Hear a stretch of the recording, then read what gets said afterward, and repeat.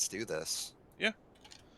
Okay. So, yeah, we're going to go ahead and start with. It should be live now. Everybody should be able to hear me. You should be able to hear yourselves. I don't know why all this is discolored on me here, but so yeah, we're gonna start with Booty Island here. Some of the work we've already done. There's this little side. There's a room off to the side here. Oh, cool! And this has my actual fixes for that too. That's fun. Um, um, where there was like this room back here that had like some of the things that were in this room, and then I just kind of transplanted them over into here. I added some more racks and stuff. Since this is going to be the level that's kind of right before the boss battle, I kind of want to make sure the player is a little stocked up and ready. You want to get that boss fountain going. Yep. And this comes off of a pretty hard level as far as what's going on, because we have um, not Forbidden Palace, but Forbidden City before this, and that is also pretty a pretty busy and active map. That's the one with the EDF 209 that takes out the walkway, right? Yep. And the big dragon. Yep. Cool. All right.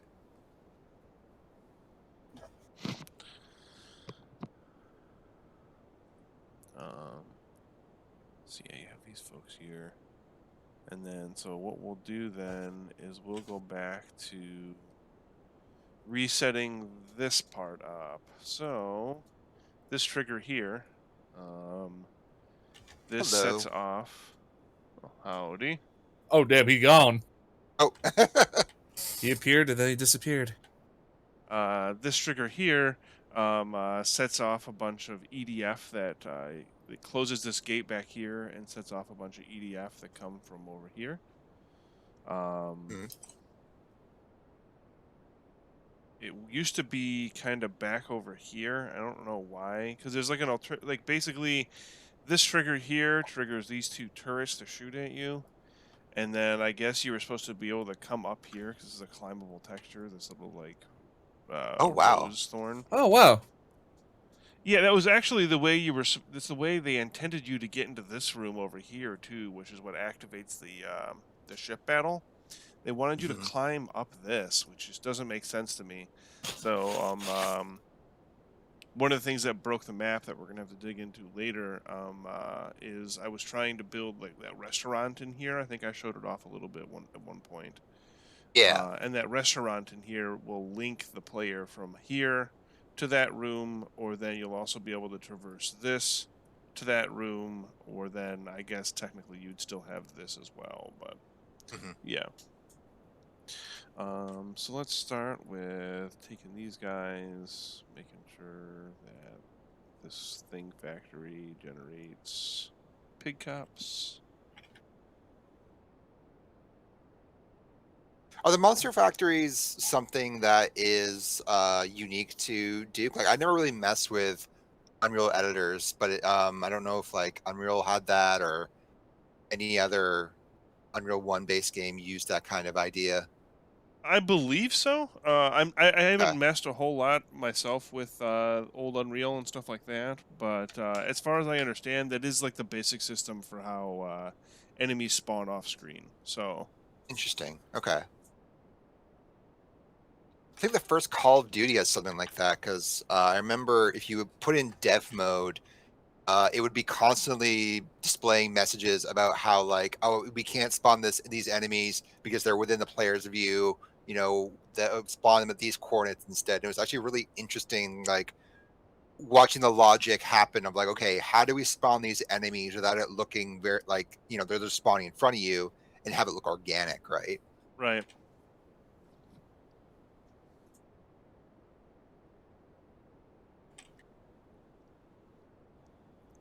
Okay.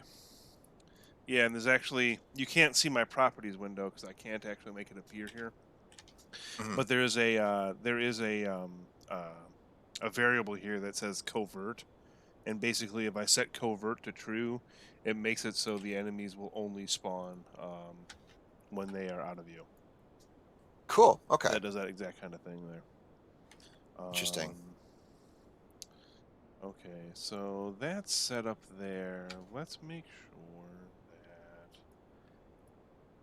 What triggers these? Something triggers these to open. Maybe it's these guys getting taken out. Rebuild. And just kind of play through this opening segment here. I think one of the other things going on here is that those doors are a little messed up.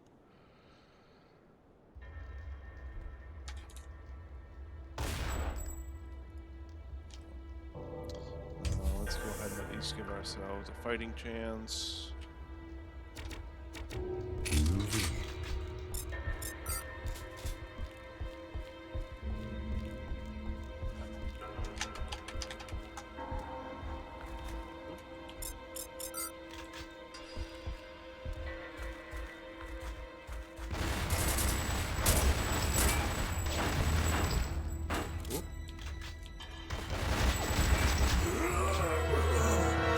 Whoa! Oh shit! Whew. They hit hard. Yeah. One more time.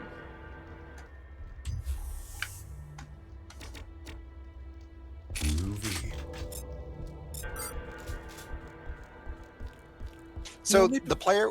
Sorry, go ahead. You know, maybe we should put on God mode just for a little bit. No, I gotta test the difficulty now. Oh, fair enough. Sure. Hello. Hello, hello. Yeah. Just left. What is with people coming into this chat and then leaving? Yeah, it's okay. That's- You know, they yeah. don't realize what's going on. You know, at first, or so yeah. Oh, Listen, sometimes when I get perceived, I also leave. there we go. That door is definitely messed up. Wow. Oh, Yeah, there we go. got a little area in here. And like I said, I'll be putting some like weapons and stuff like that for the player to stock up on. Something that's kind of fun here. Holy I kind of shit. felt like I put that up on those boxes that you can destroy there because I felt like it was one of those things where, you know, the subway workers weren't really supposed to have a TV down here, but they found one, and so they just stuck it on those boxes they found. Oh, that's good. That's pretty cool. Let's see. That's good world design right there. It needs to make some kind of noise or something when it comes past you. Yeah, like a Doppler shift kind of thing. Yeah. Is the player ever supposed to get on that train, or is it specifically an obstacle that you're supposed to like? So, the inside of it is modeled, but Yeah, because that's it's what's weird. it's its own mesh. If you like this is like it's not a brush; it's a mesh itself. So if you like hop Okay. inside of it, it'll instant give you. Okay, Okay. all right.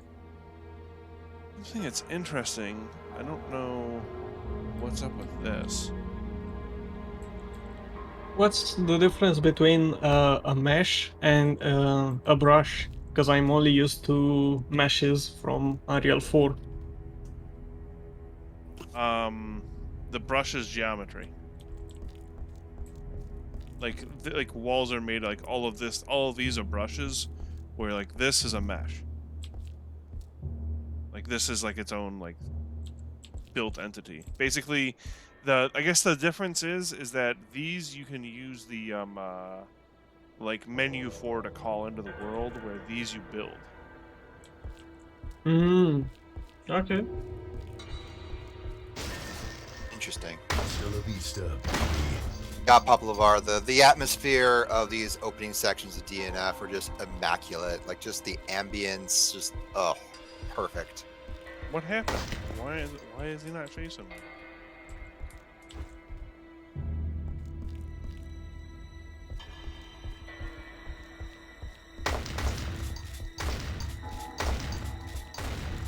I mean, that's not how it's supposed to work.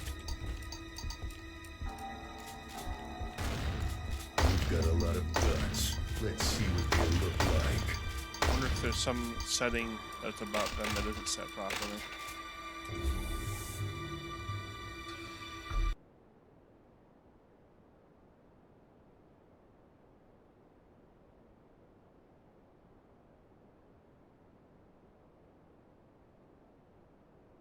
Something else I should do now that I'm thinking about it too, and while I'm here.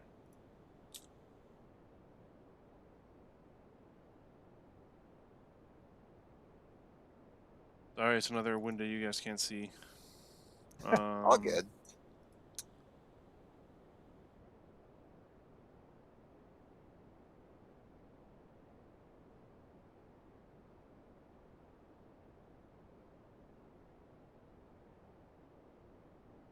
Reset that.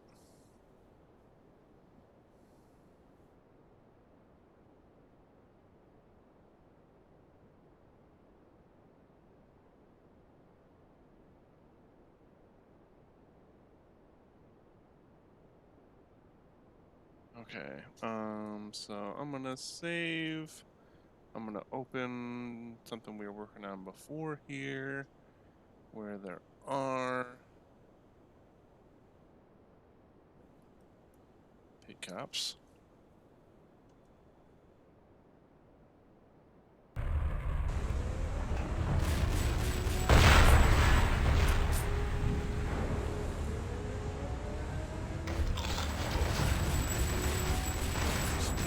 Right up and get some. I'll use my silence. Trying to get some friends of mine to be interested in these kinds of streams into these streams more. People who are also kind of game dev adjacent who might have some interesting questions and bring some interesting discussion that I think would actually be really cool to have. Yeah. Yeah, that'd be awesome. Yeah. Yeah, that'd be pretty cool. Are those new flame effects on that trash can? I don't think so, no. Nope. Okay, I guess it just must be crazy. Okay, there we go.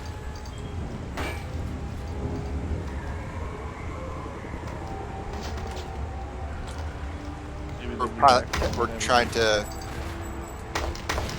Yeah.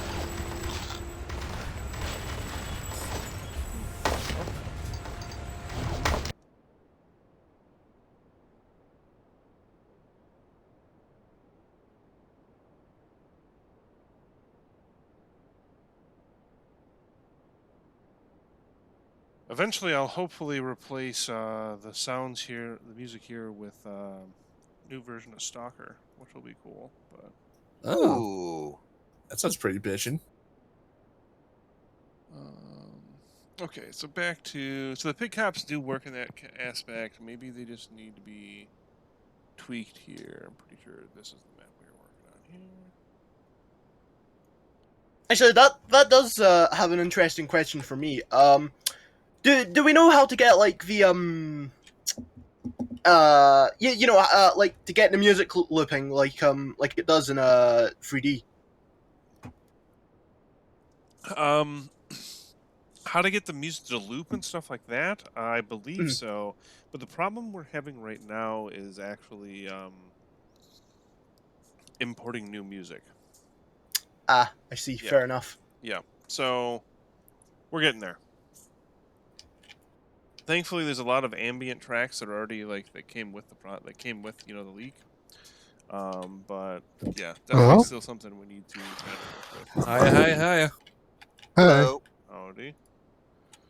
Yeah, a lot of the music wasn't hooked up in the leak, right? Right. Okay. Any orders thrown?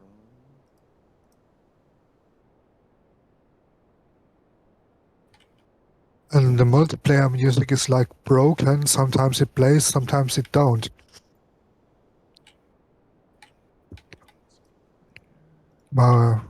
We had a multiplayer session and there was only one track and it looped and sometimes it was broken.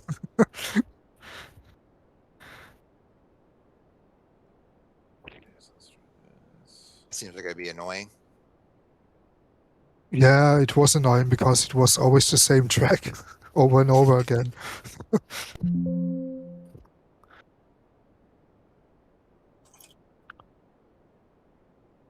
So I started making multiplayer music today. Oh, Nice. cool. Oh, nice. Yeah, I'm sorry, I haven't been able Here- to really listen to anything you've posted so far. I just haven't been able to. No problem. I'm noticing there's a lot of people joining the team. That's really good to see. Oh yeah, always. Oh yeah, I think the articles by all the various websites and stuff has been bringing in a whole bunch of people. Yeah, that's been so awesome. Like I when I saw that PC Gamer article last night, Yeah, I was Oh, just pretty about to wild. yeah. fall Oh asleep. my god, it was amazing. I know. Yeah, when I saw like- when I saw the article, I was like, no fucking way, they did. Yeah, right. And then, yeah, that's us. Goddamn. So, Never Getting- thought that I'd get involved in a PC Gamer article, but I guess, Yeah, yeah, we should all pat ourselves on the back for that. That's Yeah. life comes incredible. at you that's a fast. nice little achievement. I'm Yeah. really proud of us for that. And they're positive too. Like that's the best part. Like they sound Yeah, super exactly. hyped. Exactly. That's what I love to hear. Everyone's so excited for this project. Yeah. Want to shout out Ted Litchfield if you're watching this. Thank you so much for the write up. That's been really awesome. Okay, so they are set. That's not where I was. So, initial cover tag is set to this guy right up here. So they are supposed to be running up there.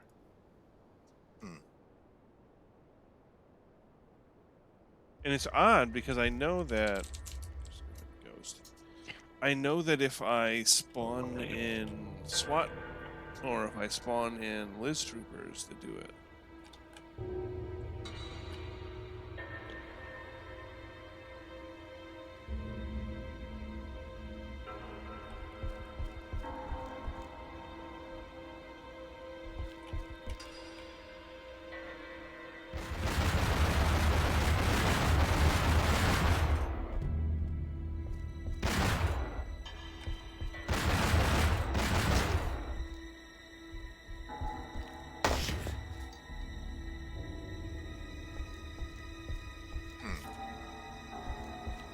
He's not leaving his hole.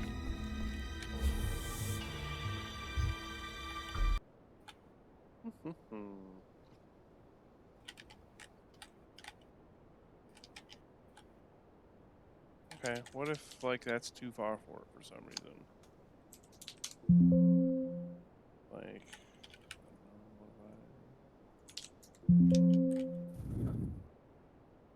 do this.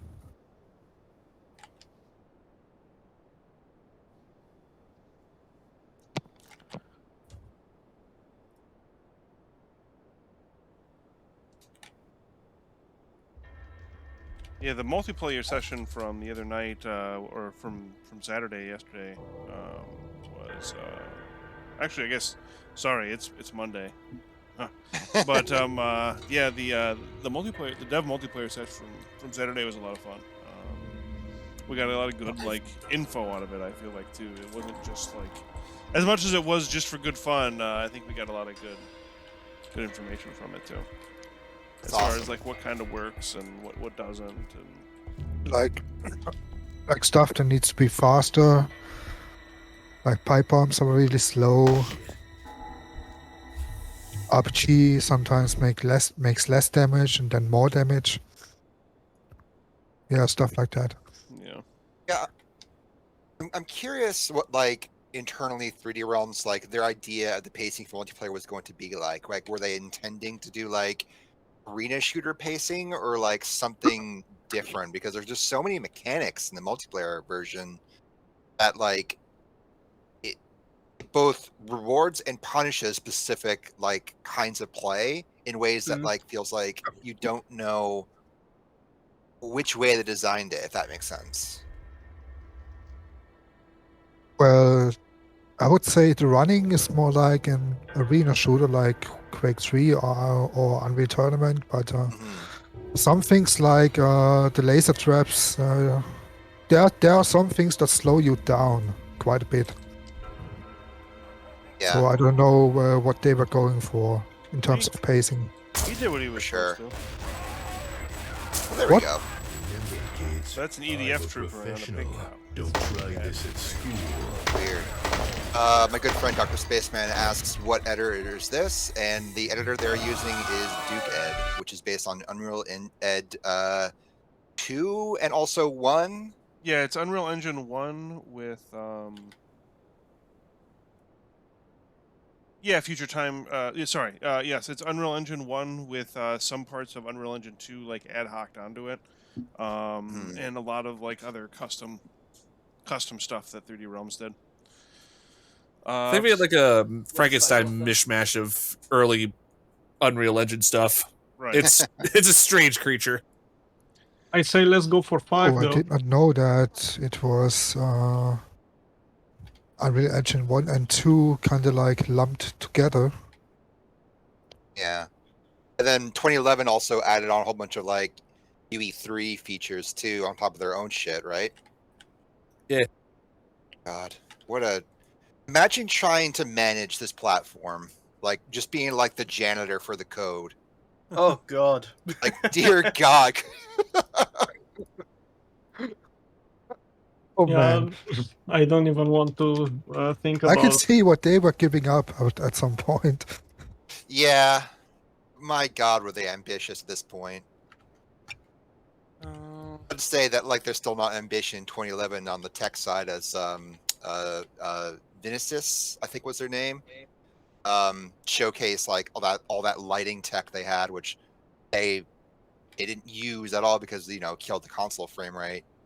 It's like, yeah, there's still stuff in it. It's just compared to this, it's like it's so much more restrained. Oh yeah. Only downside to doing it this way is I don't think I can actually make them look like pig cops. I guess this will still just kind of stand for what it's supposed to be for now. Something I'm curious of now, though, as well. If I just slap one of my piggies down over here, does he work properly?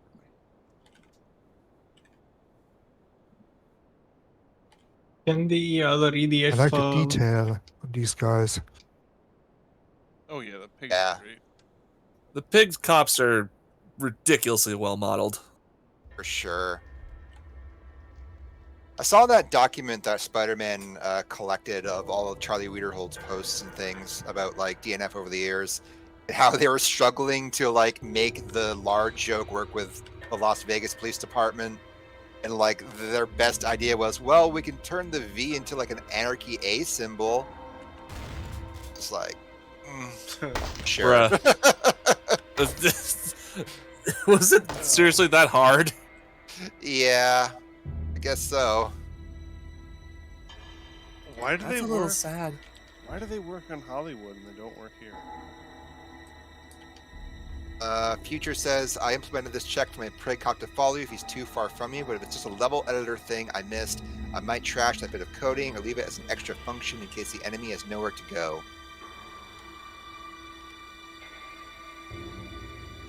Oh, interesting. Yeah, cause it's weird because they seem to follow me on Hollywood, but I mean, he doesn't seem to want to pursue me. Yeah. Maybe he's camera shy. I guess so.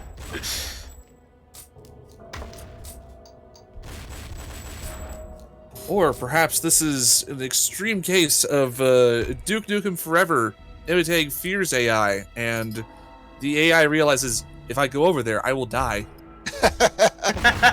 He's being tactical, you see. Yes, The old of police course. training kicking in. Yep. Wait for I them to guess- come to you. I guess the AI that really was such deserves an the name awesome of game. Fear. Yeah, it really was. Yeah. Oh yeah, I miss Fear so much. Oh, Shoveling Boy says, it's afraid! it is afraid. It should be afraid. Run away! Spaceman. Yeah, Spaceman asks, is there an 0451 anywhere in this restoration? There needs to be. There really There needs to be. Yeah. Absolutely. Don't worry, we'll somehow shove one in. Don't you worry. Fuck I yes. think that has come up a number of times during story meetings. Yeah, I a think couple throughout the different entire ideas, project's so- development, that's always been, ever since we've always known about the key codes and stuff, which I suppose has ever been since 2001. Yeah, no, definitely that has to go in. No, we cannot argue about that. That's a must-have. We're legally required. We are Yeah. legally required to do it. Yeah. What's an 0451? A 0451 code is as important as having Duke Nukem in a Duke Nukem game. Okay, so basically, for those not in the know, the 0451 code is basically what every single immersive sim in everywhere does, because it's a big reference to an old the first System Shock game, which was originally a code for Looking Glass Studios' Office, and supposedly it's based off of Fahrenheit 451, but apparently that's not the case. Oh, it is. All right. Yeah. Yeah. That's the only thing I could think of Fahrenheit 451. I own that book, by the way. Oh. I'll say War Inspector has been kind of inconsistent on if it's the Fahrenheit reference or if it's just, serendipitous that it managed to become that. But who knows? To me, it is. Yeah. To me, it is because he's a big reader. Oh, for sure. I mean, yeah, they're all nerds, like Spaceman says. They all came from MIT, for God's sakes. Yeah. Yeah. See, what is War Inspector up to these days? I haven't heard about him in a while. Well, supposedly. Oh, it's System Shock 3. Oh no. No. It's not System Shock 3. That is, for all intents and purposes, dead from his eyes because that's all that's up to Tencent. Oh yeah, that's a worse fate than death. Oh yeah, absolutely. Cannot agree with you more there. Oh, But, the poor game. Yeah. But Other Side is still around, and they're working on a new immersive sim, which they've released one picture of concept art, and it looks like if there's a whale and it's flying in the sky and there's kelp everywhere and there's like a floating city in the background and I don't know what the fuck they're cooking, but I'm there day one. I see a game about kelp whales. Very interesting. Yep. I'll be keeping notes. That reminds me of an old game called Dreams to Reality, where you had a map where there would be a whale floating around, but in the air. Oh yeah, I think I played Dreams to Reality. Yeah. Yeah. That was like 97, right? Yep. Okay, yeah, I probably played that. Might have been like an early Voodoo. It's an early Voodoo game, yeah. Yeah, show off the power glide. And Embracer Group is going to give us new Deus Ex for Tencent gives us System Shock 3. I know, it's so sad. I love System Shock. I love Deus Ex, but I also love System Shock, so it's the worst.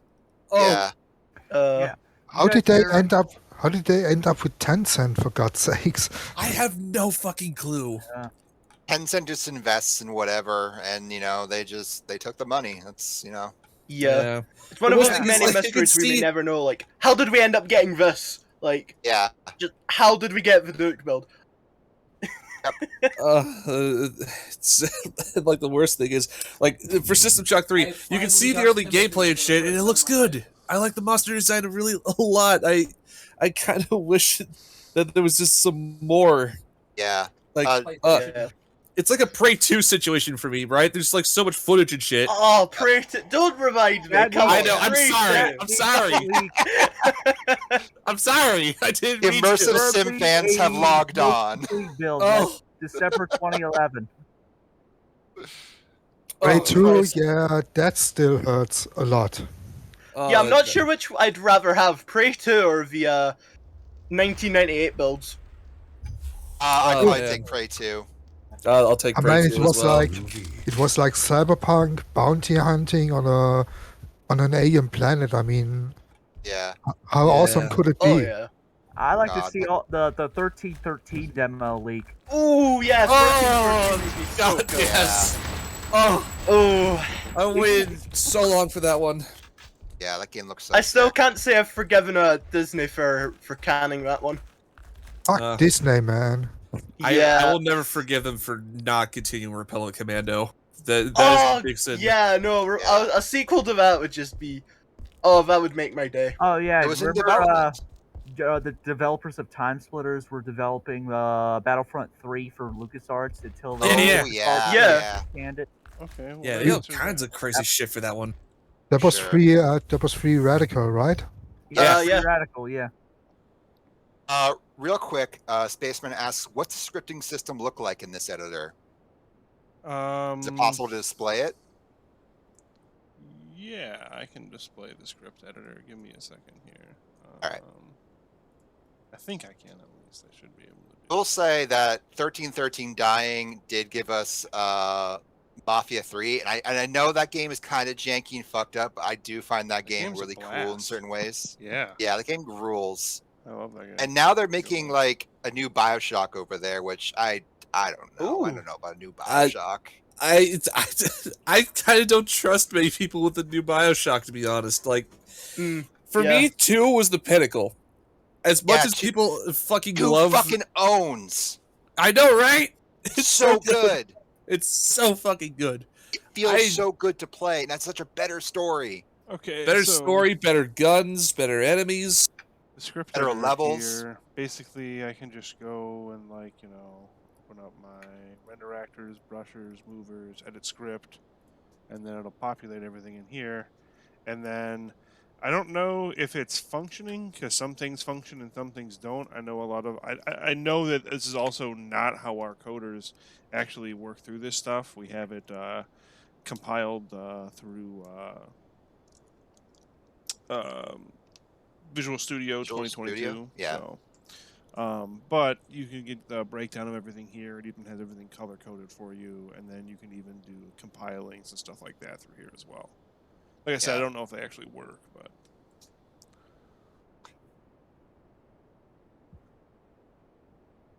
yeah, we're bypassing the in-editor scripting. Yep. Yeah, because we have the actual source code of the game, so our programming team is able to tweak stuff as they need to. Mm-hmm. And hopefully, when the first slice is released, all these tools will be available for everyone to use and fuck around with, do whatever the hell they want with. Yeah, absolutely.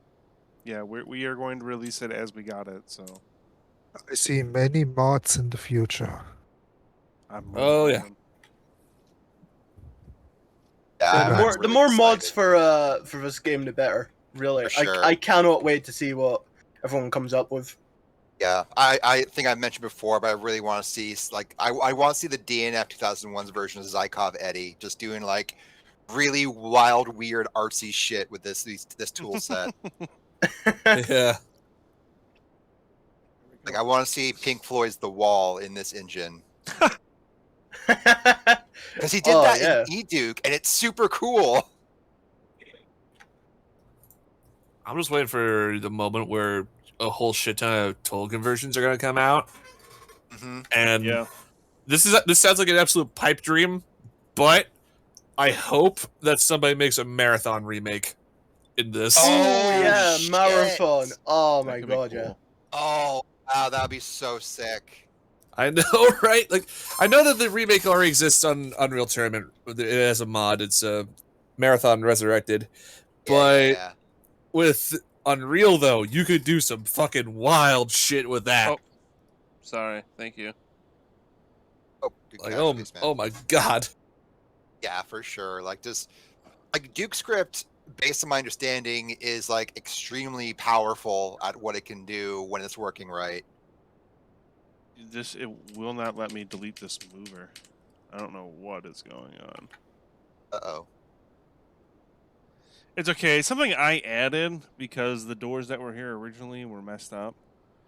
So, and I think I don't know, because this is like a weird surface where it's not straight.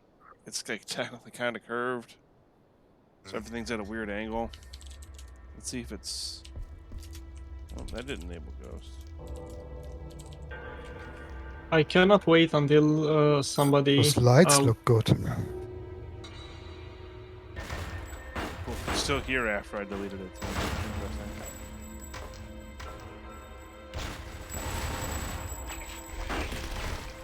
interesting. Yeah, it is pretty Windows 95. It's so good. UI.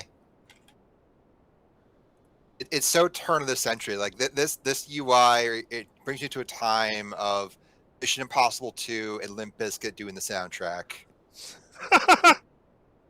It also reminds me of early PS2 games. Yeah, yeah. Or GameCube. For sure. Though, like, again, for me, it gives me so much more of a Dreamcast vibe in ways I can't articulate. Like, I know this game would never run on a Dreamcast, but it just gives me such, like,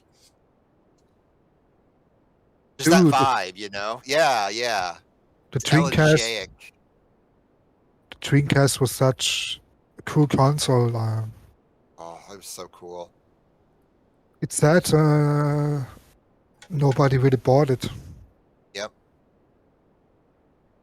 I should buy a Dreamcast. I don't know what the state of emulation is. It's Get a probably pretty console good. like before like October that was made before October 2000 because those are the ones that have the it's possible to burn your own CDs and run them on a Dreamcast. Yeah. That's a cool thing. That Yeah. Propeller Arena game that got canceled because of what obviously with 9/11. There's even Quake 3 Arena on the Dreamcast. Yeah, and like for a brief time, you could like play it with PC players and then get absolutely crushed. Yeah, because playing a Quake 3 on controller sucks. Yeah. I have the PS2 version of Quake 3, which is fascinating because it's ported by Bullfrog.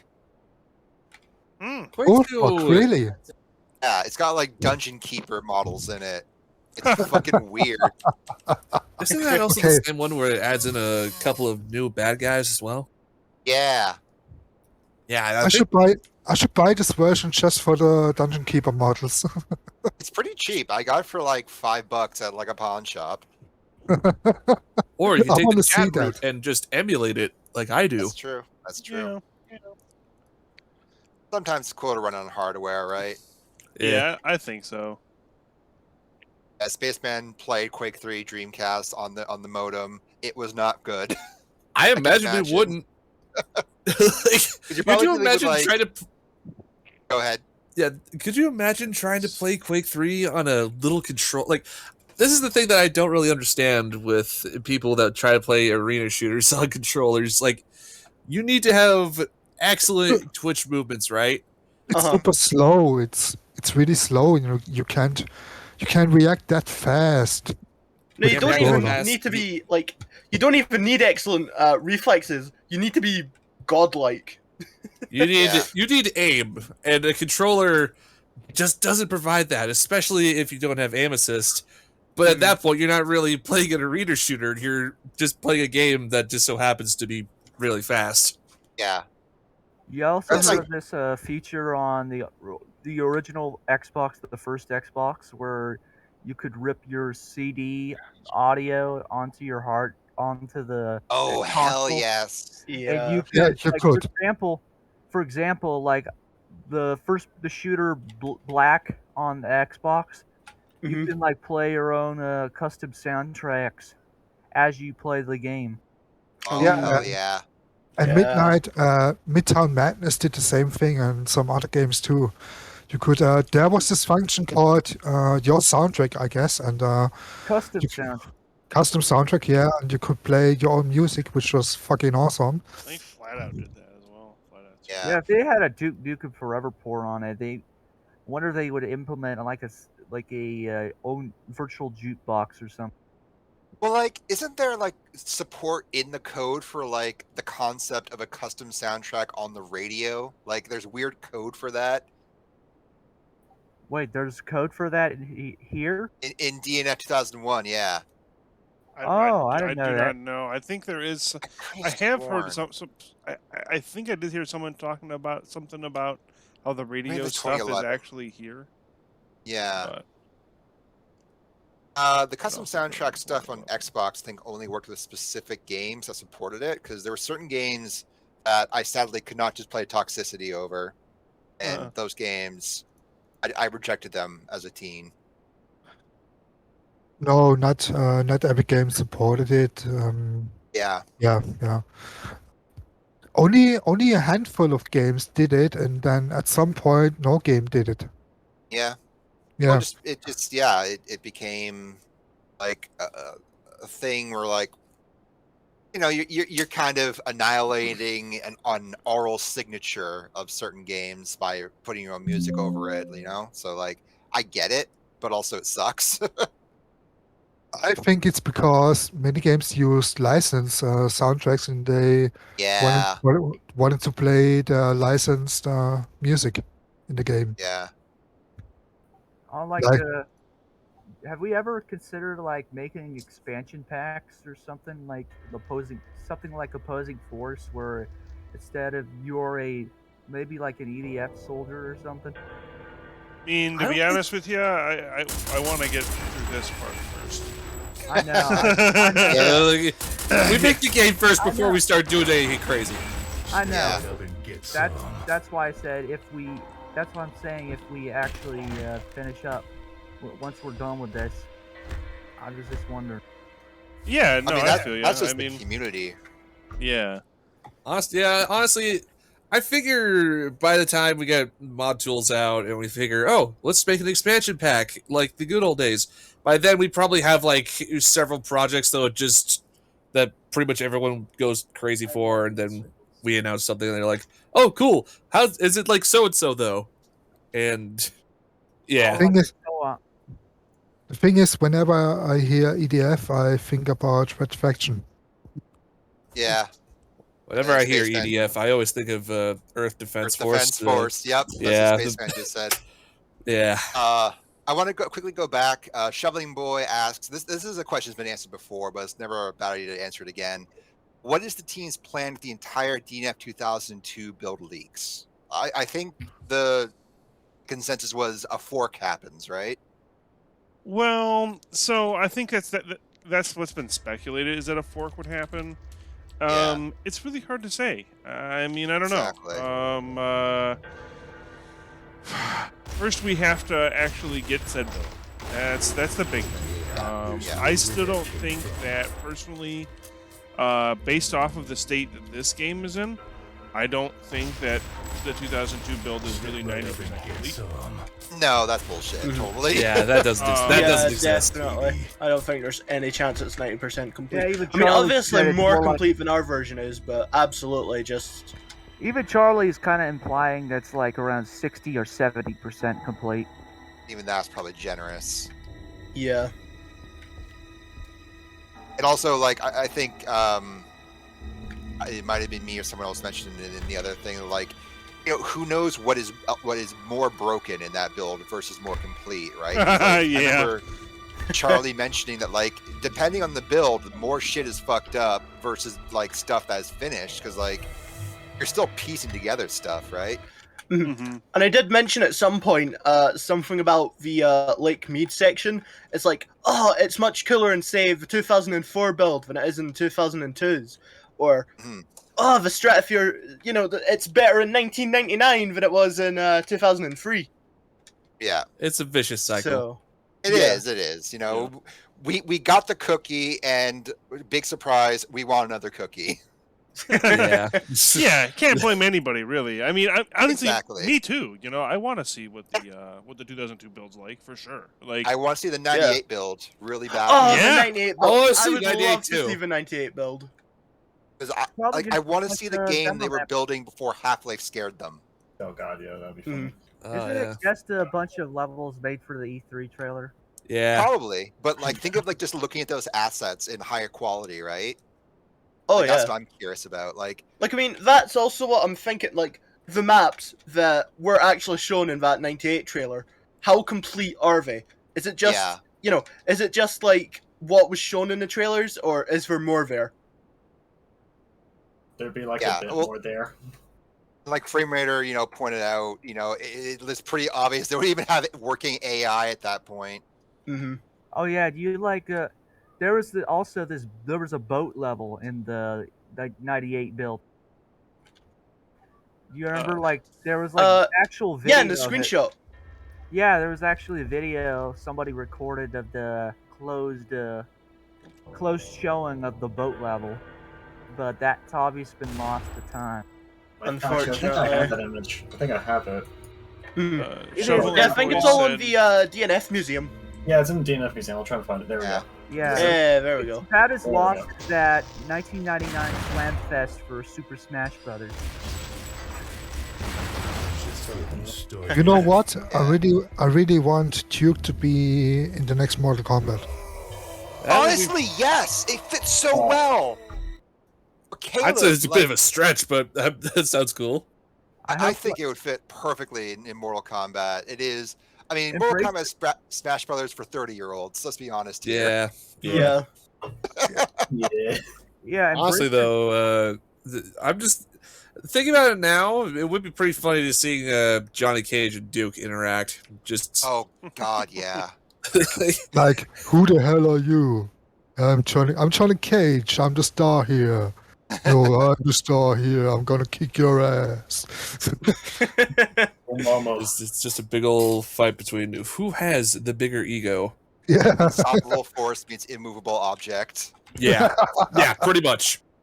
I wonder what Duke's fatality would be. Honestly, God, I think you would probably pull off the shit on your neck thing. Yeah. Yeah, that's what I was thinking. Yeah. Kick off the head. Exactly. Shoveling Boy says, it's said in articles around 2002 that voice acting is more complete. No offense to the current Jill and Grace, but I really want the OG E3 voice.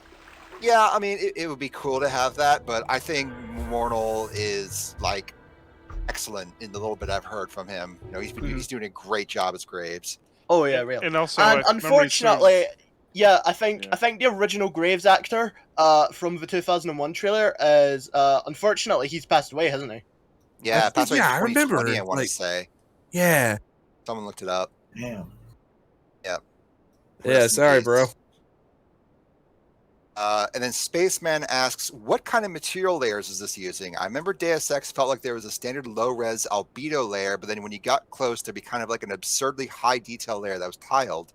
Yep. I was never sure what that was exactly. None of it was like normal maps, right? So that's UE1's detail texture functionality, right? Yes. Oh, yeah, on the doors. Yep. Yeah. There's a lot of that in DNF. I thought Serious Sam was obnoxious about it. This is a good example of it here. Like, this door looks pretty normal, but then as I get really close to it, it has this like texture to it. Yeah. Tiling. It's kind of like what the original Serious Sam games did, where you get closer to the pyramids and stuff, and it's like, oh geez, these are rather low res, but then the closer you get, like, holy shit, these are actually really intricate. Yeah. I loved that trick in so many games. Like, it just looked so cool. It would have looked like a lot better on older machines, on like CRTs, because in modern day it kind of just looks off. Remember late Half-Life mods started adapting that kind of stuff, where they were layer textures on top of other textures, and it just looked really good. I think that was done with like shit like Zash and stuff. Yeah. Zash is fucking insane. It kind of sucks though that it's in a legal gray area. Yeah, it'd be nice if we got an open source gold source. That'd be so dope. Oh, Valve has actually talked about doing that. Well, the Half-Life portion of gold source is open source, and there's been fixes by the community on GitHub, but the entirety of gold source is still closed. Reverse engineered. I think. Probably check if I'm not insane. Yeah. Well, who was the name of Graves' voice actor originally? For like 2001. Does anyone remember his name? It's like a guy who was on a lot of westerns, like a Texan guy. Shit. Unfortunately, other than the fact that the gentleman's passed away, I'm not too sure what his name is. Did this fix that? Okay.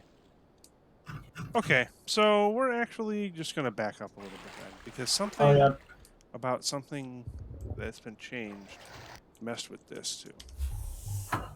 Oh yeah, the Half-Life code is public on Valve's GitHub. Oh wow! Like Nice. all of it? I think only Half-Life 1 and its expansions. Last I checked. I mean, still, that's more than I thought. Yeah. So. Yes, Razor Ice. DNF is a custom Unreal 1 fork. And like anyway, if you were going to make a gold source Half-Life mod, you would want to use the code from Opposing Force, because like say what you want about Gearbox, with the changes they made to gold source with the OP4 code is pretty good. Yeah, they did some really cool additions and changes. Yeah, they made some like necessary additions as well, like the item generic entity. Because Jesus Christ, imagine trying to put props in Half-Life 1 before that. I think I saw my friend using like the cycler entity, which like Jesus Christ. Yeah, Natural Selection was a gorgeous late era gold source mod. Oh yeah. I remember playing Natural Selection 2 for a little bit. Yeah.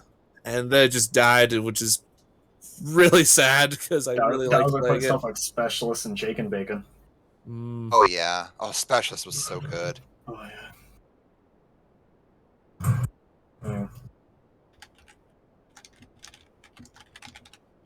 So yeah, I think some people played Specialists not too long ago.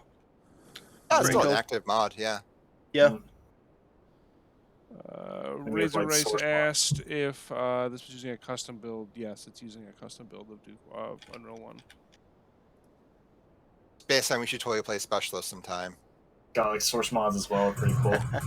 Like there's I remember playing a whole bunch of old source mods. Yeah, there's like this whole server which just like plays gold source stuff every weekend. What? Yeah. Cool. Oh my god, that sounds so sick. Oh, it's really cool. I can send you the invite if you want. I would love to get an invite to that. Oh, all right then. Yeah, hit me up with that shit. I love old Gorsuch. I love old Gorsuch stuff so much. Like all their like source mods as well have like an interesting history. I remember when there was a 40k mod for Gold Source originally. Natural, I think it was Rival Species. God, this fucking reminds me of that fucking like Dragon Ball game on. Oh my god, I remember that. I actually remember that. It looks like it's not even Gold Source. It looks like Unreal 4. Is that Earth Special Forces? Yeah, Earth Special Forces. Yeah, Jesus Christ. Remember, I tried to play that exactly 3 times, and every time I would just get bodied the minute I spawned. I was like, you know what? This is cool. Not for me. Oh dear. Christ. It's like the opposite for me. Like old source mods, I play those a lot, even though like single player with bots because no one's online. The one time we did like game night of Dystopia, and I just fucking wiped the floor. Hell I yeah. remember Dystopia. Dystopia's so cool. Dystopia's sick. Day Defeat walks up Battlefield 1942. There was an active modding community for Half-Life 2 back when the source code leaked. Yeah, that's right. There was. Yeah. Like there were people playing like this really fucking janky competitive multiplayer that barely trying worked. to figure out how the hell the then modern Hammer editor worked. Yep. Pretty much, if you were a well-known gold source mapper at the time, then yeah, you would have had a breeze. But anyone new to the scene would have been SOL because there was no documentation at the time. Oh yeah, the no mic general chat probably isn't working because there's people posting stuff is not showing up on stream. Oh well, it shows. It's just temporary. It disappears and plus yeah, it names disappears. And then names show up as object for some reason. Gunman was cool. Yes, I am glad someone remembers that. Oh my god. Oh. I am glad someone remembers that. I think I still have Gunman Chronicles installed in here. I do. In here. I'm kind of sad that they didn't do more with the dinosaurs, to be honest, because honestly, when I think about it, there's just not that many good dinosaur shooters out there. Yeah. Like, sure, there's Turok and Dino Crisis, but... That's it. Yeah, that's about it. And even then, Turok barely focuses on dinosaurs half the time. It kind of sucks we never actually get an official release of Gunman, because my guess is that the rights are still Sierra, not Valve.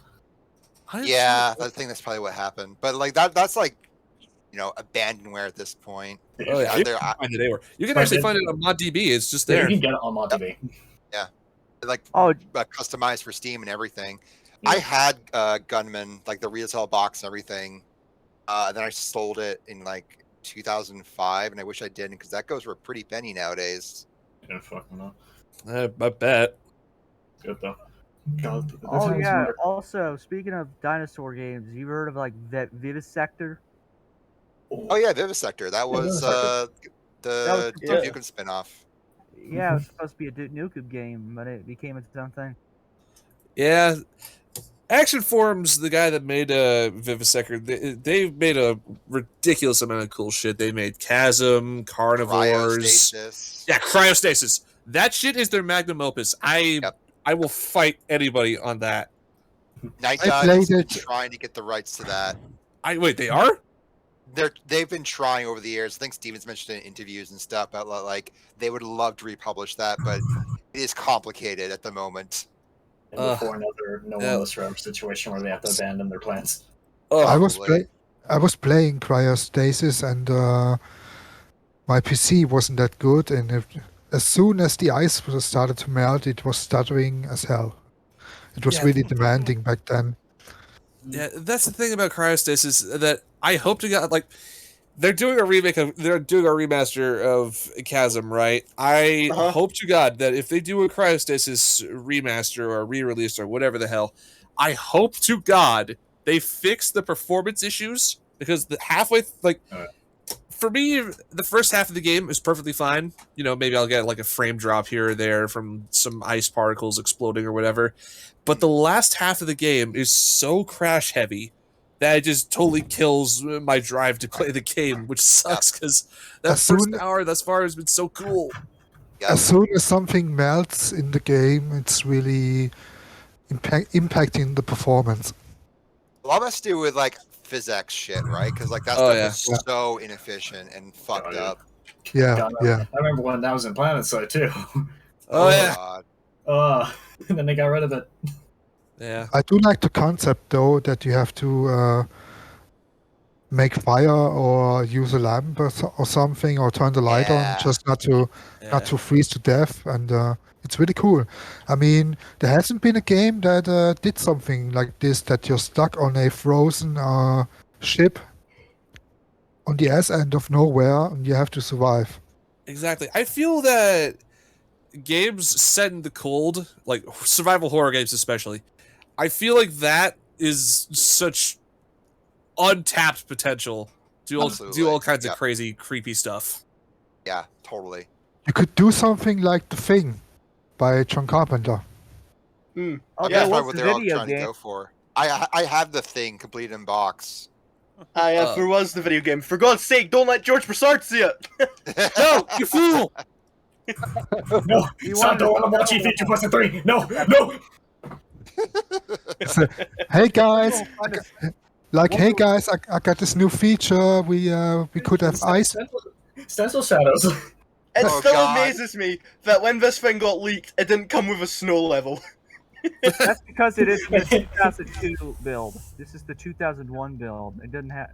George didn't suggest the snow level until he played the thief, the thing, not the thief.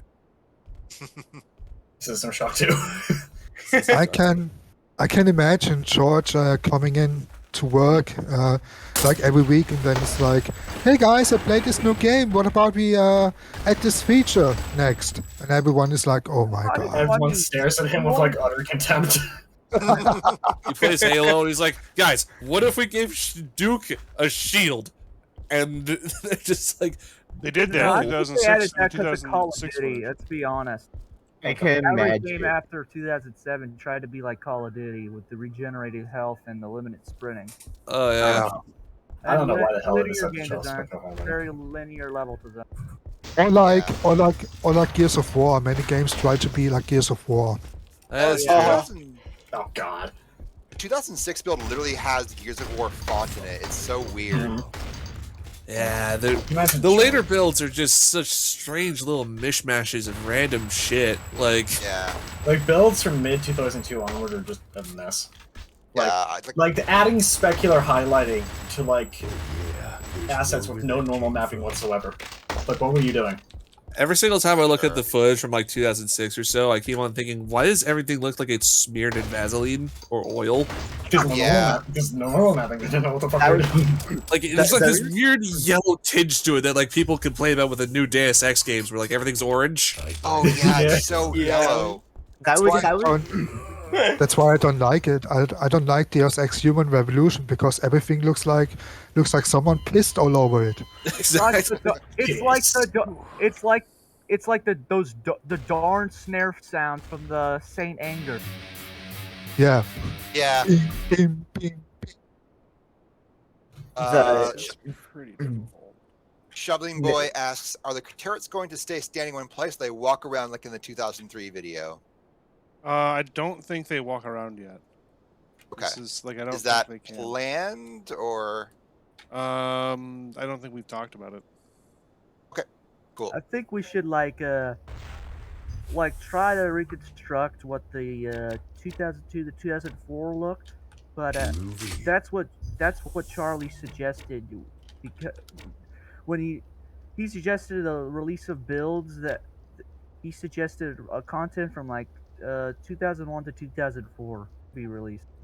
Oof. But yeah, with the whole yellow Vaseline filter, that was just like the aesthetic of the mid to late 2000s, like Xbox 360 generation. Yeah. Like every game was using it. Like if you've ever played like Need for Speed Most Wanted, that's like the game's entire thing. So filter the game. Yeah. Just drown it in color correction, cause fuck it. Because the movies look like that too, though. Like if you watch a movie from like 2008 and between like 2008 and 2017, they're so post-processed. Yeah, like the Riddick movie, there's post-processing like all over it. Yeah. I mean, the second one. Yeah. You know how every movie has blue and orange? Mm-hmm. Oh, the blue and orange posters. Don't remind me. God. Not just that. It's just how movie like the Blade Runner 20. 49. 20? No, not 2049. 2049. That's the one. Yeah. That had like very tinted lighting in it. It looks so gorgeous. I can't complain. Spaceman asks, what kinds of work are y'all still seeking for this project, if any? Like, as in, like, what kind of help do we still need on the project? I believe so. Yeah. We are actively still recruiting our texture artists and 3D modelers. We are also still actively recruiting. What's that? Mappers. Yep. Level designers and 3D modelers, I think. Yep. We already did that, right? 2D modelers, programmers, level designers. What about 1D modelers? 1D modelers, I mean, yeah, you know, we could I'm trying to program eScript, oh god. If you happen to be a coder boy, we could use your help. Yep. I am one of the musicians, by the way. I make music for this game. Awesome. I keep meaning to suggest to Otacon that we should have a moment at the beginning of the stream where everyone just introduces themselves, but because like it's such a fluid in and out process of people coming and going. Yeah, it's exactly. It's like be a bit pointless. God, even in the early days, they're still like cutting stuff from DNF as well. Because I was looking for like old screenshots and saw like one screenshot from 1999 that showed they had weapon like blood splatters on weapons. Yeah. Oh, we're working on getting that back. Oh, that's sick. This was one of the biggest jokes in the industry, and every gaming magazine like made fun of it for like 12 years. Rightfully. Yeah, but there was a German gaming magazine that had this satire page on the last page, and every time there would be some Duke Nukem joke. Yeah, Like, PC Gamer was bad for that too. Yeah. Like, I wasn't around the time, but I can, like, fucking imagine just the wave of, like, jokes and mockery the second the game released in 2011. Like, I can only imagine that. The Giant Bomb quick look of DNF 2011 is a masterpiece because it begins with them just being in disbelief, being like, "This is a fake game. You're not playing Duke Nukem Forever." Oh, it's like it's really good because they're also playing the 360 version, and then you see just how badly that version ran on 360. Why did I waited 15 years for this? Yeah, I mean that's a copy they were sent, right? Their press. God. I'll the game link still it could have in looked Discord. good if they didn't try to push onto the 360 and PS3. Yeah. Yeah, if you actually like, I read somewhere that the team, the Triptych, what Triptych did was, like, they tried to Frankenstein what 3D realms had together, and that kind of explains why certain moments feel like out of place, like the you know what, the hive level. Oh yeah. Yeah, wasn't that all Triptych's idea? I prefer to forget the hive level. Yeah, just like... that explains why everything is so, like, humorous. You want to know why people tend to try to get the hive level? Suddenly out of nowhere. Hey, do you remember that one joke that Ritual made in that weird Sin game they did on the Source Engine? It was like this hidden secret, and they were like, "We beat Duke Forever out twice." It's fucking true though. Yeah. But the problem is, Sin episodes fucking died. Because Ritual Entertainment fucking dissolved. Yeah. I do wish those other episodes would have come out. So, Night Dive does own the entire intellectual property of Sin, and that's all I'm going to say. Yeah. I gotta imagine Night Dive Wonder program if we could get, like, 3D Realms to do the sequel for them or something.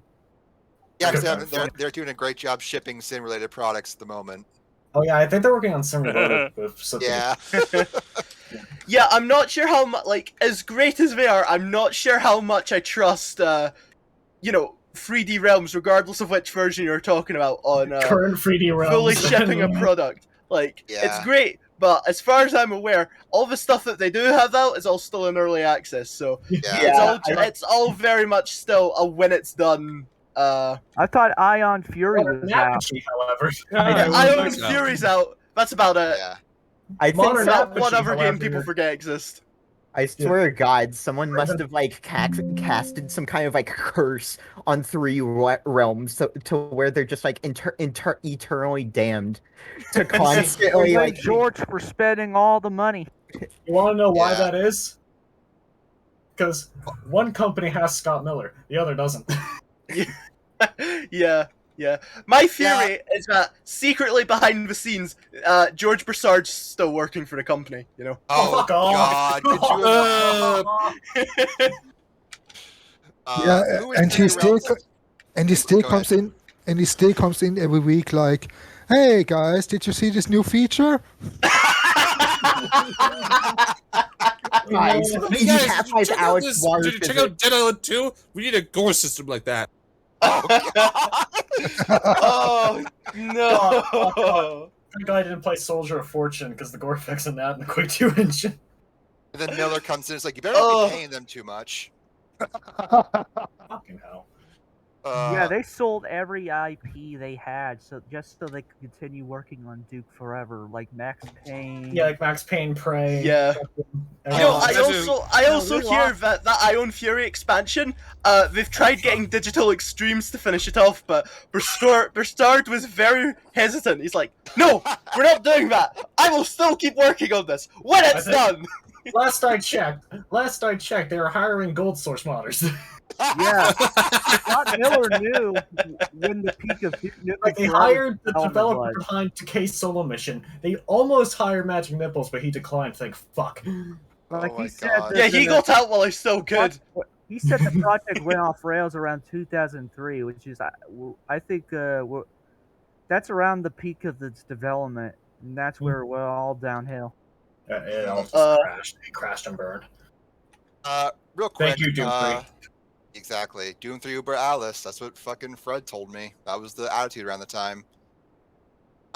So, real quick, people who maybe aren't familiar with the situation, who exactly is 3D Realms right now? Because they're no longer the Texas company that could not ship a game. They're in Denmark.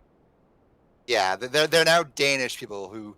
They're now owned by Saber Interactive, which is owned by Embracer Group. Yeah, that's right. They did get embraced. If I remember correctly, didn't They got Gearbox embraced. also get bought by them? Gearbox So also. Yeah, technically, they're Gearbox like the as same well. company. So, The problem is though, I don't trust current yeah. 3D Realms with Duke Nukem Forever.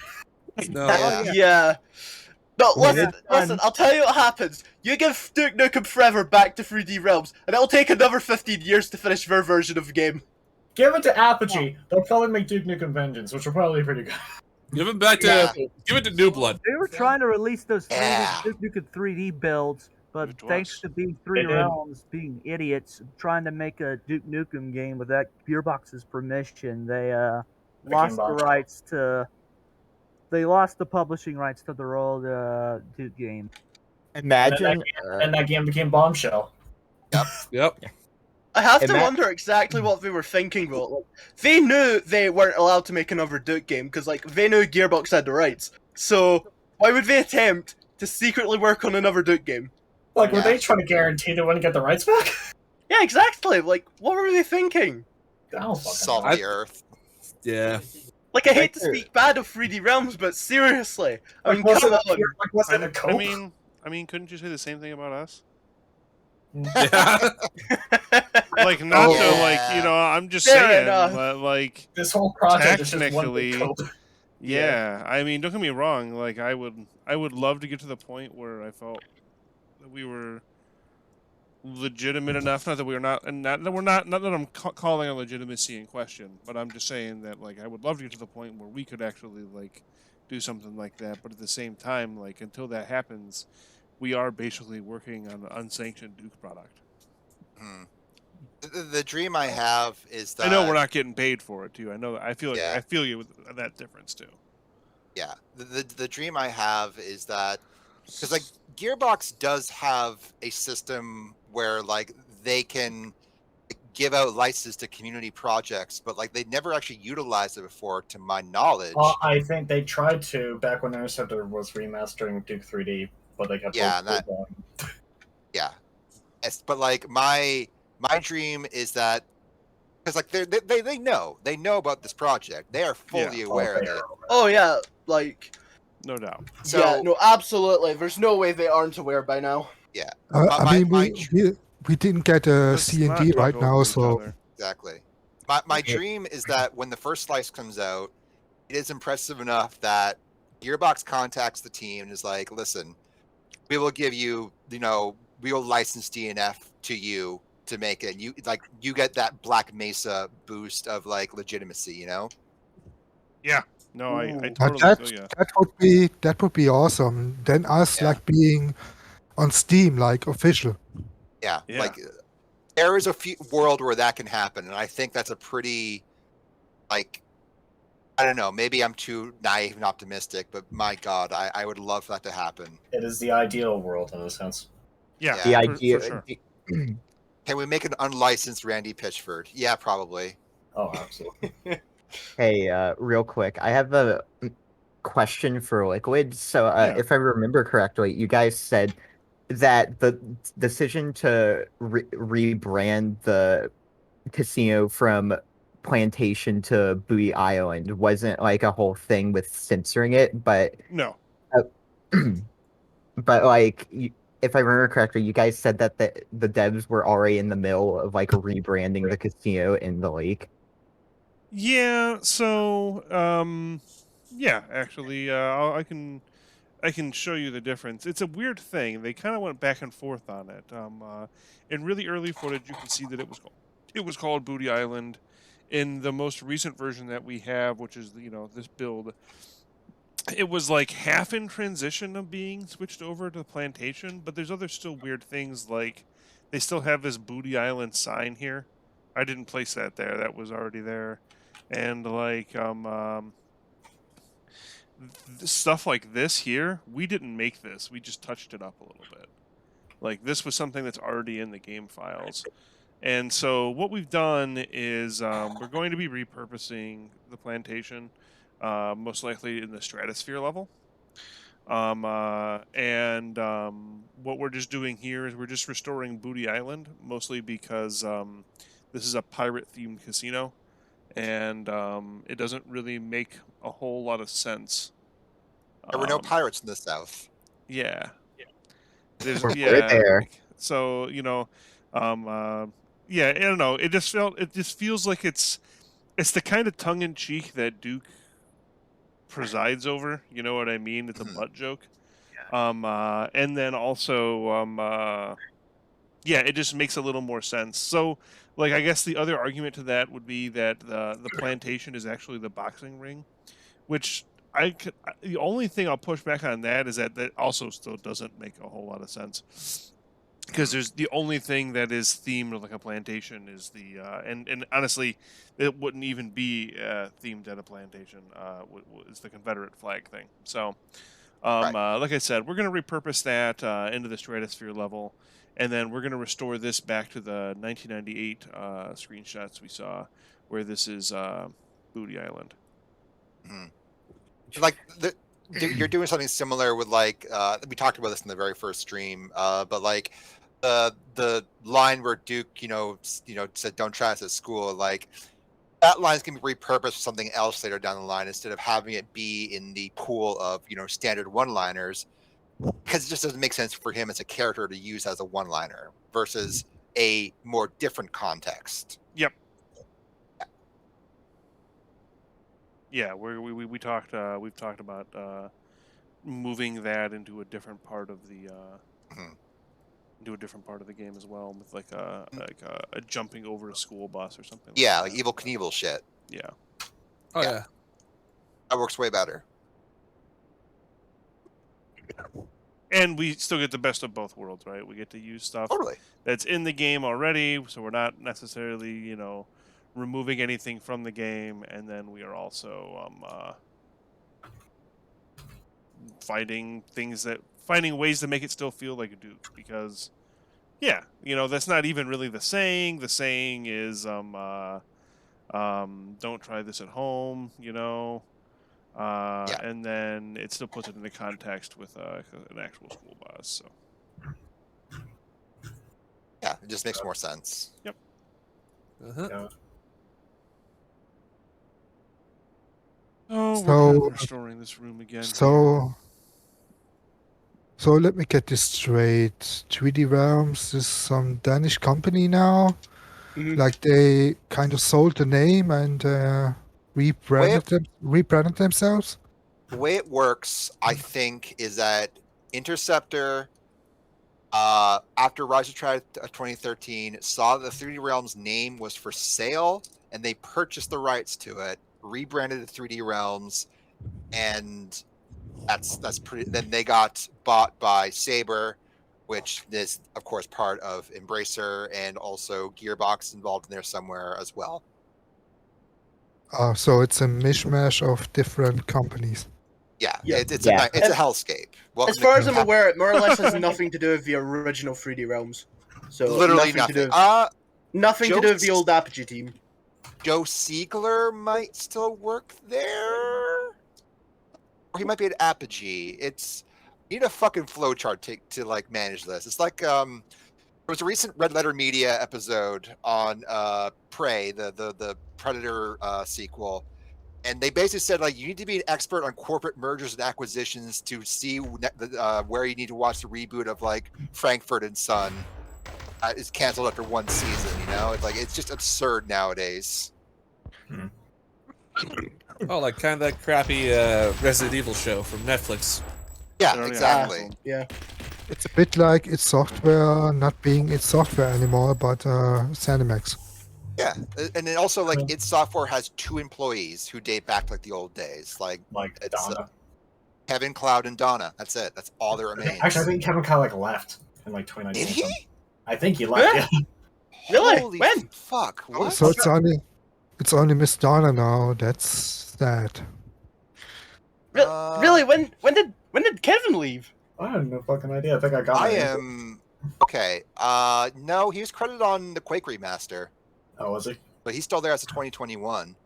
Unless it was very recently, and I'm not seeing anything on that. But yeah, he's the art I didn't see lead his there. name. I didn't see his name in Doom Eternal.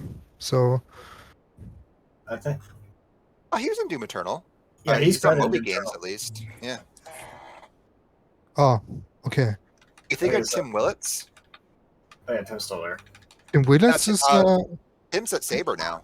Yeah, yeah. Tim owns 3D Realms.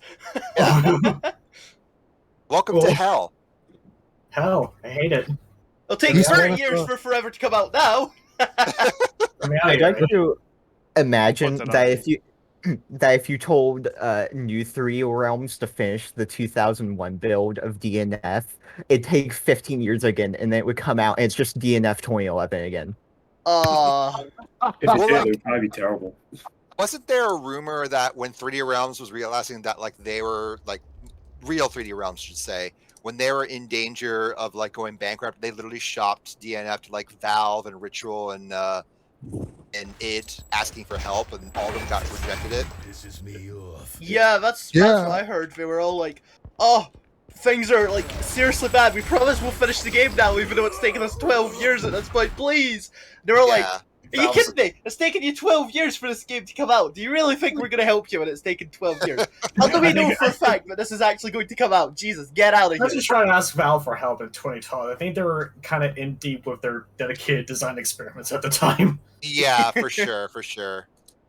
But Yeah, I wonder. Okay, But I wonder what a its software version of Duke Nukem Forever would look like and play like. It'd probably be focused on tech above all else. Yeah.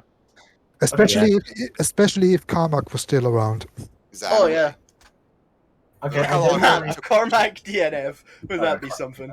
okay, I did more research. Actually, into was Kevin made by Clark. Monolith. Yeah. Ooh. Oh god. Well, then it Oh, would've I'll be shipped, on it Lith. would've Oh, been I'll be on fucked up. Lith. I'll be on Lith Tech and it run like shit. Yeah. Yeah. It would And it come would out kill the and franchise for good. There wouldn't be Duke Exactly. Nukem 5. Uh, Oh, Caleb, taken from us too soon. yeah. Oh god, no! We never got an expansion to Shogo. Thank you, Half-Life. I miss God. Shogo. I do too. Spaceman says old id folks got paid, so I wouldn't feel bad for any of them at this point. Yeah, they did get a pretty nice payout when they left. Except for Carmack, he got put into like 2 lawsuits. Well, yeah, he got a lawsuit instead. He got put into like 2 lawsuits by ZeniMax. Yeah. Oh, He did like. God. Didn't he steal code from Yeah. ZeniMax? He did not. I thought he The legally court proved that he determined did. he did not. Really? Okay. Yeah, in those Wow. lawsuits, ZeniMax claimed that he developed that VR code while he was still at id Software and therefore was stealing trade secrets, but the court ruled that was not the case. Huh. Okay. His co-workers, on the other hand, they didn't get off easy. They broke. Yeah. That's what I meant. I think. Yeah. Okay. Now I remember hearing that. I mean, he's the guy who broke into a computer room when he was 14 to steal a computer. Well, he tried to, but it didn't go well when his accomplice just broke the window. Yeah. Yeah, a friend reached through the window and the silent alarm got triggered. Yeah. Yeah. God. Okay, I did more digging into Kevin Cloud. He sold his leadership. He sold his leadership position in 2009 with the ZeniMax merger, but he's still credited as like a senior producer. Okay. All right. Makes sense. Rondi says, "Do you think the Duke Nukem movie will be cool?" If they get it off the ground and if they stick with like those script writers, there is potential because Cobra Kai is a pretty impressive production. The question is, who do they get to play Duke? Who do they get to direct it? Who's gonna write Duke? Yeah. So What's the story even going to be about? exactly. Yeah, John Cena, was attached to it back in 2018. I hope he still is. I really would love to see Cena play Duke because I think he'd do a great job at it. But yeah, we'll see. I mean, I don't think we'll know anything about that movie until the Borderlands movie comes out, and probably that movie will either be amazing or a complete and utter dud. Speaking of shows, I'm still waiting for the Masters of Doom series. Did you see there's some shots leaked out of that? Yeah, I did. I did, yeah. Is it even I still did. coming out?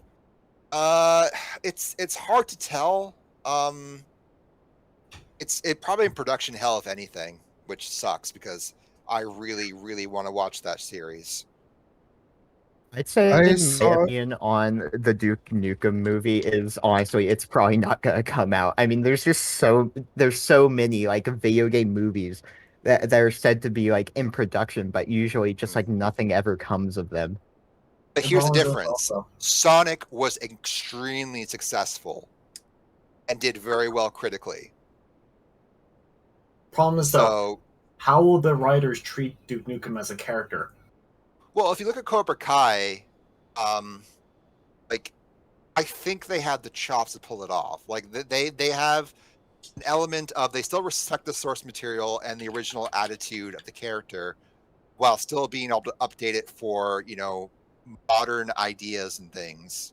Problem is though, what version of Duke do they see as Duke? Yeah, exactly. That's the bigger question. Do they see Duke 3D Duke as Duke, or do they see DNF 2011 Duke as Duke? Exactly. If it's 2011 Duke, then there's already a fucking problem. Yeah, absolutely. I just hope to God that they don't try to do the whole let's deconstruct Duke, guys. Like, well, I mean, nobody wants that.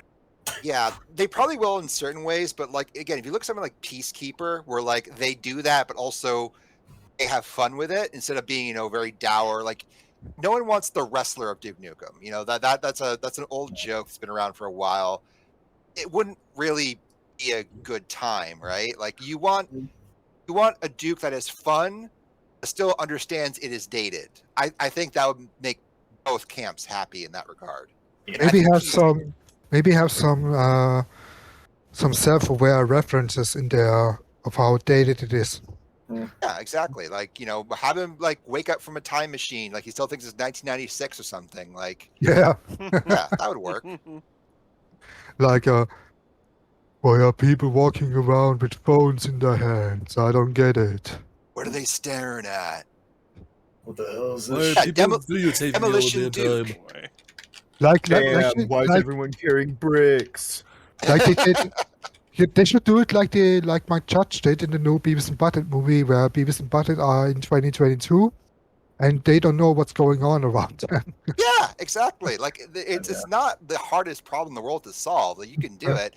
And Space Marine says Demolition Duke. Like yeah, do it Demolition Man style. Or like the world has figured out how to conquer the alien menace, but a much more powerful alien menace comes, and they need to revive Duke. And he has to lead them to victory. And he's like this non-PC dude that has to be that is in this PC world, so to speak. Yeah, exactly. And he has to learn that actually like the mannerisms of the 90s kind of fucking sucked for a lot I still be kicking ass, like you can do it. It's great, Duke Nukem movie. Give me a Sin movie. Oh, well, I mean, there's a Sin anime if you really want to go down. You really want to indulge yourself. That thing. Oh God, no! I'd rather play Oni. Disgusting. I mean, Oni's great. Yeah, Oni is good. But like the latter half of the game reminds me of Comet Evolved, where I want to kill myself. Yep. I still think it's funny that in Sin, one of the characters is named John C. Armack. Yeah, JC. Yeah. They just have John Carmack. There's just a cartoon version of John Carmack running around. Just... Wait, what are you doing? Those are friendlies, man. God, speaking of Sin, like hey, ask him about check his ovaries. God, I was playing like Sin the other day, and like I took a look at a few models. Like, hey, why does Blade's glove texture look familiar? Yeah. Yeah. I mean, like that was the Duke and Prey team. That was Ritual. Yep. So, I remember that John C is on the radio all the time, like talking to you, right? Yeah. Yeah. Like, hey man, are you blind? You dumb or something? Like, oh hey, a quarter, yeah, a raise. I really like Sin. I really hope that someday that remaster comes out and that's good. Yeah, that game deserves some love for sure. Like it got absolutely crushed by Half-Life, but it has some really awesome ideas and some like great moments. And yeah, it does have some really shitty stealth sections, and hopefully those get massaged by the remaster. But yeah, like I really like Sim. Also, the soundtrack is fucking banging. The only game where I like stealth is Dishonored. Oh, yeah. god, I'm looking at fucking JC's model in some episodes. He looks like fucking Johnny from Saints Row. Oh. You know what other game got crushed by Half-Life? There's Vampire another. the Masquerade Bloodlines. No, there's another game called damn, now I forgot. Fuck. Requiem Avenging Angel. Yeah, Requiem Avenging Angel. Holy shit. Yo, I remember that.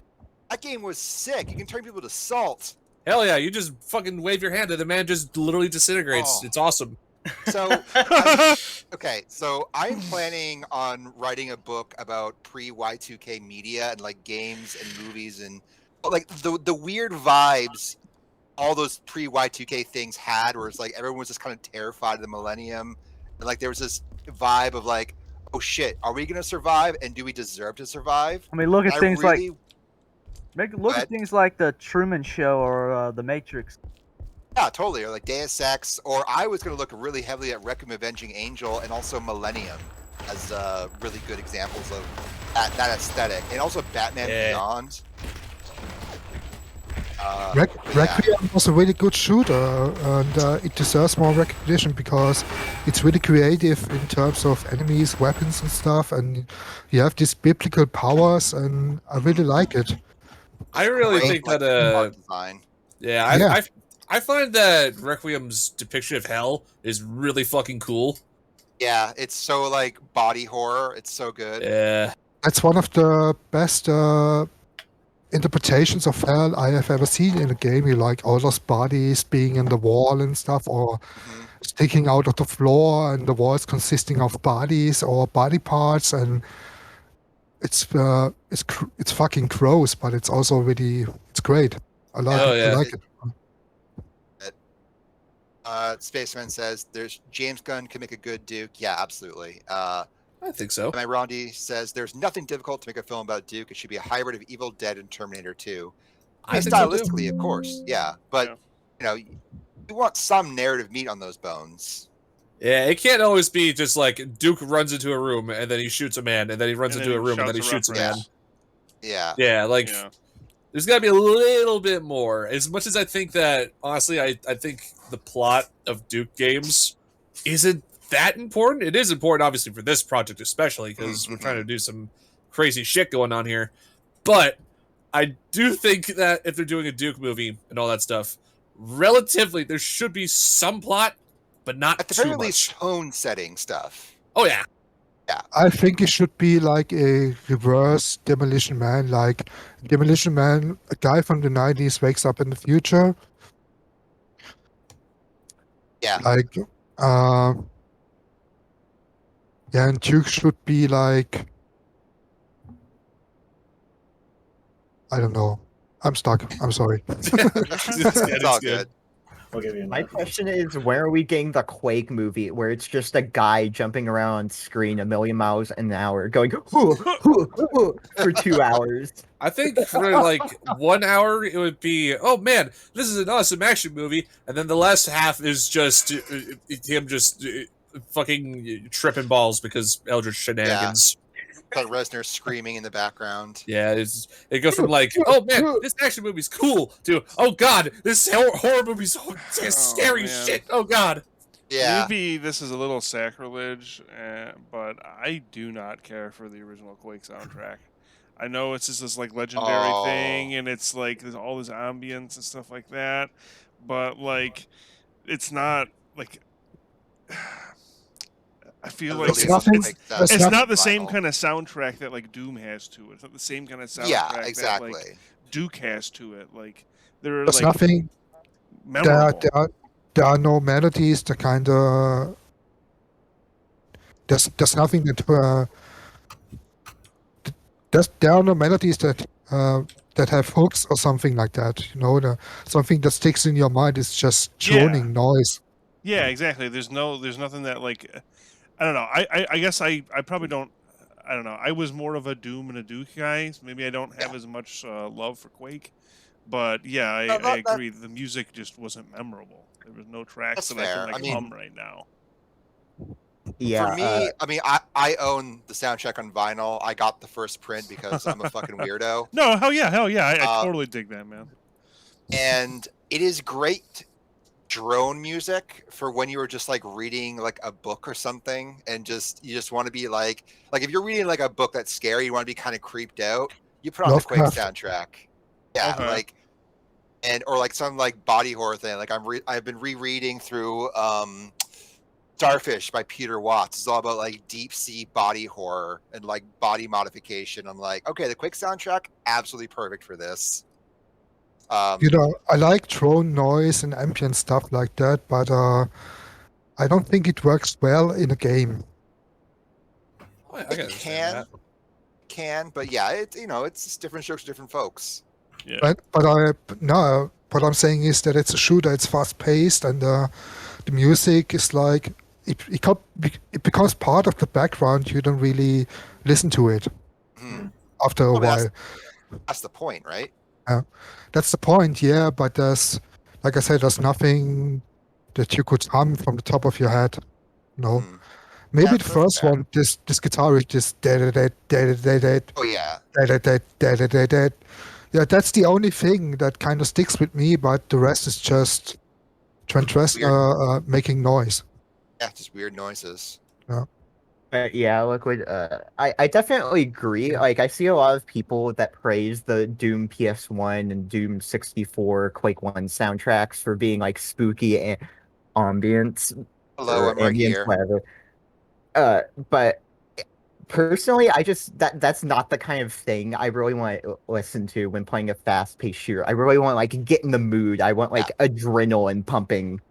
Oh, totally. Music. And Quake 2 kind of solved that by getting Sonic Mayhem, and the Sonic Mayhem soundtrack fucking rips. Oh yeah, I love Sonic Mayhem soundtrack. Yeah, it's. Did you see that? Did you see Mick Gordon play with Sonic Mayhem? Oh yeah, back at the Game Awards or something. Yeah. Yeah. I thought it was cool that he played parts of Descent into Cerberus. Yeah, that was so sick. With I forget who like the guitarist was, someone unique too. It was like a degent guitarist of renown or something. That's the guitarist from Meshuggah. Oh, that's right. Shit. God damn. And Sasha was there. Sasha from Sonic Mayhem. Sonic Mayhem is a one-man project. Yeah. So that was Sasha, Mick Gordon, and the guy from Meshuggah. It's a shame they only got like 5 minutes to play or whatever, because that would have been a fucking. I would have watched them play anything. Yeah.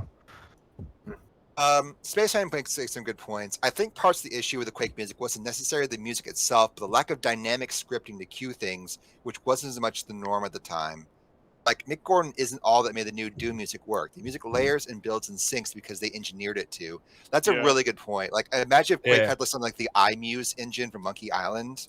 Like, the music was dynamically, like, set up. Yeah. And, like, programmed to the action on screen. Like, yeah, I agree. Like, if there was, like, some guitars came in when you were in the middle of a fight, and then they died down when the fight dies, like, that would make things much more unique and put much more of an impression on people. I agree. Yeah, but the thing is, the Quake soundtracks, no matter what you do, if you're walking around or you're in a combat situation, it just drones on. There are no highlights. Like there's no battle track or something. Like in Doom 2016, when you walk around, there's quiet music. When you fight, there's louder music, faster music, more dynamic. I mean, it even sings when you're in the elevator and he cocks a shotgun, the drums sync with the shotgun. Yeah, and that is top 5 moments in video games for me. I remember marking the fuck out when that happened. Yeah, when he cocks the shotgun, and then the beat drops and it plays E1 M1. It's such a cool moment. Yeah, fucking really good intro. I think you should work together in a way that resolves the situation. Doom 2016 isn't even just battle checks. It filters frequencies out when you're doing a glory kill. It's really doing some detailed mixing moment to moment. Yeah, that's absolutely right. Very dynamic soundscape. During glory kills, the music is muffled. I like that. Yeah. It's very cool. You know the guy that made the RTX ports of Series Sam 1 and Doom? He should do one for like Quake, for the first Quake.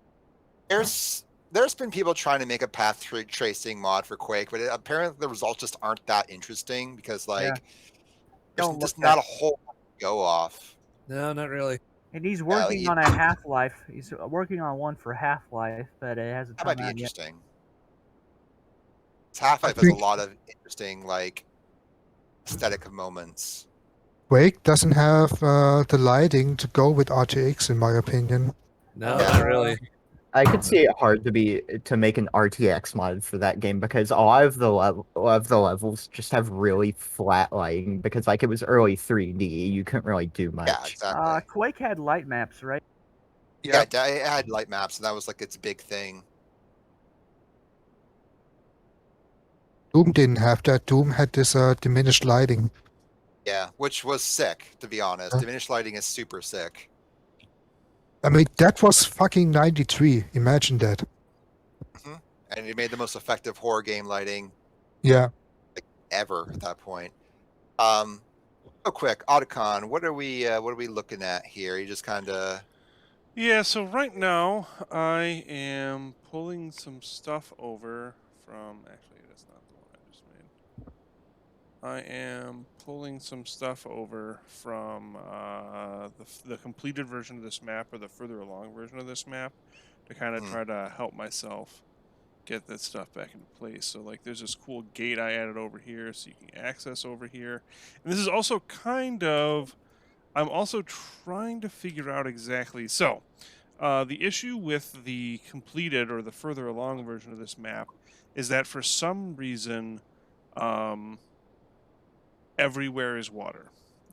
What I am going to do here is, let me make sure I turn these things back on, is I'm just going to slowly rebuild part by part that I have already done to try to see if I can't determine what exactly caused it. I kind of know what caused it. So basically, the way levels are cut up here, oh, why won't it show me? Oh, because I did that. You have these zone portals, and so these zone portals set so this entire area here is its own zone that's supposed to be separate from this little tunnel here, that's separate from this entire big area here, that's separate from this tunnel in here, right? So all these little areas, this is separated from this zone right here.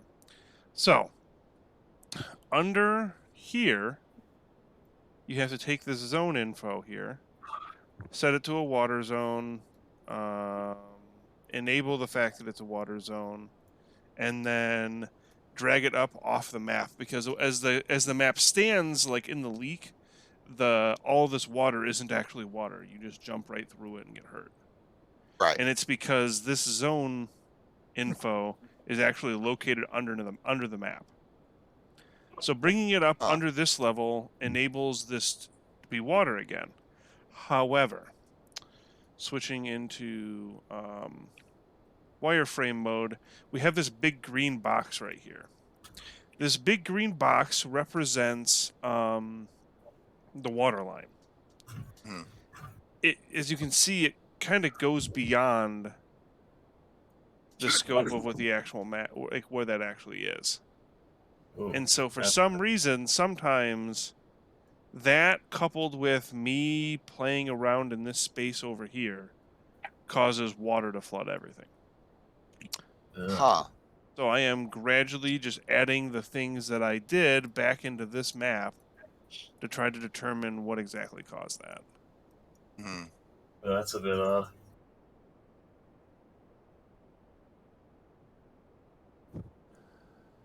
Which, this is just kind of part of it sometimes, you know what I mean? Yeah, I mean, that's... Oh, yeah.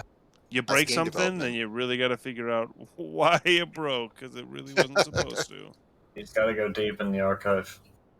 Dr. Spaceman 707 asks, can't you just make a few water zones instead of one really big one? I'm guessing the zones are just big cube volumes. Yes. So actually, they're just that zone is actually just a 2D collisionless plane.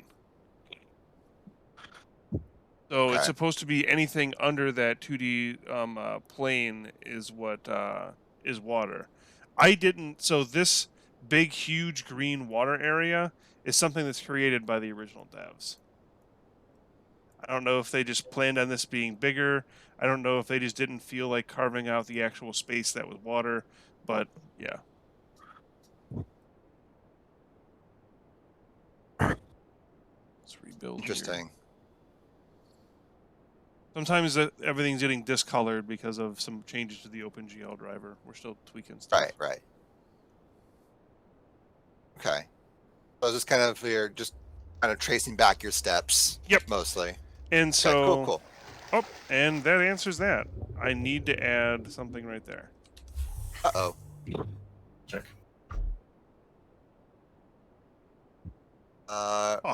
Rainbow Jim asks, has the fog been added back and Mega Patch disables it? I believe fog is working. Yeah. Yep. Spaceman also asks. Oh, sorry. Go ahead. I was just gonna say you could probably check like the zone portal view. That should tell you what's the water zone and what's not. Everything is the water zone. Oh dear! Oh Christ! That's not great. Oh my God! Lord all fucking mighty. That answers why it's happening. Yeah. So yeah. That green area. Yeah, these green areas are not water, or they shouldn't be. And that blue area, I take it is water. Yeah, the blue area is water. Yeah. Could that be happening because of the weather system, like the rain effects and everything? You see, Duke Nukem 2001 actually takes place on Neptune and Waterworld. Waterworld. It's a big That cultural is the Kevin Costner Waterworld reference.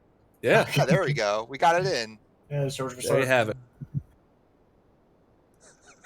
I remember watching Meowth, who was doing the director's cut version of DNF, was able to get like all kinds of wild weather effects going in these specific areas, and I'm wondering if that might have something to do with why it's tagged as a water zone. I don't know. I think it's because the engine's getting confused. Yeah, probably. Knowing Unreal Ed, it's just getting fucked. Haven't sacrificed enough BSP holes to the BSP monster. Yeah, that's true. Yeah, you know, that's Unreal Ed for you. Okay, so what does adjusting this stuff do? Rainbow Jam 2 says, finally, Blue Booty Island. Sounds like a Sonic level. Hey! That adjusted some things. Hey, there we go. So, hey, this is all still the same zone, but the question is underwater still the same zone? Yeah. It's all treated like one zone. I don't think this fixed anything. I don't think that fixed anything. I think it just reverted back to like how it is in the leak. Spaceman says, is Duke Restoration a continuous sequence of maps with the Half-Life format, or are they discrete levels? It's Half-Life format, yeah, very much so. Also, he says, y'all need to put in a Valve-esque commentary mode where I just guide the player through an educational experience on Duke and 3D Realms. Listen, you motherfucker. The commentary is just people arguing over random shit. Yeah, basically. They're all their anger just unleashed in audio form. Listen, I'm telling you right now, Quake 4 was a good game. It was. It's better than Doom 3. Do you agree? Exactly, I agree on that. Yes. I am on the right side of developer history. commentary for Hunt Down the Freeman, where like Mesa had the voice line, which is like, "This is where I wanted to end my life while working on Hunt Down the Freeman." Because I remember he did that for like the fucking ending chapter back in the day one build. Did you know that they're actually fixing up the game? Oh, I'm aware. I know like 2 people who work. Am I right? Oh yeah, I'm in the skull. Oh my god, you can talk to him. He's like totally unaware of his condition. It kind of is. Friendly another bug hunt. snatcher. Something I just realized, he's got Duke's pants on. Yeah, he does. Hey, It's just a minor infection. I'll be good as new in a couple of days. Fuck. That son of a bitch stole our pants. It's the only male pants texture in the files. No one Damn, steals those our pants and lives. Damn, those alien bastards are gonna pay for stealing my pants. In the 2001 universe, Duke just sells his belt buckles as merch. Yeah, I can see that. I can see the Duke brand to pants. I mean, you gotta remember the forever GPU. We got that clothing store in Casino. We could probably put like the Duke tank tops and pants in there. Oh my god, that'd be so good. Like, like a Duke action figure where it's just like an Unreal Tournament model. dressed like the man himself. Does anybody know where the Duke himself comes from? Is he like ex-military or something like that? Was there any backstory to him? In Duke 1, it says he was a soldier during the Vietnam War, I think. What? Yeah, he was. Yeah, I think in DN1 is mentioned he was in Vietnam. Yeah, he He worked for the CIA, but I didn't know about the Vietnam connection. That's fucking wow. A little wild, huh? That was their Fucking Operation Christ. Desert Storm. Yeah, if I remember correctly, it says he's ex-Vietnam, and that's specifically why the military chose him to take down Proton. Not just that, he's been genetically altered too. So wait, then that means... Wait, he's been genetically altered? Yeah, in one of the manuals, it says the Duke underwent some process to become a super soldier. Holy shit. Yeah, that's why he's so fucking buff. He's basically the Duke equivalent. Well, he is the equivalent of a Spartan, of that universe's version of a Spartan. Yeah, Duke underwent the Spartan conversion process. He did. Polar in Duke Nukem 2. Yeah, he's got the Explodamorlar. Yeah, that's right. That's why he's got the power armor in DNF 2011. He's like one of those space marines in 40k who went through the space marine creation process. Yeah, exactly. It's like he's got the power armor underneath his skin. Yeah. Stratification and quick. Spaceman says Dr. Halsey's rough draft. Yeah. Yeah. Rainbow Gem says, did the Restoration Project wish to make new weapons / firing modes for multiplayer / a possible new game plus? There's code for a homing rocket and expander projectile. So I would say that I remember reading on the Prey intranet that like at one point they were considering a system where the game kept track of how long it took for you to beat it, and when you finished it, it submitted to like an internal like 3D Realms like database of like player rankings, and you could see like who has the best time in DNF based on how quickly they went through the levels and things. I don't know if that's even doable nowadays, but that would be kind of interesting to bring back. And also, I have no idea how you would do it. Yeah, that's a lot of really crazy, ambitious stuff. Like, Yeah. it's no wonder it took as long as it did to come out. Yeah. Yeah, no wonder it took so long if they were considering random stuff like an internal database of speedrun times. Yeah, right? Yeah, Email. pretty wacky. Email delivery system. Oh, God. Yeah, DVD commentary in-game would be an interesting thing to do. Yeah, it'd be fun. Yeah, it'd be fun. Yeah. Imagine a Half-Life 2 style commentary mode where it's just where we get all the Duke Nukem Forever devs, and it's just them screaming at each other about whose fault it is for the game taking forever. Right, which one of you fuckers decided to do the hive? I'm gonna bust you.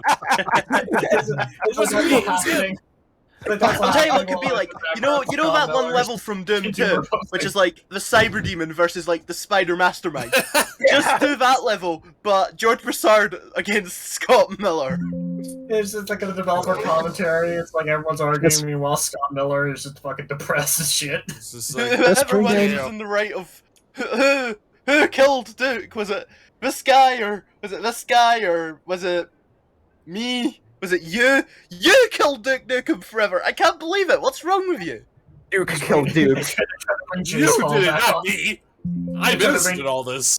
Try to bring Jace Hall back in as like a mediator. Listen, don't worry. I was trained by John Carmack on how to strangle people. Don't worry. That was hilarious. Yeah, Carmack strangling Chase Hall. Man. Good God. Jace Hall show. I would watch a pay-per-view match between Scott Miller and George Broussard. Yeah, I'd pay for This that. is how we revive the Jace Hall show. Exactly. Shelly That's how you voices. do it. Shelly voices the DNF pointing circle. and then Carmack comes in and strangles them both. Well, He just I got manages back to instant from, transmission next to them getting and some just water, and boy howdy, is it fucking hot. Oh jeez. Hey man. How you doing? Hey, so what's up? Not much. Just it was just talking about Jace Hall strangling people. Also, Bowie Island. Also, Bowie Island is now Atlantis. We were talking about reviving the Chase Hall show with John Carmack, Chase Hall, George Broussard, and Scott Miller battling it out. Truly an epic battle. I'd pay to see that. Yes, that would indeed be something to provide very large amounts of money to witness. Meanwhile, in the background, just John Romero working on fucking. Yeah. It's just like. In the background, just a war inspector. War inspector just giving like just fucking stink face. Like war inspector trying to talk about System Shock 3 while everyone argues in the background. Why not bring all the old school devs in one show? You know, just to talk about the good old days. Moderated by Chase Hall. You know what 3D Films should have done? They should have fucking teamed up with Hollywood to produce a Duke Nukem feature-length film to go along with DNF back in 2001. They wanted to do wasn't there like a Hollywood screenwriter like wrote like the script for DNF, or they said they were going to do that? Yeah. They said they're going to, but no, I don't know if like the name has ever come out. Like I remember asking Matt Wood, I think, on who was like writing the game, and he just told me George Broussard wrote the entire thing. Like there was no writing team, there's no designated writer. George Broussard's Secret Life of Hollywood. Yeah, plot twist. George Broussard is actually a Hollywood scriptwriter. So what's interesting is that if we look into the zone portal right now, everything is still. This is all still the same zone. God. But poor JC Denton in 2001. If this is, I reloaded my previous save just beforehand. If I, what the hell? This was just fine. Razor Ice says it can be a tag team fight. Carmack gets Doom Guy, George gets Duke, Randy gets Borland's Claptrap. God. Yeah. Oh, Claptrap would get clap-trapped. That's true. Well, Yeah, Bungie gets the security officer from Marathon. Yep. Security chief. God, security officer fucking wipe him. You know, why not Oh, you make guys it are using bullets? Destiny powers. Oh, no, you're using bullets? Hold on, let me teleport. Why not make a fighting game like Mortal Kombat, but with John Carmack, George Broussard, Scott Miller, like John Romero? God. Mortal Kombat, like. Getting digitized video, John Romero doing Hadokens. Yeah. Oh, Jesus Christ. Someone is just grievous. Someone is just intensely interrogating John Romero by Daikatana. God. I feel like nowadays no one like asks him about that. Like they all are like, you know what? You suffered through it. Don't worry about it. You're cool now. Yeah. That has been over 20 years ago. Christ, give it a rest.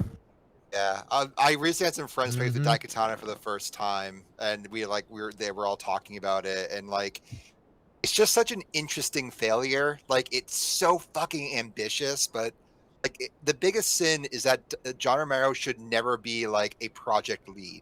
Like that is No. that's it. Like someone else who knew how to run a game development's like things that go into making a game was managing it, Daikatana could have been really cool, but he wanted to lead it, and that was the bad call. If you read Masters of Doom, there's a whole chapter about Iron Storm and Oh yeah, about people just standing by the window watching a building burn, or people just playing Tekken on the Tekken machine instead of working, and stuff like that. And Romero doing God knows what, but not leading the team. Yeah, And you gotta remember what Romero was doing during the development of Quake, aside from working on Quake. So like, people think he was being lazy, but like, remember, he was like setting up Raven and shit during those days. Like, he was like helping out like all kinds of studios. He was doing Dwango. Like, he wasn't lazy. He was just like not working on Quake. He was just doing biz dev shit. And that was the mistake of its software. One of the biggest mistakes was that Carmack could have been the tech side of the company, Romero could have been the biz side of the company. Yeah, totally. Like, they didn't need to split up, but they wanted to like, they couldn't decide on the future of its software, and like, you know, its software basically died for the first time. And Quake was taking too long to make. Yeah. Oh yeah. I'd be working very much impatient with Romero. You know, Quake was supposed to be, the first time it was announced was around Commander Keen, and it was supposed to be an open world RPG. Yeah, with Virtua Fighter fighting mechanics and 6 Degrees of Freedom cameras. Wait, it was supposed to have Virtua Fighter mechanics? Yep. And the thing is, like I said, I don't know, like Carmack could have said, okay, John, you're the biz side of the company, you do all this stuff with Raven, you do all this stuff with Dwango, you go set stuff up for us, and I'm gonna work on technology. You know, different teams. One team is the tech side, the other team could have been the biz side, but he said, no, he's not doing his work, he's out. Yeah, that wasn't a clever decision. Hey, Gamepad, can you do me a favor and can you please put yourself on push to talk? I don't know what happens, but sometimes you have sound bleeding through your microphone, and it's creating a echo. Thank you.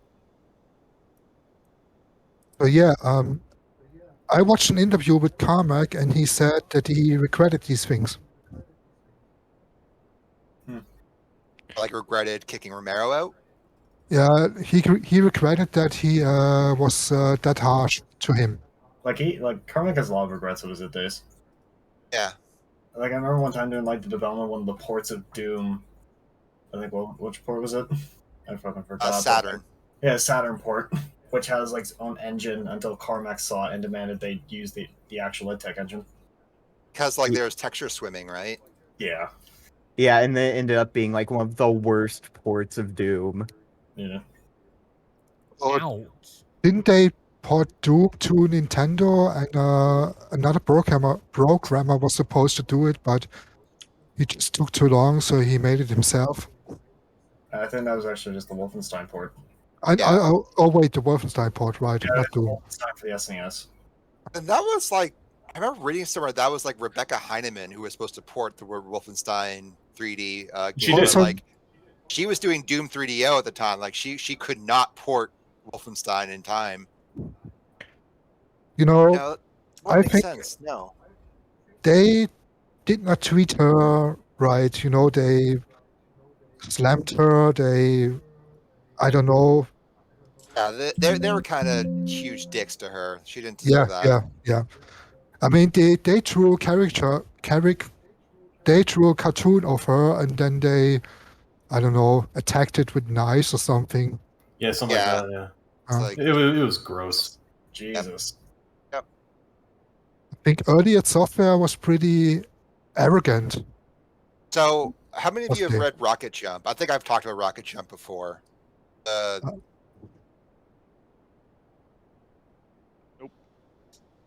Have any of you read it? Because it's like super fucking good. It's like the sequel to Masters of Doom, but by a different author, and it looks at id Software's culture and like like Masters of Doom.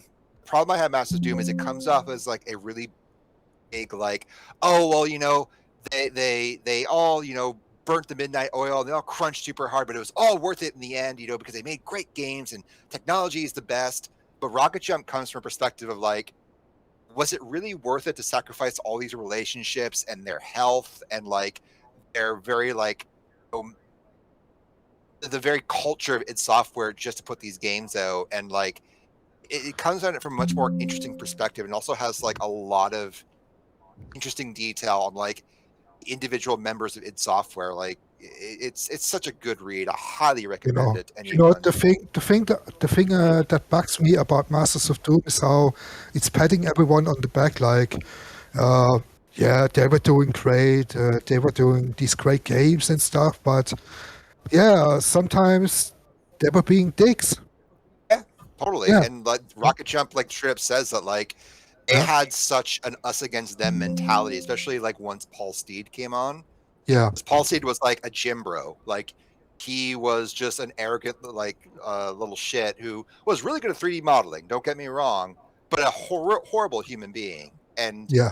he brought out the worst out of Carmack. And like, they do shit like they get builds of games that like their licensors are working on, and they play them in like the theater they had, and they just sit there and mock them. And like if you so much as said like, well, hey, why aren't we doing interactivity that Half-Life is doing, or like Doom Forever is doing, you got like death glares for doing it. Because you're questioning, the path that it was on. And Masters of Doom does not go into the deep end of things like this.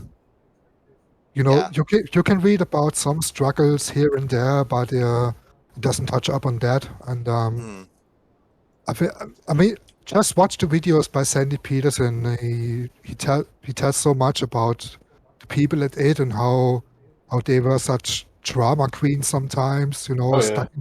Stuck in their own little bubble, especially Carmack. Who would sit in his office just coding away, and the rest of the team did not know what to do. Yeah, didn't Tim Willets design that like Secret and Quake 2 after that? Because Carmack kept like sinking into the floor. Yeah, I think so. Yeah. And the Post-Deed one exploded all the time. Yeah. And Tim Willets himself, boy, I got some fucking words for Tim Willets. Willets, fucking lunar. He was a huge dick as well. He was a real piece of shit. Like the closest Masters of Doom got to like anything Bad Software was doing was during like the later development of Quake, where Carmack was essentially losing it. Yeah. Yeah, it says in the Masters of Doom book that he would dream about coding. He would go to bed. And then they eventually demanded that they tear all the walls down in the office because he literally cannot be. What? Oh, sorry, I didn't get it. I remember at one point in Masters of Doom where it mentioned that they essentially started tearing the walls down because Carmack literally cannot be arsed to go between rooms to check how everyone was working. Just wanted to pan he tracked his PC out in the hallway so he could see people working on stuff. Yeah, and he made an app to track Romero's computer. Yeah. Yeah, right. He wrote a program so he could see when Romero would be on his PC. Wow. So, I mean, he's a genius. He really is he's a genius engineer and programmer, but as a human being, Jesus Christ. Yeah. Yeah, it's, yeah. Sheldon Boy says, Easy Vend is still my favorite world of interaction in this league. I hate that it was dumbed down to a standard vending machine. Yeah, I mean, like, the interactivity of DNF 2001 is so much more closer to, like, the immersive sim blueprint. I think that's what makes it more interesting in my eyes. Yeah, I remember when I first watched the trailer myself, the one thing that caught my eye out of everything else was that Easy Vend. I thought that was, like, insane. So fucking cool. Like interactivity like that in games is cool, and the only games I've seen that is like DNF 2001 and like Prey. And Doom 3. One thing about id Software, Quake 3 only exists because of the animosities in the team back then. they wanted to make a game around these animosities. Healthy environment, very healthy environment. Healthy, totally not all. Maybe Cinemax had a better reason. Yeah. Maybe that Cinemax biome was for the better. To be honest, Honestly, yeah. Many people said, oh, it would be cool to work at id Software at the time, Quake 2, Quake 3, but damn, that was such a hellish work environment back then. Wow, seeing Fulbright Booty Island, that gives me some real Source vibes for some reason. It's on the vacuum. At least the ham editor Booty is one of Island. this. I mean, that's pretty dang cool. Must be a reference to the book Treasure Island or Robinson Crusoe. It's a casino. It's a casino in Vegas. Yep. Vegas, fucking why not? Spaceman says the moral of the id Software story is that polyam relationships are tricky and require compromise. See also every band ever. Yeah, basically. Yeah. Yep.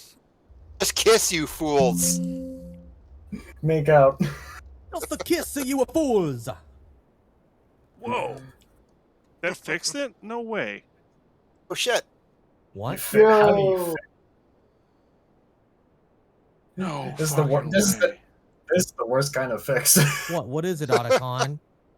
No, it's not the worst kind of fix.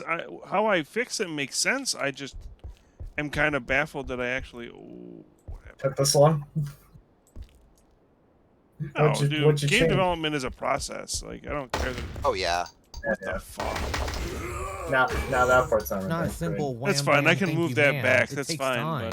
But yeah, I mean, I'm not disappointed that it took me long to come up with this. I'm sorry, sorry that I got quiet and stuff like that. And I appreciate you guys carrying conversation and stuff because I just get just laser focused on trying to work on something. But yeah, so what I did is this, all of this is cut up by zones, right? This is a different zone because of how it's cut up. This is a different zone because of how it's cut up. So what I did is I pasted a big block zone that ends like right here to divide this area up from the rest of this. The big question is that this still works. Awesome. Oh yeah. The subway station train going backwards. No, all of this was water. The train keeps going back in the map. We're doing the Waterworld situation for a while here. Yeah, fixing the Waterworld situation. It's So the fixed question now is, Right. how do I get this zone portal? Real texture? How do I give it that texture? Is it not in the default Unreal textures if you look in the texture browser? Well, oh, it is just a generic texture. T generic editor GFX zone portal. I think the best version of Unreal Editor is the Postal 2 one, because of all the helpful hints it gives you.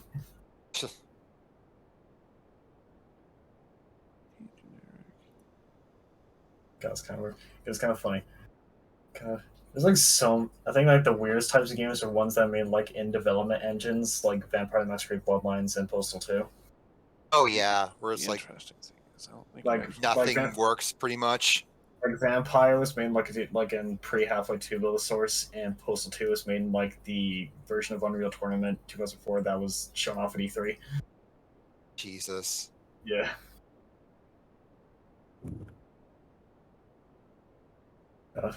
Interesting. Well, I'll be honest, I'm really not too sure why that fixed it, because looking at it, it doesn't really seem like it should have. Because it doesn't really seem like if I go back into Portal View here, it didn't, this is all still one big place. Oh, but this is now its own... That's why it's fixed, because this is now recognizing it as its own place. Oh.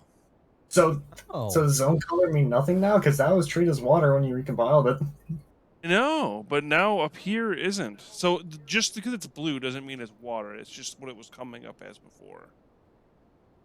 Chris, and I thought source engine zoning was obtuse. Fuck it. I'm not going to argue with results. Screw it. If it works, it works. Yep. Just don't touch anything else. Yeah, we gotta fix Slide that that back into retreating place. We gotta fix that retreating block there. Yeah. This came to mind. That's one thing about development. Everyone likes to keep everyone likes to be this happy family, you know, but on the inside it looks different most of the time. Like we're all pros in here, we're all a happy family, but Okay, what the fuck? It's broken again. Oh no! Oh, come on! Hey, don't tell me it's that piece of the fucking waterfall that you moved. What is going on? Pink! Alright. Why? We do get the crash at this point. What the fuck is the difference between num keys and key num? That's stupid. I really have no idea, to be honest. I guess it's just Windows. Oh no, I'm working in Unreal it myself right now. Okay, yeah, no. So, new So I think theory. the perfect director for say a 2001 Duke movie would be John Carpenter. Good. Oh yeah, for sure. Let's face it, he did both Escape from LA and Escape from New York. and They Live. And The Thing. Oh yeah, that too. And Assault on Precinct 13 and lots of good Dark stuff. Star. Yeah, he would be perfect for this like urban decay stuff going Plus, on. he would have major movie studios backing him, like TriStar Pictures, Orion Home Video / Orion Pictures, 20th Century Fox, and I think CBS Fox Video.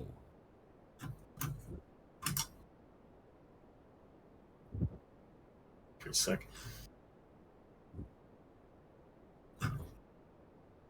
New idea here. I'm gonna try to make this one big encompassing box that's hollow and non-solid, so the player doesn't have to interact with it. Build.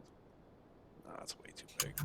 Yeah, Spaceman says John Carpenter is currently just collecting checks and making cool music with his sons. I doubt he has interest in making a new Duke movie, or probably any movie.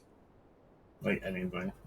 Yeah, Is there a honestly, way to good for him. convert the sound files to WAV files? Yeah. What you're gonna want to do is open up your browser, go to sounds, find the sound you want. Like, let's do this lizard death, right? File, export, and then you can export it as a wave. Doesn't JC have like a batch exporter on our website?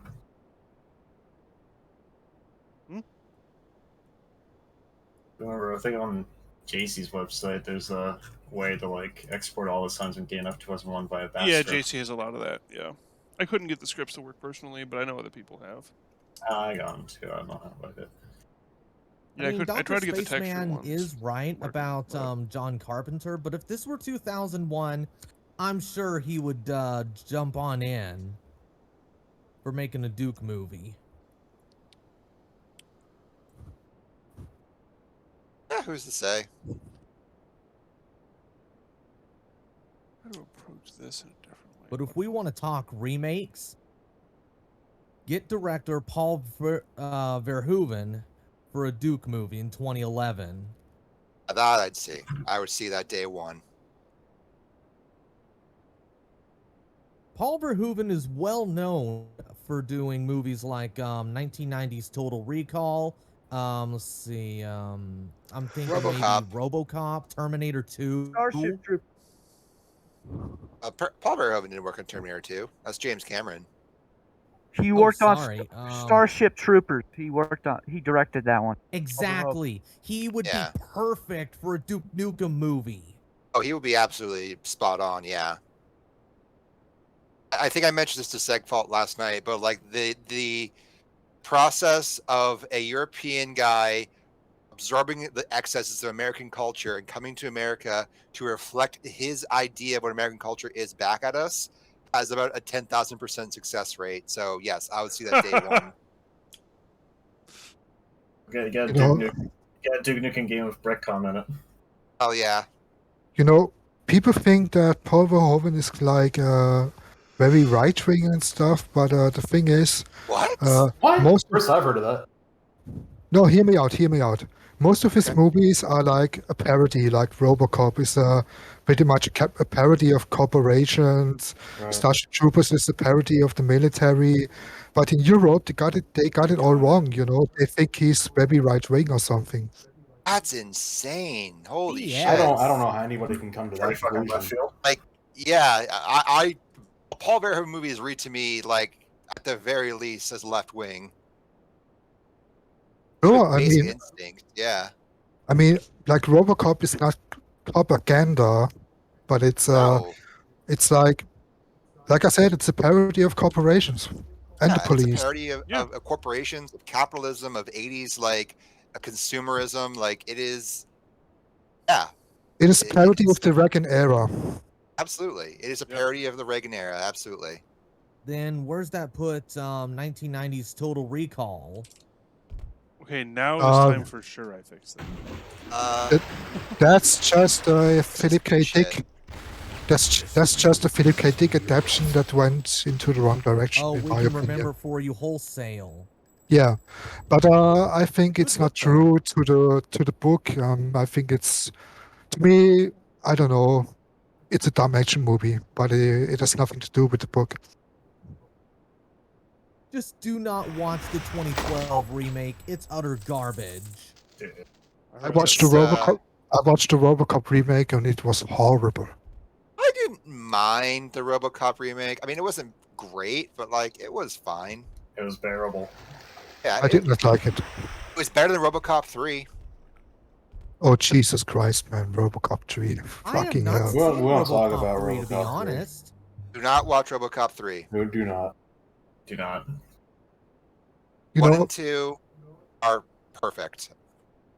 You know, it's like with every sequel stuff, you know, the second one might be good, but by the time they get to the third, it always falls apart for some reason. Unless you're Fast and Furious, then you get Tokyo Drift. Let's look at Alien 3, it's like a total disaster. Oh yeah. It's like by the Actually, third have a movie, copy never of seen Alien Alien 3 on VHS. What was that? But I like the assembly cut of Alien 3. That's not a bad version. I need to watch Alien 3. I never actually watched it. Well, yeah, so the thing is, the studio, this was David Fincher's first movie. And they were so under the gun. The studio kept just, they kept removing stuff, they kept changing the script, they were cutting stuff out of it, and total disaster. That production was just like a mess. I mean, they would have been on set, and they rewrote the script on set. Fucking Christ. Yeah. That's one way to make a movie, I guess. Yeah, but not a good way. Especially with the first-time director. Yeah. Who just got fucked over by. He got fucked over by Fox. He distanced himself. He disowned the movie afterwards. I cannot blame him. Yeah. Then he went and did 7, so you know. Yeah. And it was a commercial failure, and then Alien 4 came out, which is utter rubbish. Like, It's got Ron Perlman in it. sure, but I think it's trash. Yeah, it's bad, but it's got Ron Perlman in it. A lot of things have Ron Perlman in it. True. Very recently, he's been in a British TV series. And then, like his voice. and then Alien versus Predator came out, which was even worse. AVP was hot garbage. Yeah. Oh, hey. Lady Killer. Yeah, what I am doing is I am trying to figure out how this effect is enabled on this map.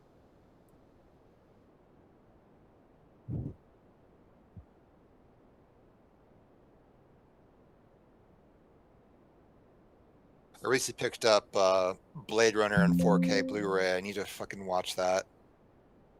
Yeah, man, 4K Blade Runner is fucking awesome, man. That's a really great picture. Yeah. I've seen Blade Runner a few times, but like it just feels like a movie. I don't know if any of y'all have had this, but like it's a movie that I feel like I should adore and love. Like whenever I watch it, it's just kind of like it just kind of washes over me. So I'm gonna give it another shot and hopefully clicks for me.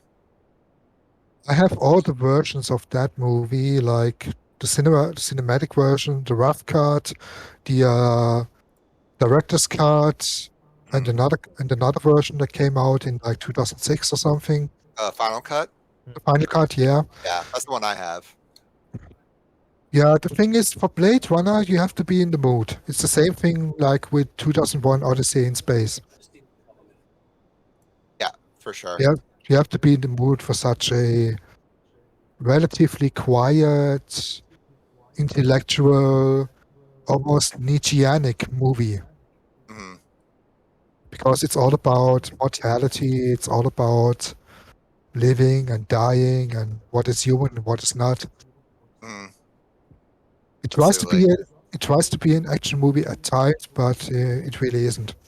Yeah, it's more just like basically a vibes-based movie. Yeah, but it shaped cyberpunk. It shaped cyberpunk aesthetics. Oh, absolutely! Like it is. It is to cyberpunk what Aliens is to first-person shooters. Yeah. I mean, there would have been no Akira or Ghost in the Shell without Blade Runner. Yep, absolutely. So I'm going to take off. Oh, sorry. Yeah. I mean, every movie after that had these cities, these huge cities with these monolithic buildings and flying cars and stuff. Mm. Yeah, like it just became such an aesthetic like touchstone, you know. Yeah. All right, I'm going to head off, y'all. I need to go eat dinner, but everyone take it easy, and see y'all next time. Yep, thank you for coming. Ciao. Bye. Of course. Bye. See ya. Yeah, but I mean, it's true. Without Blade Runner, there would be no Cyberpunk 2077 the way it looks now. Without that. Yeah, that's fair. Yeah. I also like the new one. The new one, yeah, that's a good movie. What, Blade Runner 2047, I think? Or 2049? I can't really remember. Yeah, that one. I mean, it was a huge risk to release something like that that ran like for like 3 hours. I mean, where we are in the age of Marvel movies where everything is cut like really fast and so, like ADD editing and stuff, and suddenly there's this movie that's kind of slow and quiet and reflective in the midst of all of these. In the midst of all of this Marvel stuff. Yeah, the sad thing is I watched it in the cinema and I was the only one watching it. What do you mean? I was alone in the theater. Gotcha. It was literally just you. Yeah. Yeah. Honestly, though, we kind of hit up the movies quite a bit since like COVID started and stuff like that. And the nice thing is that nobody's ever there. So it's kind of, I don't know. I think it's a little nice to be able to go to the movies and kind of almost like have the movie to yourself. Don't get me wrong. There's something to be said about like when you're going to go see a movie and then like everybody else watching the movie is also like just super into it and people are like, the crowd pops when everybody else pops. It's, everybody pops at the same time and stuff like that. That stuff's fun, but having the entire movie theater to yourself is also a nice little treat.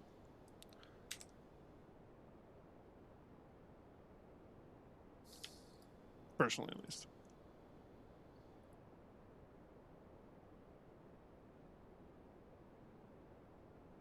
No, why is it moving so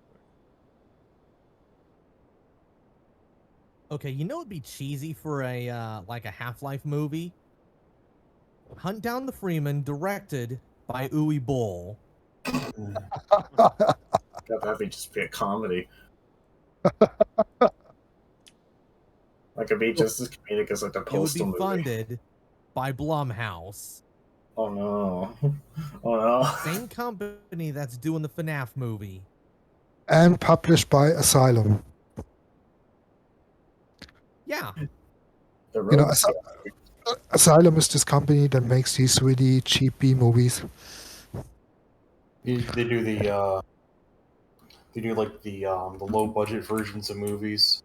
Yeah, There's a yeah. term for them. I forget what it is. See?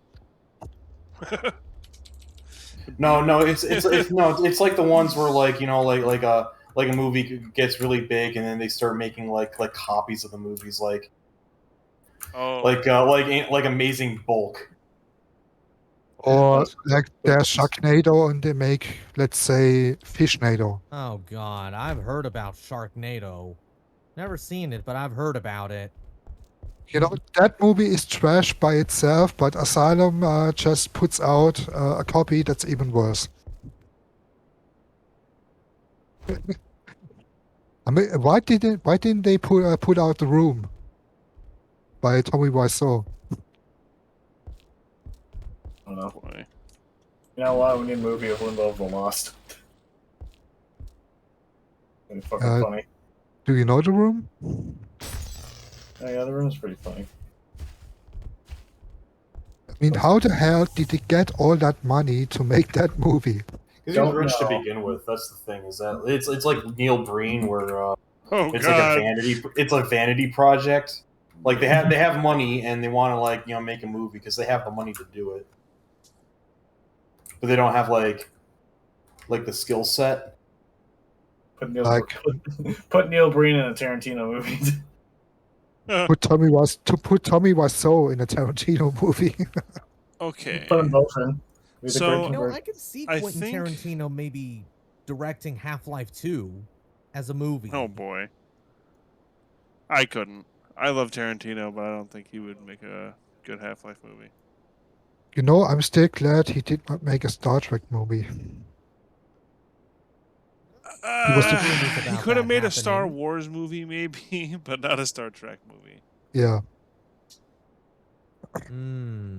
So I think that we've been going for about 2.5 hours now. I think I'm gonna take my my 20-minute half-hour break here, and then I'll come back and I'll stream for another hour and a half. The good things is that we fixed this water leak issue. And we have incorporated these doors again. We incorporated the pig cops again. We incorporated this room again. So that's all really great progress. All these things are openable and stuff like that too, which is a really little thing, but it matters. And so when we'll come back, what we will work on is reincorporating the restaurant. And then Awesome. we can kind of get back to focused on finishing up that, because that's kind of like, once that's finished up, we can kind of finish buttoning up all these enemies and stuff like that. These guys up here hopefully will eventually be actual pirates that are shooting at you with pistols and stuff like that. So, but yeah, thank you everybody. Like I said, I'll probably be back in a half hour or so. I'm gonna, of course, like I have in the past, I'm just gonna kind of throw something up on the screen while we're going through. You know what? I will show you guys something that it's not actually going to be released because I've already done some more work on it, but there was a video that we were going to it aired during the podcast we had on the Woolly Gamer podcast, or with Woolly Gamer. That was the So worldwide. Sorry, guys.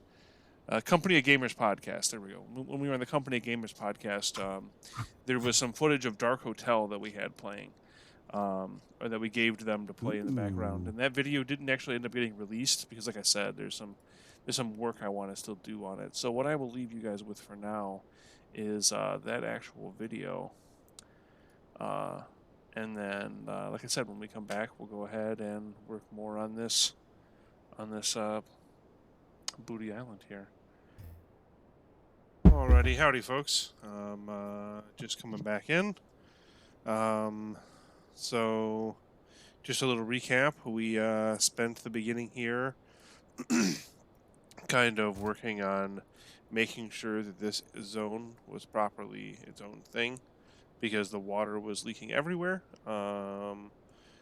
Originally, 3D Realms had created this really big area that was like over-encompassing, and it was causing anytime like something got tweaked over here, or added over here, or moved, it was causing everything to leak, the water to leak everywhere. So we've gotten that fixed.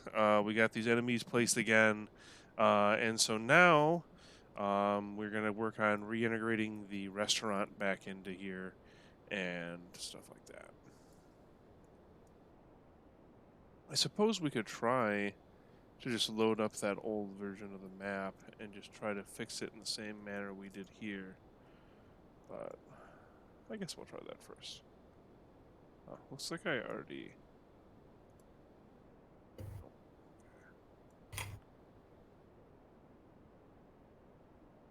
What's with that? So yes, we're talking about drones and RC helicopters before I sat down. Oh yeah, just making chit chat. Oh, gotcha. Yeah, I got into that for a little while. I've got what is that?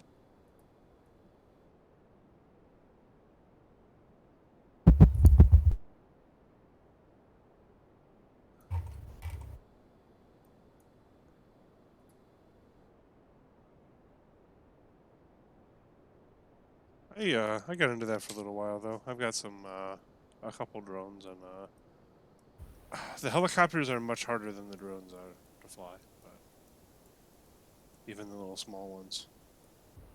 I never got anything like really big or crazy though.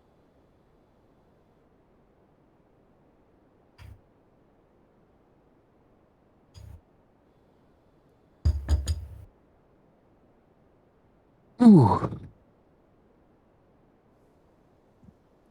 Okay, did that? Oh, this is cool. I'm quite keen to see some map action. Okay, so this is still broken in this version for some reason, even after I move this. Oh, that's because it's still in the wrong area.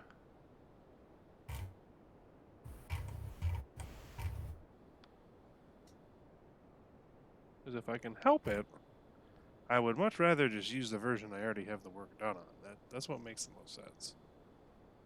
And then just carry over the little bit of work I did in the office earlier. Nope.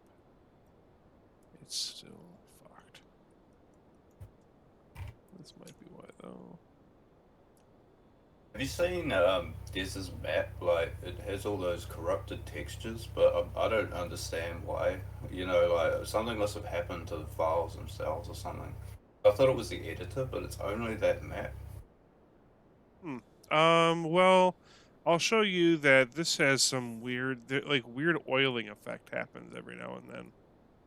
Now, with the editor and OpenGL. Bane of our lives. See, it's like a blessing and a curse, though, man. I won't give up OpenGL. Because it still functions better than Direct3D. Okay, so this is still broken. So, fuck it. What renderer is this? OpenGL. OpenGL, okay. I've been a bit neglectful with the mapping in the editor. Like, I mainly just test the game. It's like, oh, it works in the game. and then the editor guys come to me, oh, this doesn't work. I'm like, I have no idea.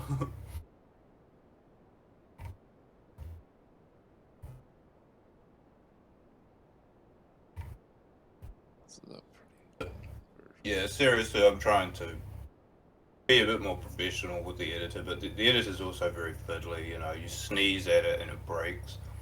Oh yeah, it's finicky, so I totally get you. Yeah, it's a house of cards. I'm okay with it though. Yeah, you just gotta work around it sometimes, just a little bit. Jesus Christ. Side note, there will be a meeting of the audio team this week. Oh, that's cool. Audio and music team, and we will discuss how to proceed. Okay, that's cool.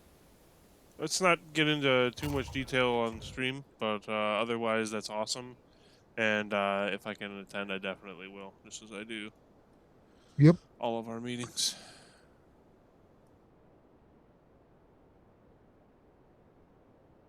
You know, it's crazy to think that so many bits of lost media are being found, like 1994's Tune Maker's Sailor Moon.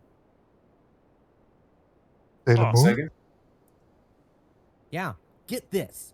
Back in the 90s, there was going to be this Americanized version of Sailor Moon before, well, say, Deke got the dubbing rights to the actual anime. Interesting. Mm-hmm. Oh, so, Tune Makers and Renaissance Atlantic teamed up with Saban to bring Sailor Moon here to America. It would have ran alongside Mighty Morphin Power Rangers from back in the day.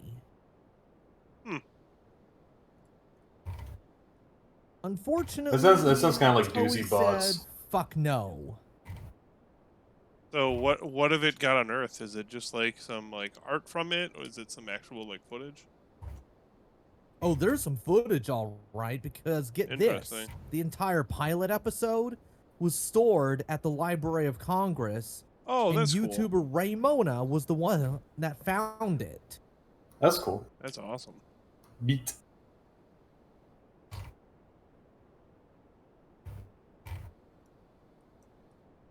There's like a two-parter documentary explaining how she found it. That's cool. So when you move the editor around, like, it seems to animate things, and then when it stops moving, it's then anime. it sits still. What do you mean, JDC? When I pan around the editor in Desert's map, like the flames move and things move, and then when I stop, all the animations stop. Yeah, if you want to have the animations be continuous, you click on this little joystick right here. You click on the loop icon, I think. Mm-hmm. It's this little guy right here, which makes the window live. So it means it constantly renders it. I'm so disappointed that the wireframe is broken. So like people were talking about removing the software renderer, but if we had, we wouldn't have had anything to render. Yeah, we definitely shouldn't be removing the software renderer. Is there any like good reason to do that? Nobody's going to, but there was consideration that like it wasn't necessary. But I think it's good to have anyway, because there might be a system we port it to that might have funky drivers or something. It could run on anything. Yeah, I think we're better off keeping it. It is broken, but it's not broken for the editor, so that's one thing. Oh, it's like broken in game if you try to run it.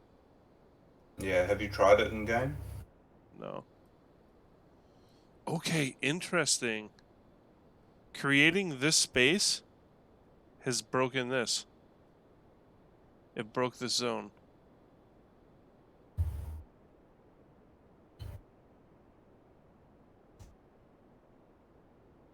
Are you sharing your screen at the moment? I can't see mine. It's on the Twitch stream. Okay, maybe I'll jump in. Yeah,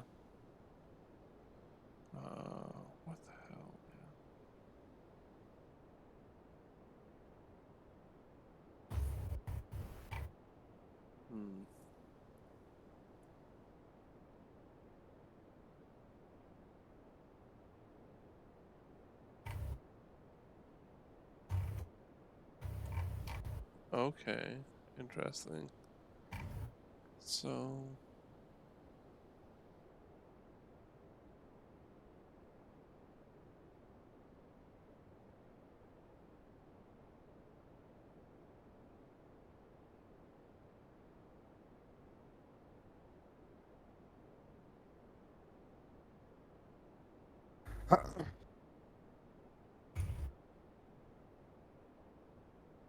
So have you guys ever played the Nintendo DS? Of course. Then you might not have heard of these games. Clueless Fashion and Mean Girls for the DS. Alright. Okay. Where are you going with that? Yeah. So back in the late 2000s, there was an announcement to bring Pretty in Pink, Clueless, and Mean Girls to both PC and DS. We only got the PC versions of those games. We never got Clueless or Mean Girls. I guess they were both canceled.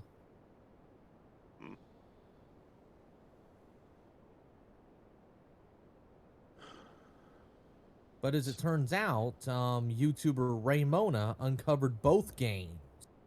One you can download, and the other, let's just say the poster did not want it published. But she published a 1 hour video of what the gameplay looks like. What's all that blue effect? Liquid. So this blue effect is, so I have it in portal view right now. So basically, I think what's happening is because I made open space right here. Oh, I wonder if that'll fix it. Because I made this open space up here because I'm trying to rebuild the restaurant.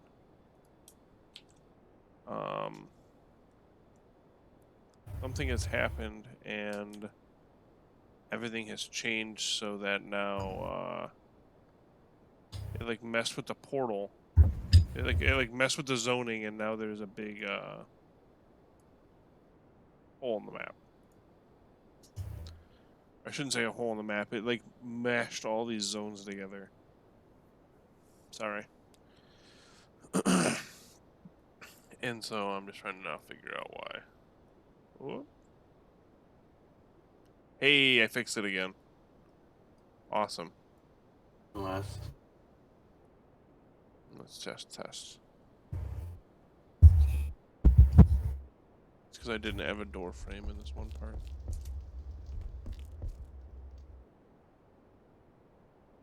Yep, this isn't water. That's good.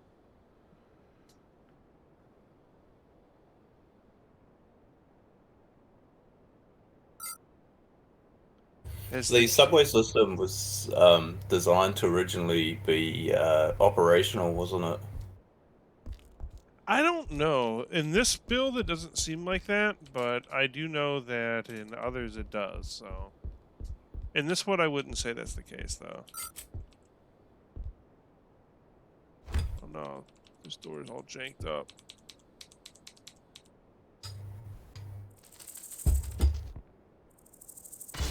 You ain't seen nothing yet. I gotta fix you too, bud. I'm cocked, locked, and ready to rock, Duke. Cool, but this isn't water, and this is water, so we're still doing good. What renderer is this? Is the game running? OpenGL or the DirectX? game?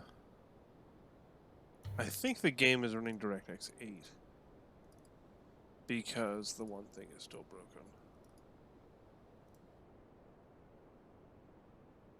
Double check here. Yeah, I'm thinking at some stage with the DirectX 9, DirectX 8, we could probably tune the parameters.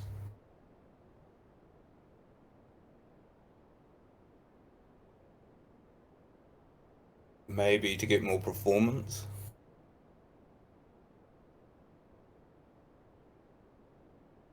Makes sense.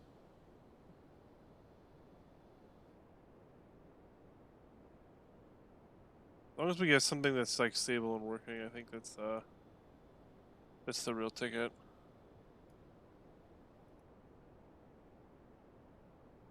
So this is the wireframe mode that was broken with OpenGL.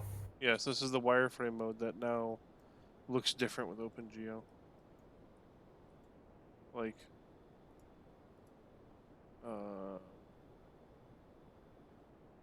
don't know. Some stuff it's not very obvious when you click on it. Some stuff it is. The movers are really the only thing that's kind of awkward, I think. I'll go to like these guys over here, for instance. Clicking on them only like just barely highlights them. But it's not too bad. Well, we've got a solution for now. We can probably work on it later.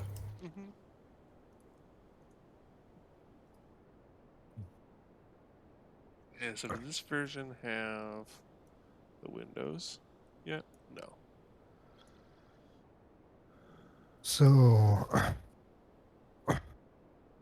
something I wanted to ask for a long time now is how did you get involved in all of this? Me? Yeah, you.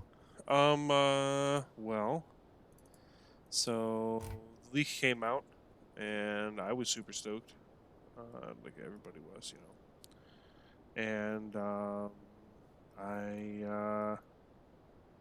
I watched. I don't know, like the leak came out, and then I got super excited by that, and then I started putzing around with the leak and.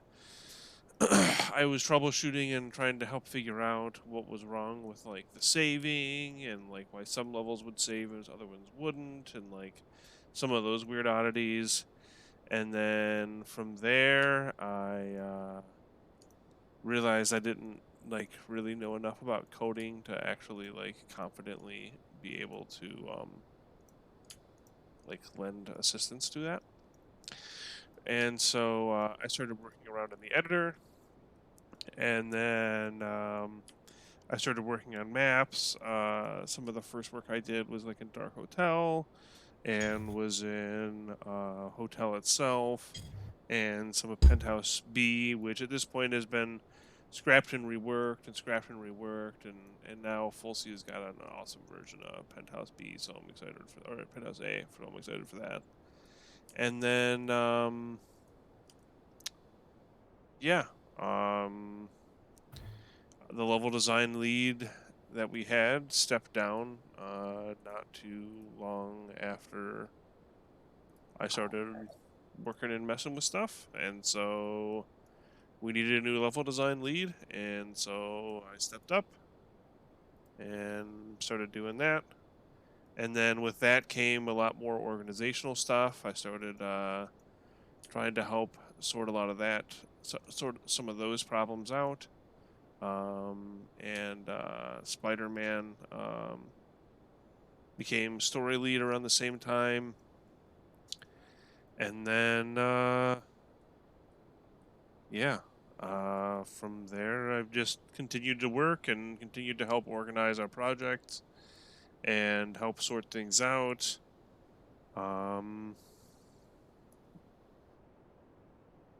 And I just keep trying really as much as I can. You know what I mean? I try to keep up active chats, and I try to, respond to people as they reach out, and I try to make sure that things are... I broke it again. I try to make sure that, the community is reached out to and people are talked to, and our demands are met as much as, and needs are met as much as they can be, and yeah. I just work my damnedest at Duke now. Basically.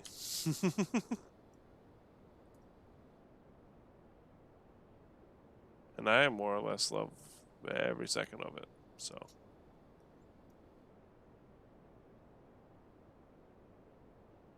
Yeah, everyone is doing great work on this. Oh, for sure. Absolutely. Yeah, I'm touching stuff up right now. can't wait for it to get public. Awesome.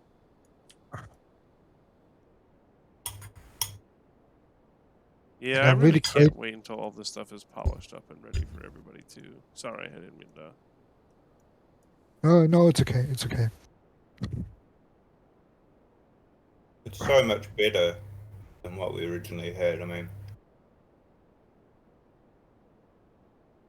we just go from strength to strength. Mm-hmm.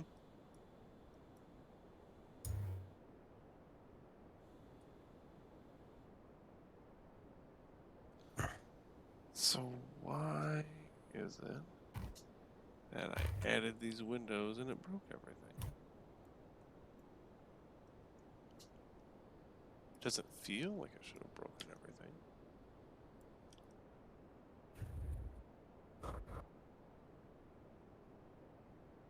Yeah.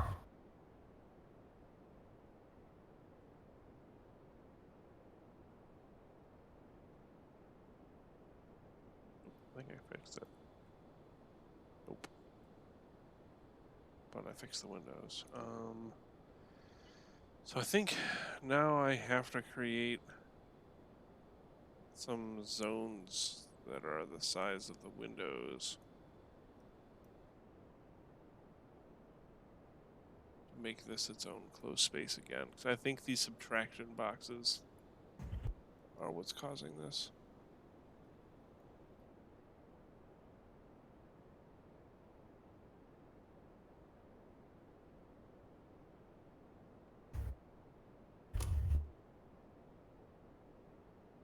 Maybe if I do something like that, it'll fix it.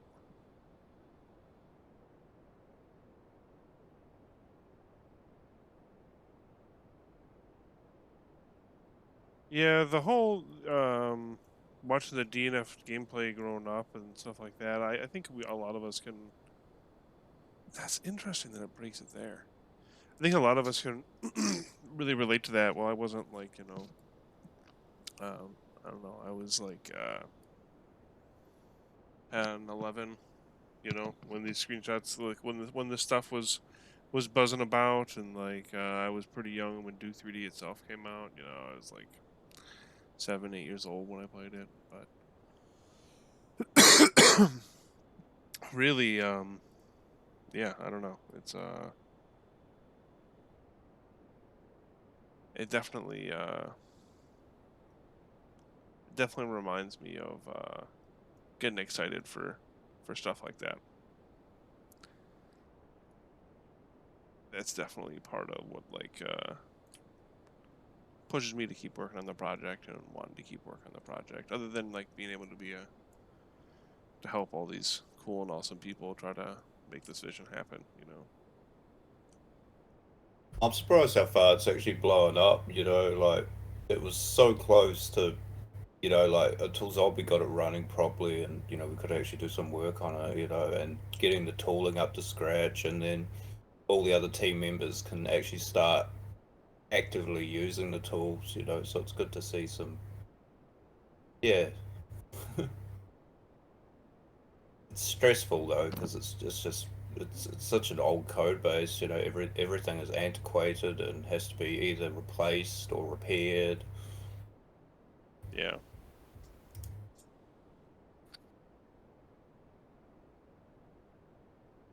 But no, the maps are looking good.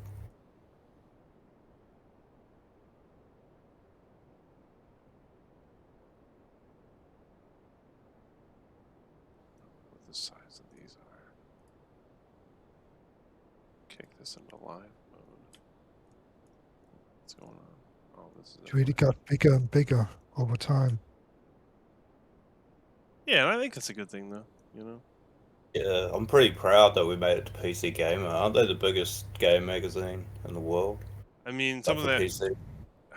I mean, they gotta be like one of them. I mean, the wild thing is that like I played PC Gamer is the way I first played Do 3D. PC Gamer was big. So it's just I was a kid, I mean, Yeah. they've been around forever. Right. So that's pretty damn surreal. I probably still have the demo disc if I go through my computer stuff here. I'm sure I still have the demo disc. hold on to all that stuff. It's really weird for me because I was playing Nukem 3D in '97, and yeah, and now I'm here. It's like it's surreal to me as well.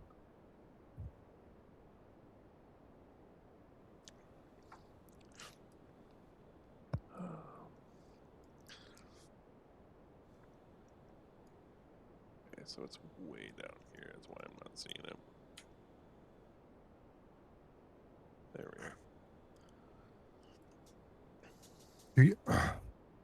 Do you think that this will be a thing that games will leak and people will finish them?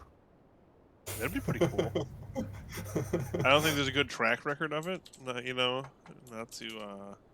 I think this is kind shoot of a myself special in the foot. case. Because, like kind of the circumstances surrounding Duke. Yeah, that's fair. Definitely part of the motivation is to try to make something that's more redeemable than what we got. Yeah. It better sound a bit like a charity, you know. It's like if people can't finish their game, they just send it over and we'll clean it up. Yeah, it depends on the game, I guess. If the game itself isn't that good, no one is likely to finish it up. Yeah, we'll fix all Cyberpunk 2077's bugs at the same time. I mean, think about it. There are modders that literally do that. Think about the most popular mod for Skyrim is a bug fix mod. Same with Dark Souls. They had that 60 FPS fix for Prepare to Die before the extended. Oh, sorry, what do they call it? The enhanced edition or whatever. Right. I played Cyberpunk yesterday and I downloaded the mod for the metro system. They fixed the metro system. Oh, interesting. They re-implemented it. Yep. That's pretty cool. Now you can use it. You can go inside. You get on a metro car and you can ride around. Huh. That's pretty neat. And it's good. Like it works well. Good, yeah. Very cool. I think I nailed my width there. I think the main thing with Duke though is that Duke had that branding and that name, you know, so there was already a lot of momentum when the leak happened, and the fact that we picked it up, like people are just impressed that I think that we could run with it, you know, because like you said, so many of these projects fail, but it's definitely riding on Duke's name, you know, but yeah, we'll make it happen. Yeah. Well, I think if this wasn't Duke, yeah, maybe no one would care. If this was some obscure game, yeah. If this was some obscure random game, no one would care, I guess.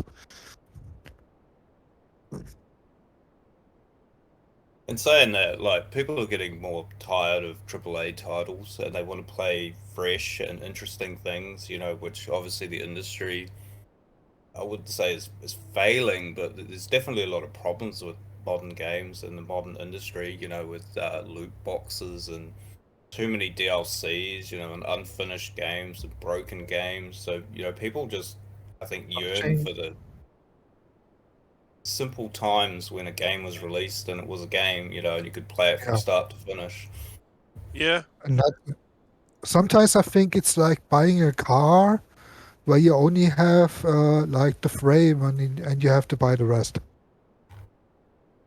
Yeah, that's definitely how it feels sometimes, for sure. Yeah. No, that it's a good analogy, actually. Yeah, no tires included. I mean, it's like you buy a new game and it's only half finished, and you have to download patches and stuff or DLCs or whatever. It's like, yeah, it's like, to me, it really is like buying a car without wheels and without engine. And you have to buy the other parts later because it isn't finished. And you have to pay separately, even though you've paid full price for the car. Yeah.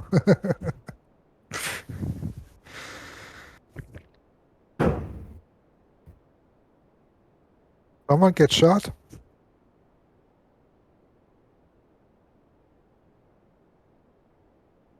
Like someone just dropped something.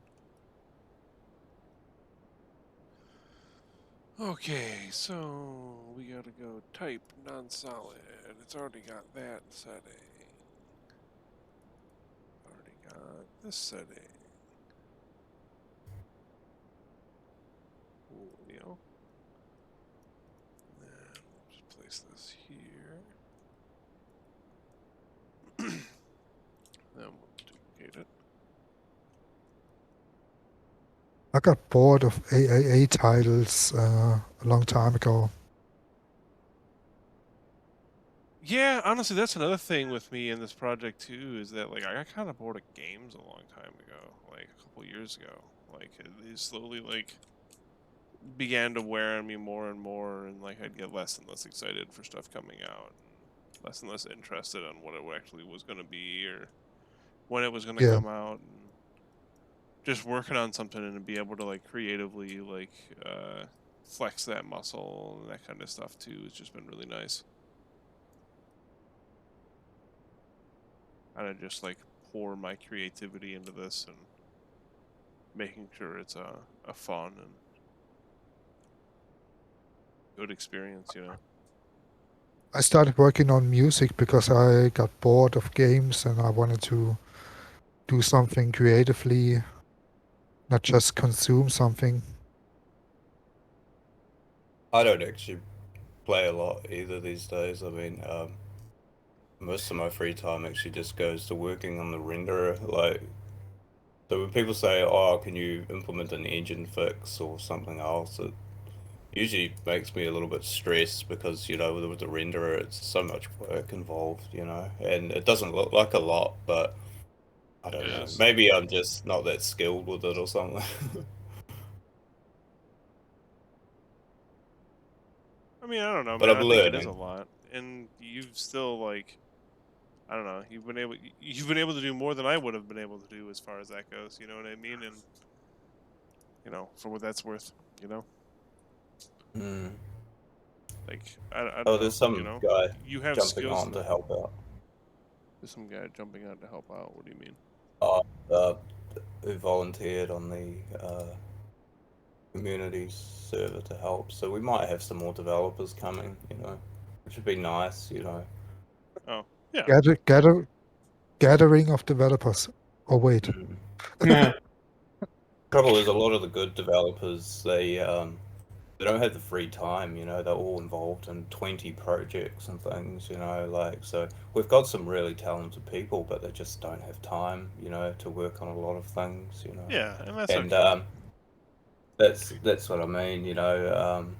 As time allows, you know, more stuff will happen, but yeah, that's why I think we have an indeterminate release date, you know, because it's not a full-time job for people.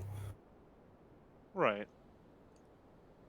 I don't know. I definitely like sacrifice a lot of my free time to try to get stuff done and try to work on stuff, and even if I'm not directly do working too. on levels, it's like, you know, I do a lot of PR stuff, a lot of chatting with people, a lot of sorting stuff out, a lot of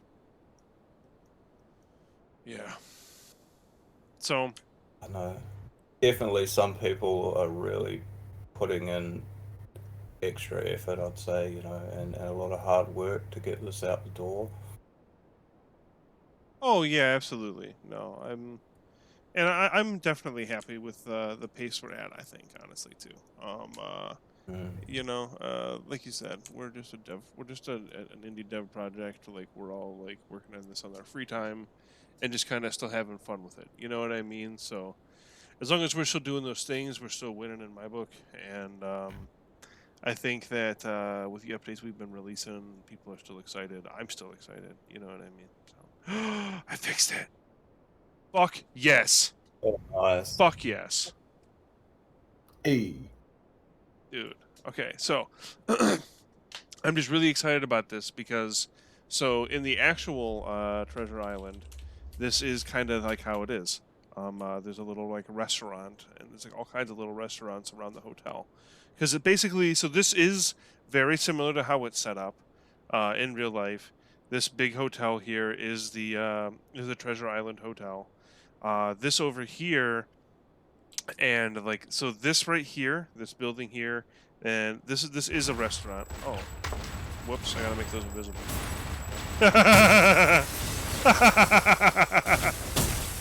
I didn't realize you could fire the cannon. Like you man. can shoot the cannon and then the ship can't move and it shoots. But this is actually like the casino here, and then this building over here is like a whole nother building that they have like events and stuff like that in, and this is where the boxing ring is, even though there is no boxing ring here. The only boxing ring that's really around here is the MGM Grand, which is on the other side of the Lady Killer. But yeah, fuck yeah.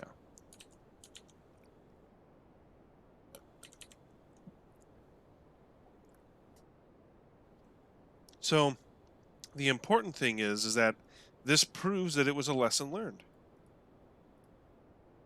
We learned what exactly was wrong with this whole ordeal, which was these zone portals. Learned how to make them. Pretty simple. I guess we'll make them invisible, right? That will. Is that the Are you using the fixes from the configuration file, you know, to get the tones and colors right? Yes. Yep. Ah, nice. Yeah, this is the latest main, so.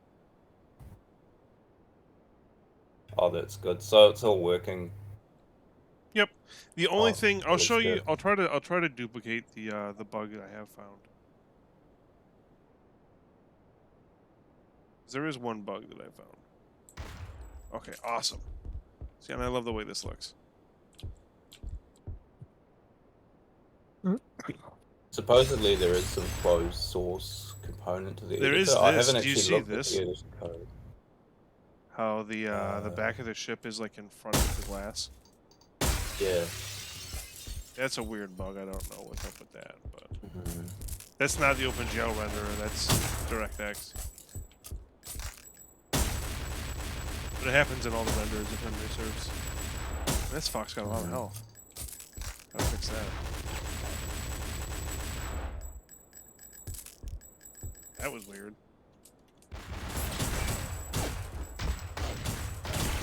I don't think it's the buffer. It's probably the coordinate system being wrong.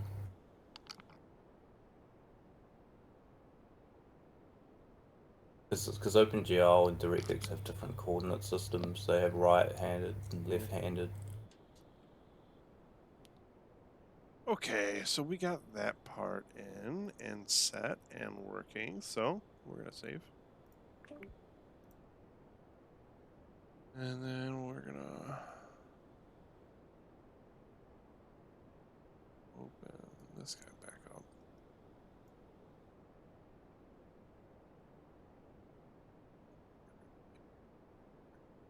That's the hard part actually of you know, porting the particle system over to OpenGL. I think a lot of things have to be reversed to get them working.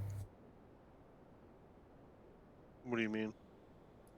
Oh, because OpenGL and DirectX have opposite handedness, so they rotate different ways of things, and you know that could be a bug to do with handedness. You know, if it's flipped horizontally or something like that. So I don't know if it's a Z buffer. To me, it would probably be a coordinate problem. Something's flipped in one of the coordinates. Captain Cole is the EDF that is in that Penthouse A interview. We're just fleshing him out and giving him like a character. Yeah, I hope we change the generic female character so we have more, you know, because you see a lot That's of that something being girl. worked on.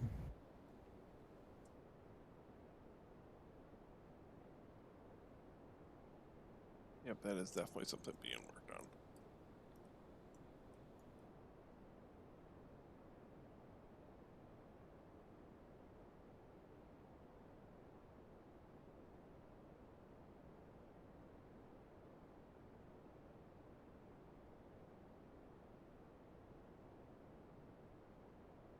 But his role is primarily just going to be through the streets of Las, going with Duke through the Las Vegas Boulevard.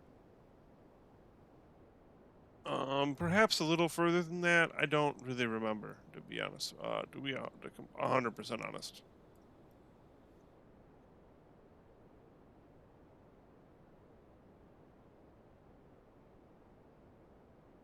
I know we are working on tooltips again as well. It must be frustrating not having those. Mind you guys are pretty good with the editor these days. Yeah, I just had learned how it works without them. It's okay. It hasn't been too bad. Okay, let's see. Does this completely fuck up everything? Probably, actually. I'm half expecting it to. Yeah. Okay. So what do we got going on here? Yep. This all makes sense. This all looks right.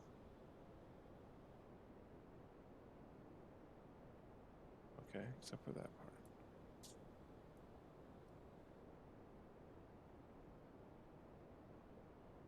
This needs to come way up.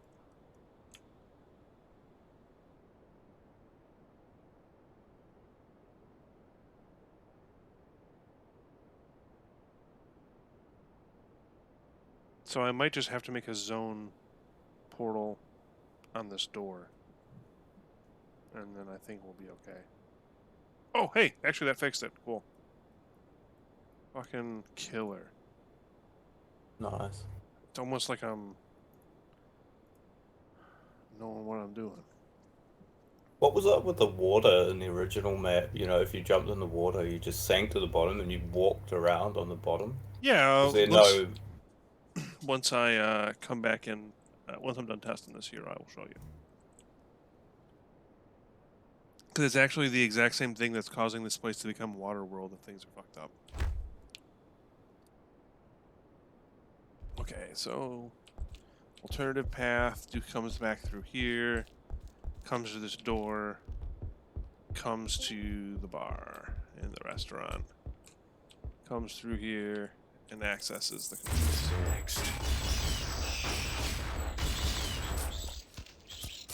Access the controls, start that up. These homies start shooting. You ain't seen nothing yet. Step right up and get some.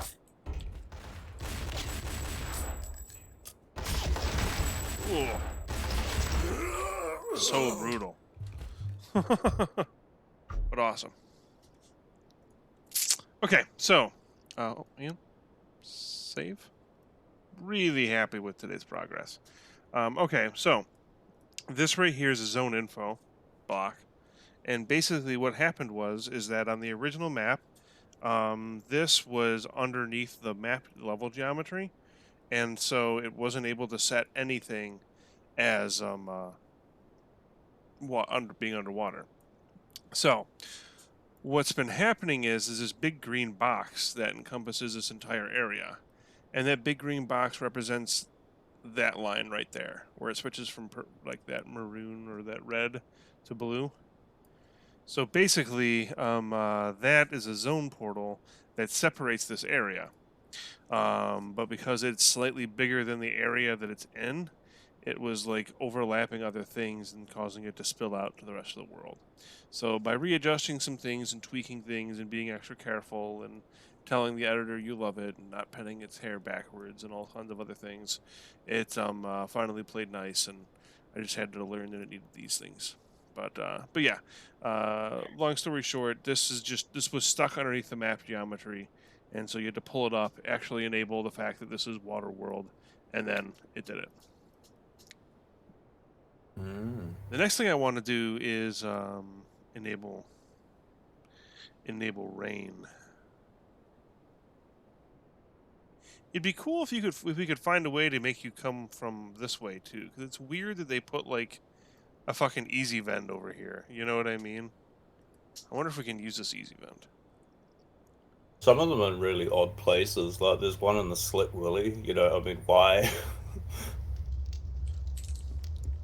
I think that was taken out at some stage. It's got stuff in it, even.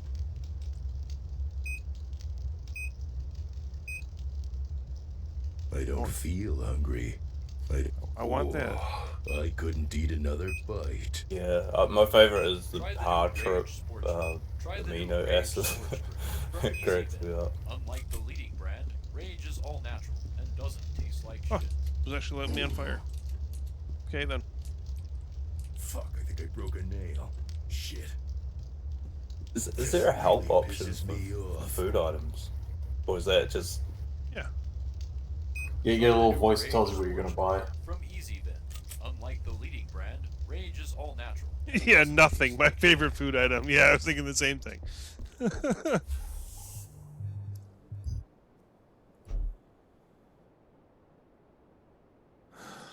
Interesting. Because, like, honestly, like, if we want to talk about saving, you know, resources and stuff, there's no reason for these ashtrays and this easy vend and all. You can't even see that easy vend from any angle over here.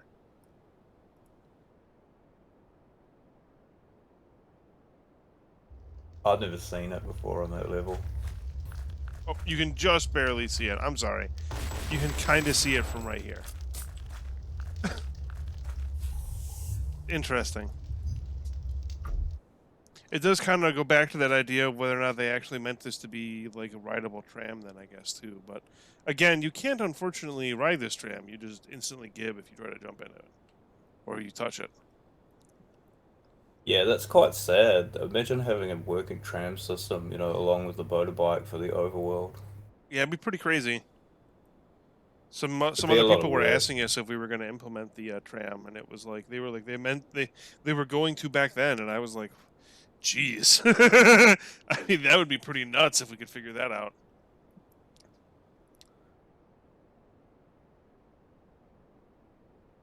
Okay. Let's put in the steps back here. Enable this again. Try to put this back on or something. Yeah, it sort of almost turn the game into some sort of GTA or like proto GTA or you know some sort of open world, which is not exactly what Duke's about, but it is open enough, you know. Yeah, It's we're not trying to do semi-linear. that.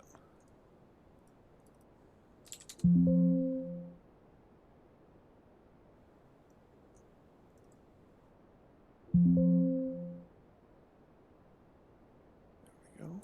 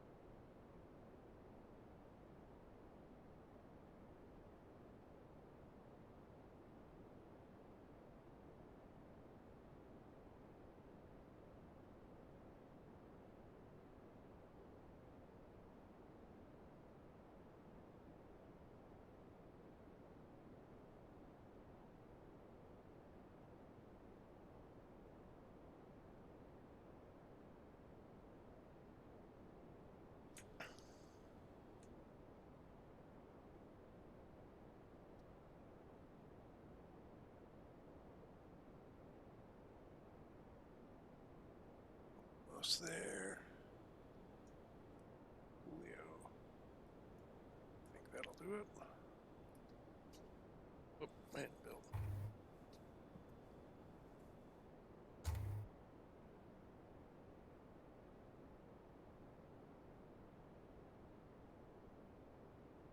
Yeah, I guess they could have done that whole easy vend thing where it's just there and it doesn't really make sense on purpose. I guess I could see that.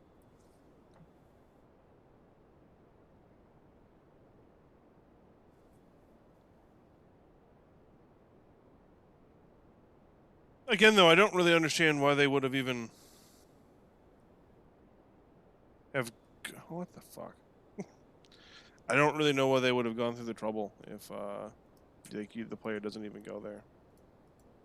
That's the only thing that gets me about it. What do the steroids do? Are they implemented? I don't think so. I don't know. Yeah, I haven't seen them in the game. Because you've also got crates of food items and things, you know, which also replenish health, plus ego boosts.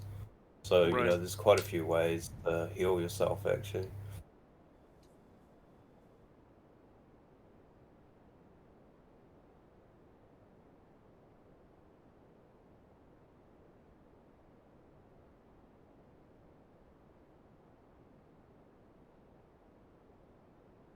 Quite a few games of this era seem to have vending machines. You know, I've been playing a little bit of System Shock 2, and that has vending machines. I think Bioshock has vending machines. Yeah, Bioshock does, yeah.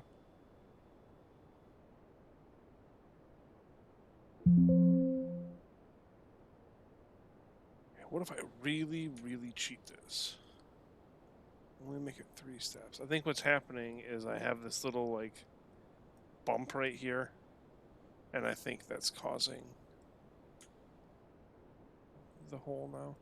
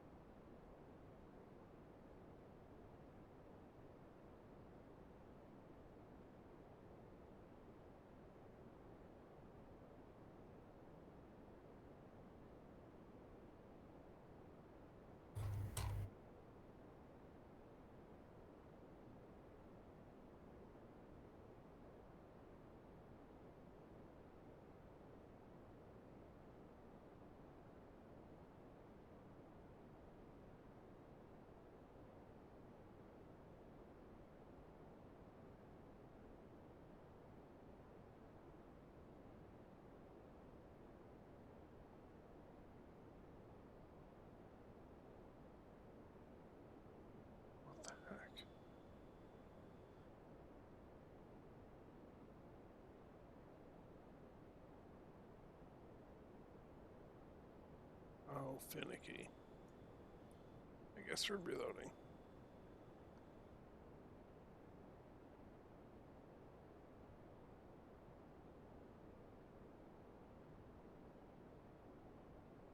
Trying to get this to work is going to stress me the shit out. This is dumb. It shouldn't be like this. Yeah, that editor does not look fun. It looks less fun than my code base. It's fun. I just don't know why the hell it's doing this wacky ass shit. Messing with me. Oh man, this is really messed up.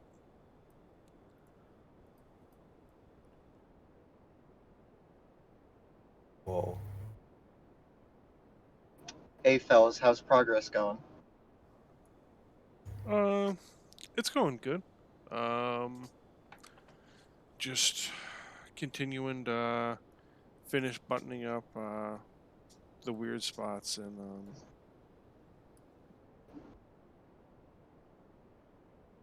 I don't see any texture corruption, so I'm pretty happy. That was the main reason I jumped in the stream. I really just wanted to see a working editor session, and I guess this is it. oh, I do have. I meant to show you that there is a weird thing that happens sometimes with the shadows. I think I have all parts of this selected.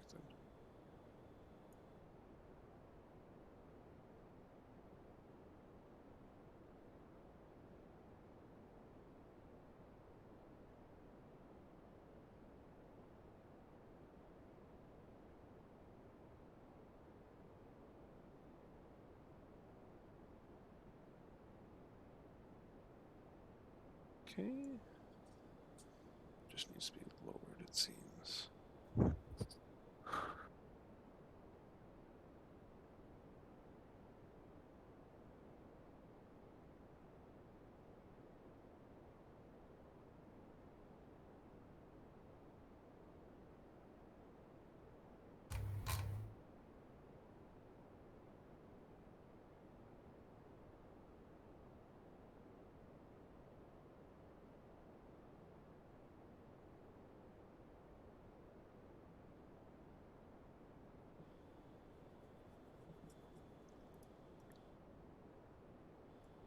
No. Okay, why? Why did adding this do that?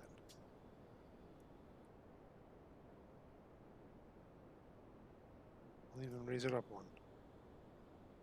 I don't think it's actually...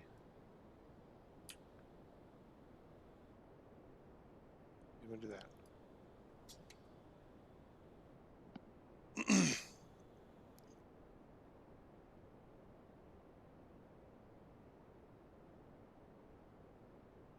Wow. Yeah, because if I can't do anything with the inside of here, it basically doesn't matter.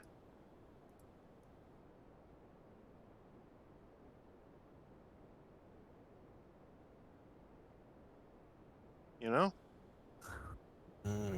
Like, if I just make this big space that I can't do anything in, who cares? So it's cut off, like you don't see it in the game, you're saying? What do you mean? The big space, or is it, what's actually wrong? Is it bugging out? So the part that is bugging out is that sometimes when I add things to the space, it causes the entire world to go underwater. Which is what's happened. Sounds like something's off with the editor. No, is that water? Yeah, it's water. It has to deal with zones and stuff. I guess let me do. Whoops, I don't want to do another build. I'm gonna make another sheet. It's the same size of a door. Thank God I have the door size memorized. It is 122 by 64. I know there's supposedly, according to Crispy, I haven't looked at the code myself, but there's proprietary sections of the editor, you know, that we look at replacing. I'd like to look at it, hopefully at some point, you know. What do you mean by proprietary parts of the editor? Oh, like with the tooltips, I think it references some library that nobody has the source for, so we can't re-implement the tooltips easily. You know, we might have to just rewrite them using something. Well, I mean, they should be in the original leak, right? I don't know. I've never actually looked at the code. Because the tooltips work in the original leak. Yeah, I don't get it either. I don't get it why they were taken out.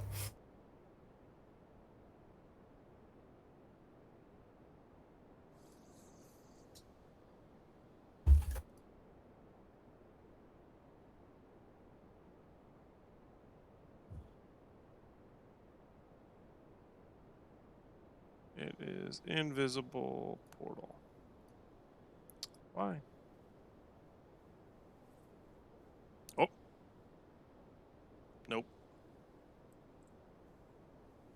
But you know, these things are temporary. There's always a way to fix things or enhance things, you know. So no matter what it is, we'll eventually get around to it. Right.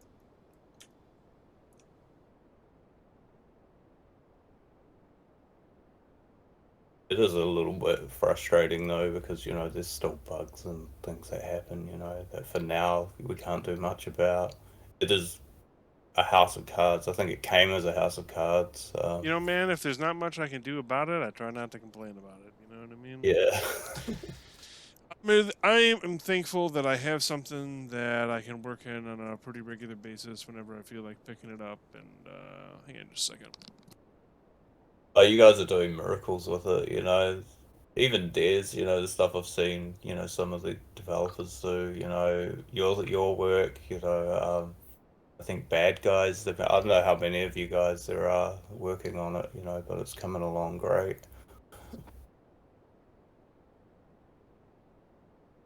But originally it was running on Glide, wasn't it? So it wasn't even designed for a modern system, you know. So the fact it's running at all is a miracle.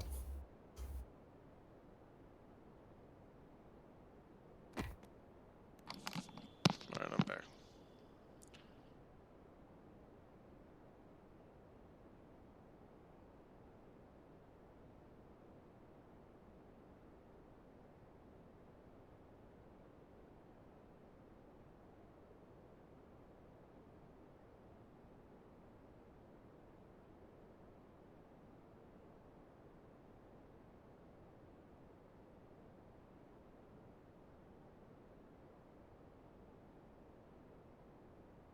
Hey. Okay, interesting. So, this broke it still, but in a different way than before.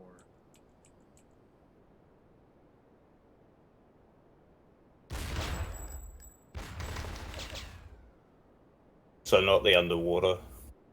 Still created Something underwater else. world here. Like the second I go through here, it'll be like blub, blub, blub, blub, blub. Alright, so here's what the interesting part is. We'll go through this gate.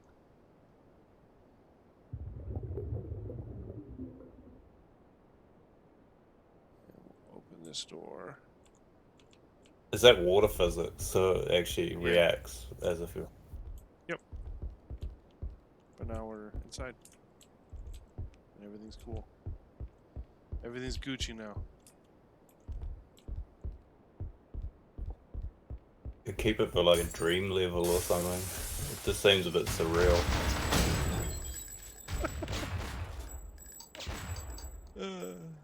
That's fun. And there's water again as soon as you... Oh, I see. That's me.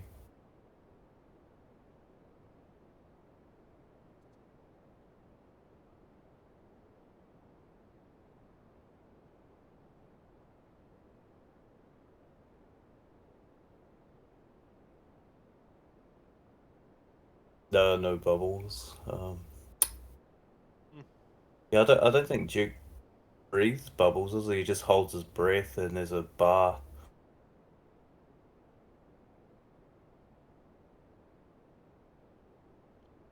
So I think...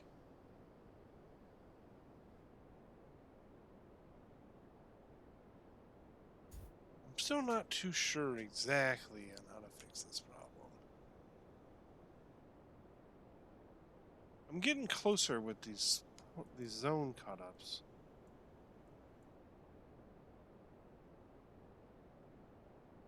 What if I do that? How do I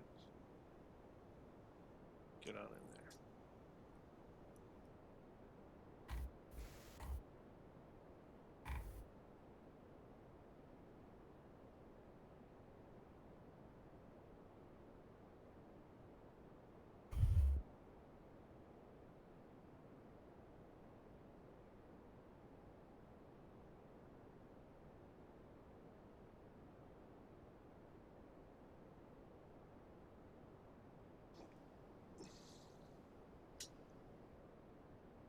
Oh, I don't know if I can just make a cut up a zone.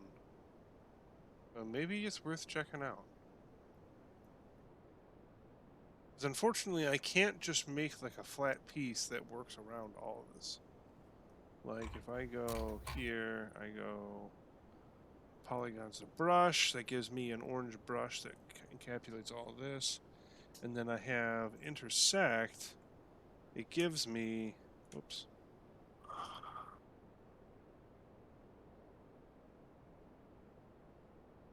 This weird zone. Oh. I guess maybe that's what I'm looking for. But no, it's actually the 3D space. I don't know if this will work the way I want it to.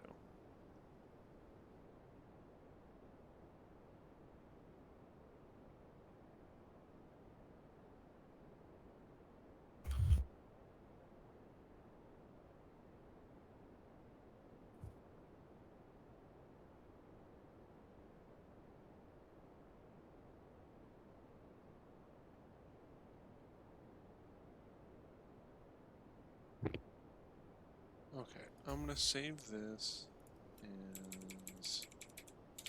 this, and then we're really gonna get really funky. I'm gonna delete this. Take this. And add.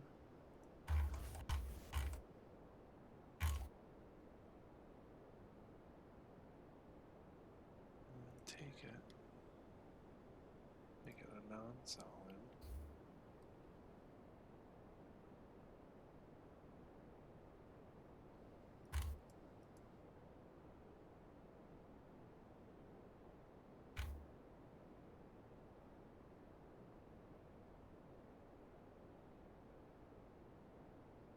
Make it a non-solid.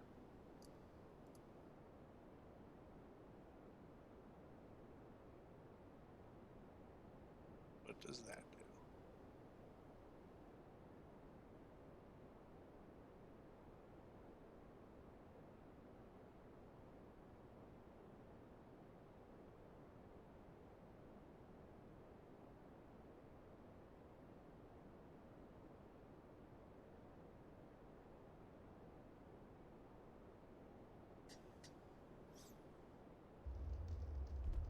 And it's the same thing? Yeah.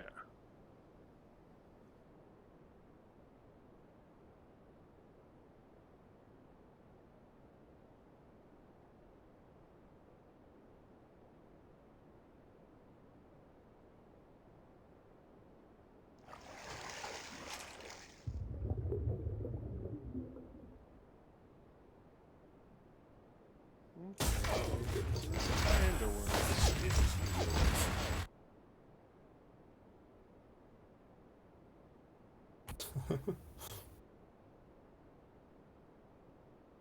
So now the question is then, is that why is... So if this is shaping properly, which it all just fits around all this all nice and snug, why is all this still connected now? It should be divided. It should be cut off now.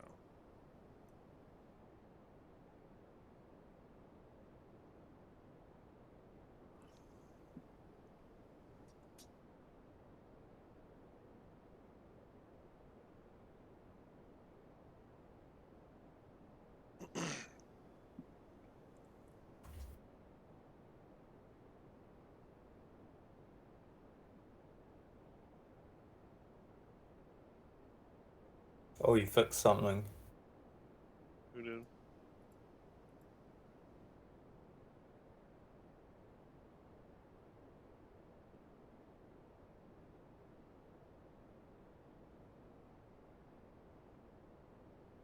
How's those water textures? Are they good? Des was saying something about that, but I think looks like it's solved itself. Oh, the only real thing I've noticed is that. You'll see it in a second. Oh, corruption. Or are they light maps?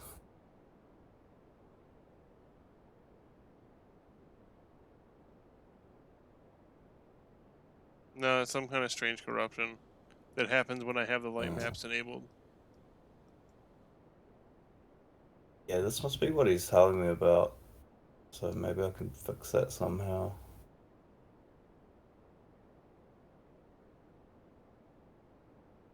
What the hell is this? Thanks for pointing that out.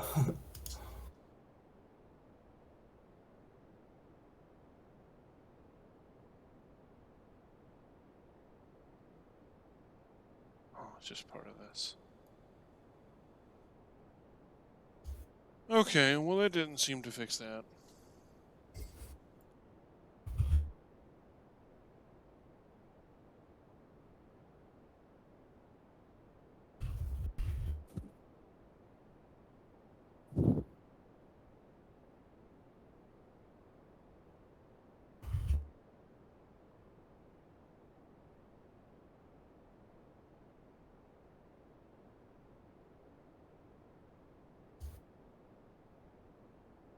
So was it just adding the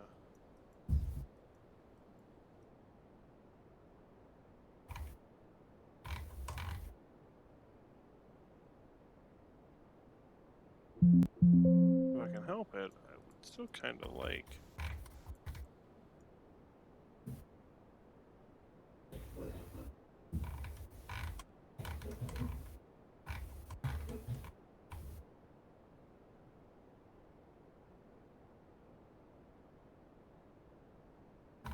Oops. Move that back there. This.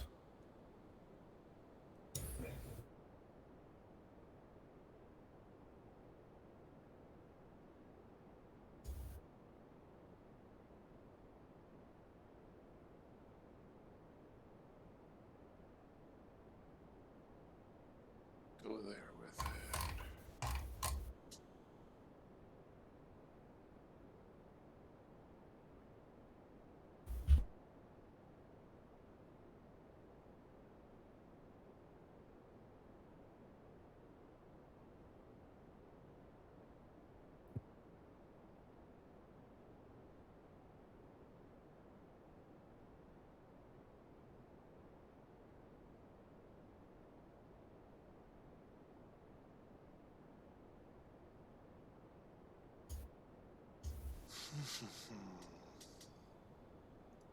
Type non-solid.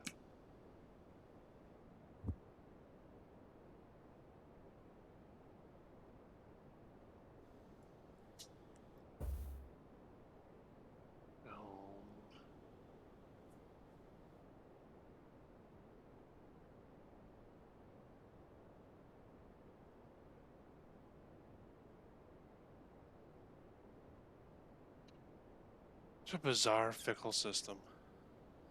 Like why does adding this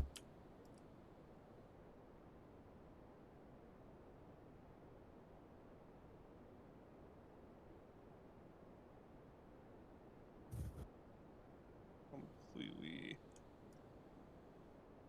work zones?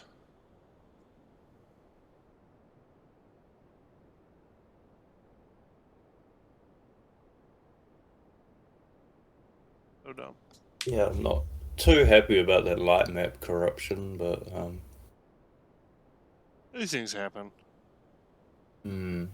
I'll see what I can do. Appreciate it. People say it's because of the timing, but I don't really understand how the timing would surprised. affect the light maps. Yeah, I'd be kind of surprised if that was the case. Yeah, that just seems bizarre and just not likely to happen. No, the maybe main thing, coincidental that like the same patch, like something that happened on both of them causes it, you know, but yeah, that's probably more likely. You know, something's not the actual happened. timing along. itself. The timing would most likely affect the speed of the scripts and the FPS, because the FPS and the scripts are quite closely tied together. Right. I'm still at some point going to tune the timing function, but it's not super important because it seems to be stable enough. It might be easier just to try and set a frame rate limiter on the engine itself, you know, because that apparently slows down the scripts a bit. But I'm sure we'll have a better solution at some point. But no, I really don't think light maps would be affected by a clock. Yeah. Isn't that funny? If I make this its own space, it breaks this. No matter what. The geometry's really odd, yeah.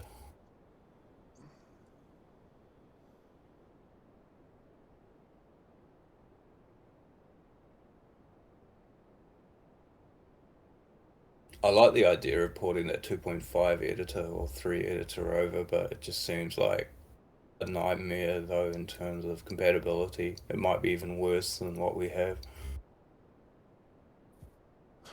Yeah, I don't know. I think we're fine working with what we got. I feel for you guys. I know it's not easy. I get some of the fun you of know, it too. Yeah. I mean, we're all in the same boat. Yeah, it's a little asinine to like kind of try to force ourselves to work with whatever they worked with, but I feel like forcing ourselves to work with what they worked with like makes a difference. I don't know. You I'm sure can get there's. a feel for. Good. You get a feel for the game and the engine, and just how everything's integrated together. I think we've made some huge strides, in terms of what is actually possible with the editor. People are blown away with the maps and things, and I've seen a few of the newer ones and I'm really impressed. I didn't think it was possible, to get that kind of flow, I guess, out of the maps, with the hub options and things like that. I did not realize that was actually even planned. I mean, it's something that we had just like kind of talked about a couple times and like kept talking about, and then kind of just like snowballed into this conversation one morning of, can we even do this? And it was just like, don't down my level designers. These dudes know their shit. And then there was all that debate about it, and then Des was just like, here it is. This is it working, because we can do this.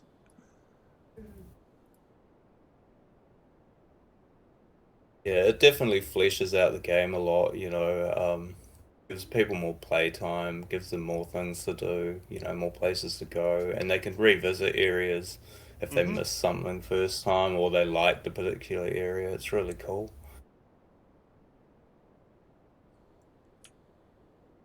And I think people love the idea of the motorbike, because I don't think there's been a Duke game where he's rode a motorbike, is it? It could be wrong. I think one of the 3D ones, like the third person ones, Time to The Kill PlayStation or game. those, yeah. But it might just be through FMB cutscene too.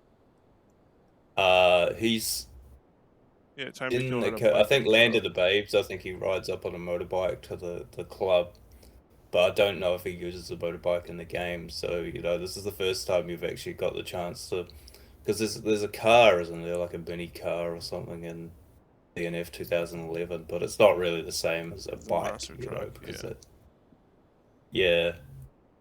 the bike is iconic for Duke, and I think a lot of people are excited for that. Particularly, it's not just like one scene, you could use the bike in lots of the game, I don't know what happens to it later in the game. You end up losing it at one point, but for a large part of the game you can ride the bike. Yeah, it looks really cool.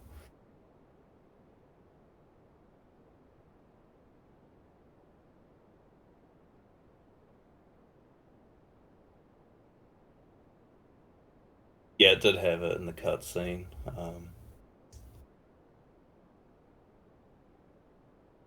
Good on Des, for enabling that functionality. Yeah.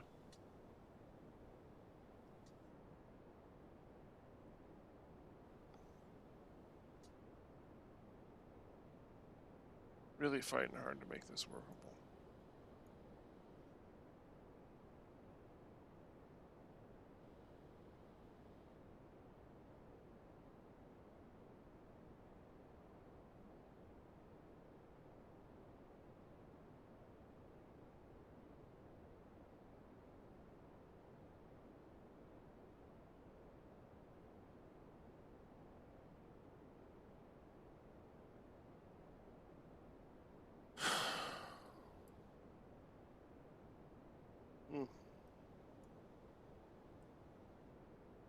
Stupid issues taking my Steam.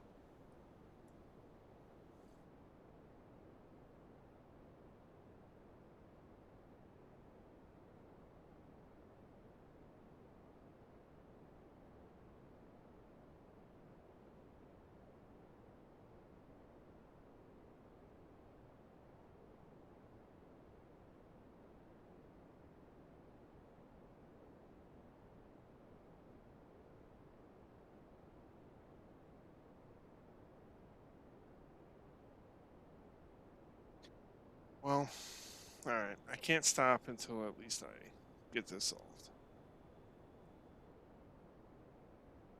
Because I want to be able to upload this.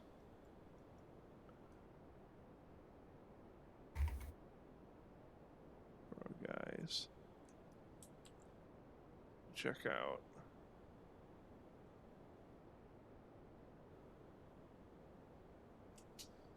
Is it this?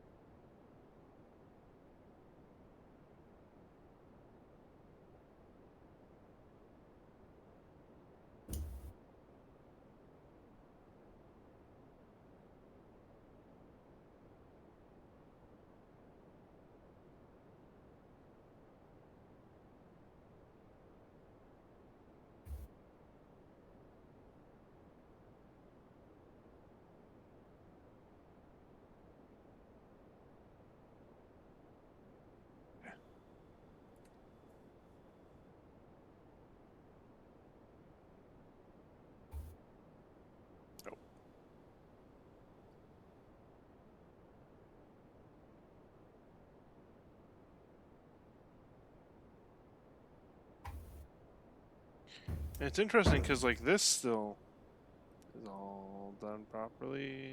This is still all properly.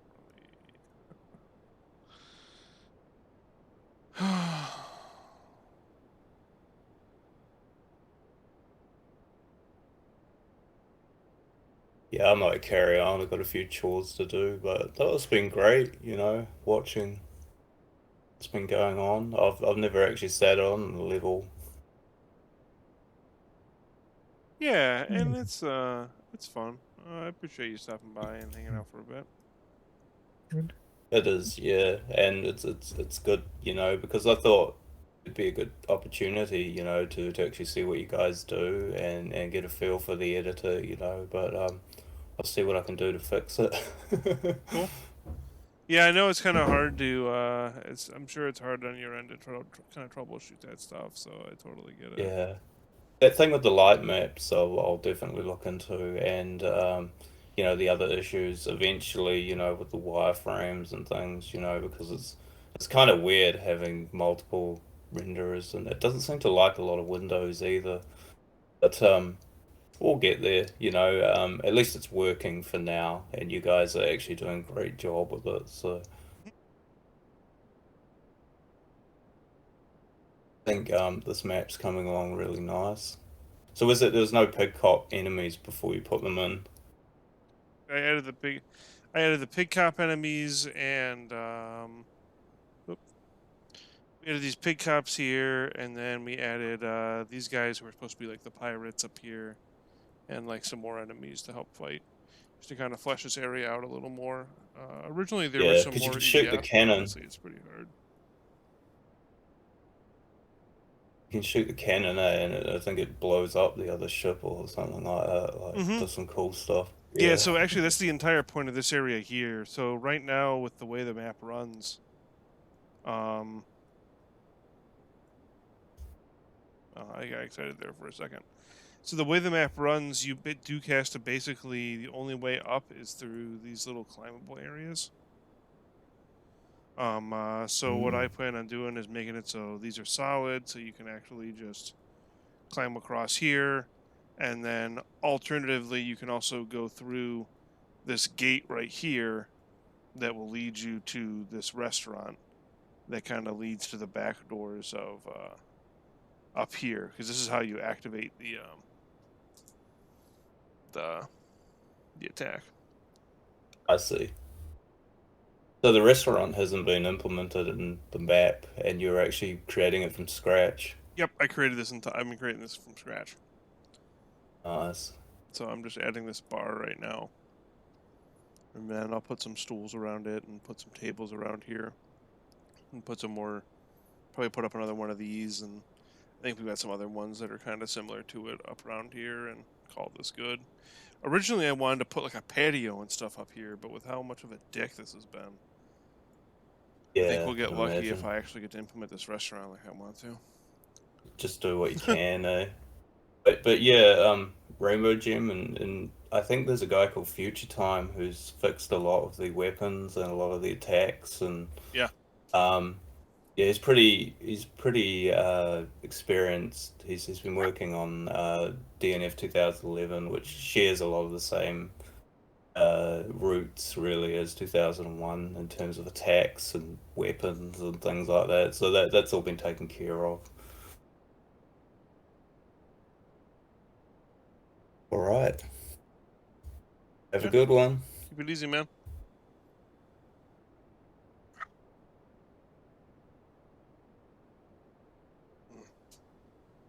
This is such a ball buster.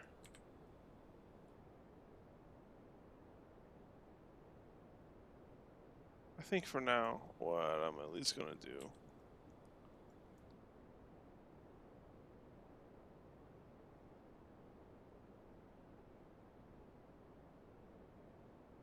And I'll gut this again, and then rebuild all this so it's at least working properly.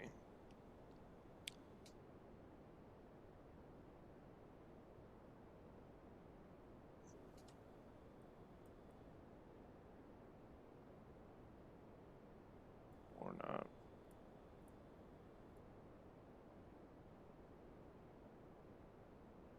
There we go. Oh, the wrong one.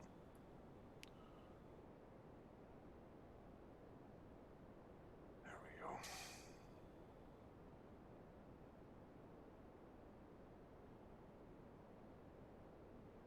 Alright, let's work on something else, just because I am starting to lose. I just need something fresh to work on. This is in a happy state, with some more enemies in it, and with that part of the restaurant at least implemented, it'll just have to be tweaked a little bit still, and loved on a little bit still.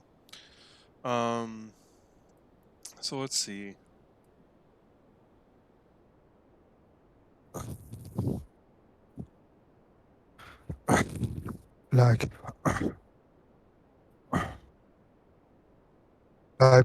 Like Bob Ross would say, just happy little accidents.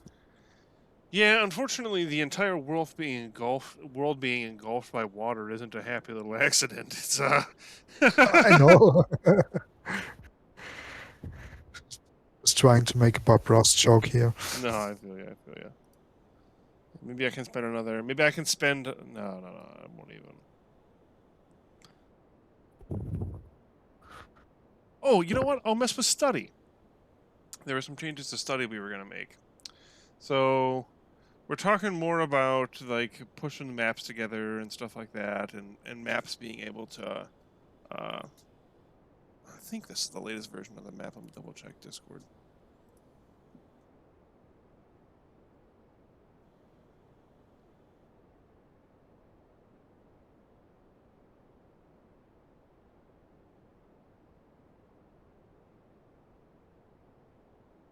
Awesome. Segfault did some work in grand opening. That's awesome. Okay, cool. This is the right version of the map. So what we're probably going to do here is remove this, and I added that there. Basically, I added this humidor down here. And so I think we're going to find a way to put the office up here.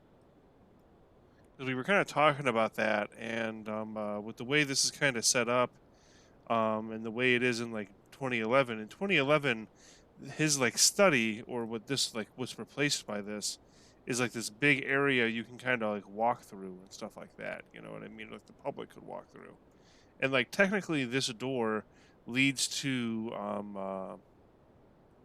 one of the hallways back in Penthouse B. So we're talking about maybe making this look a little more like other people might have gone through it at some point. So it would make sense to put his office at a less accessible spot than down there, and then maybe do something else with down here. But I'm not too sure yet.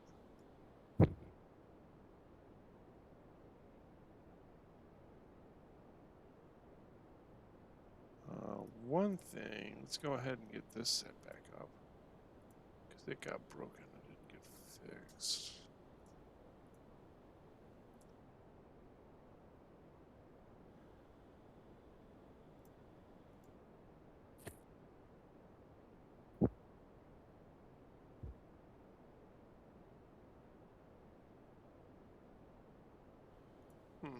I could have sworn.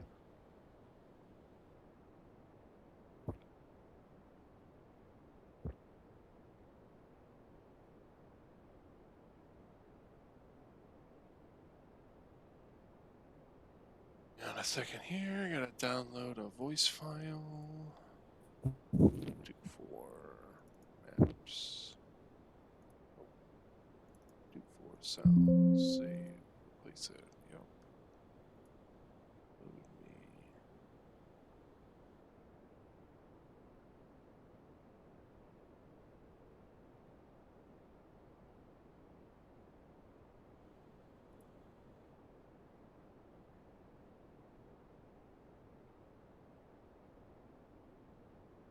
And 1 second.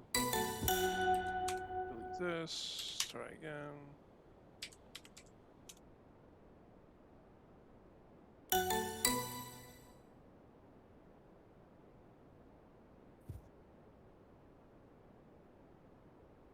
Yeah, I think this will probably be one of the last things I do. Just messing around a little bit on here, and then I think I'm probably gonna get off and honestly, I don't know, maybe play some like. I've been playing City of Heroes lately. Just kind of trying to get something a little different. Trying to do something a little different.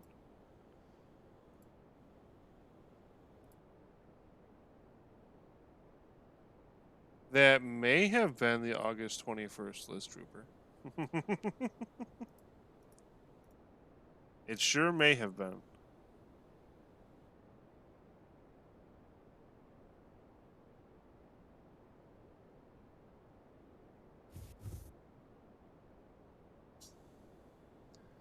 I like to have fun. Where is this? Oh, I'm in textures. Dumbass.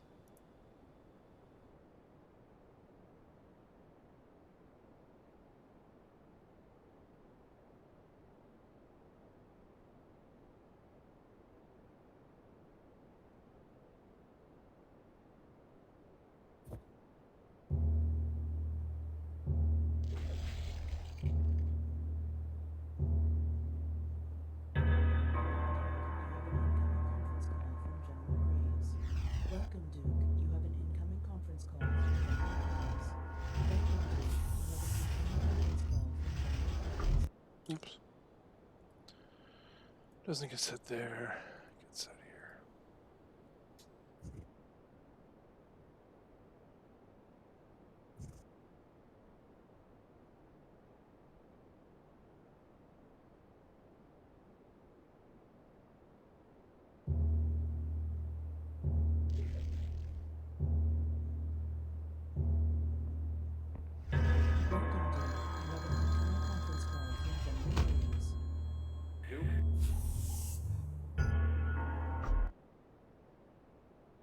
Cool. Got that re-implemented. Honestly, some of the timing of this call needs to be fixed too. Oh, but that's actually through here.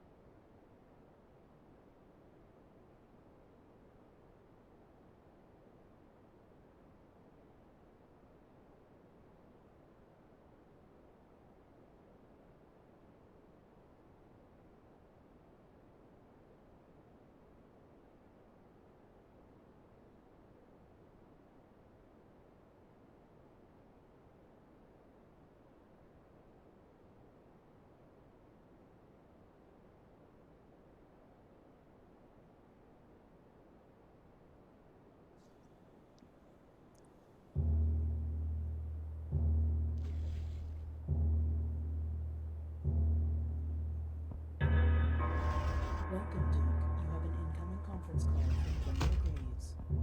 Duke, we have a situation. The city is under attack. Information on who's behind it is yet to be determined.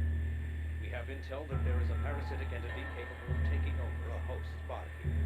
It has been unleashed across the streets of Las Vegas, and we lost contact with our troops. The Earth Defense Force has been compromised, and I'm afraid you can't trust anyone.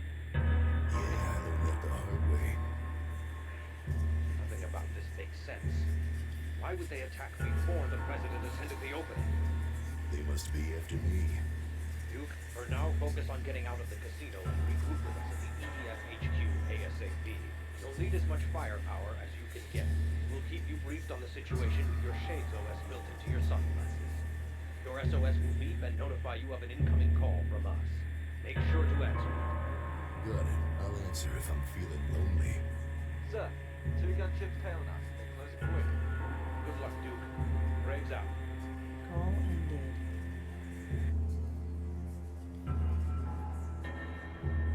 Holy shit, Cortana, is that you? You look fucking terrible.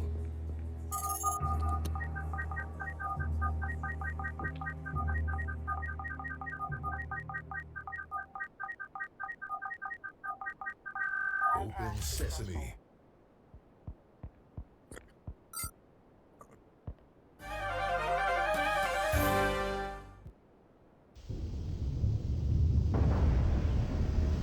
Max headroom.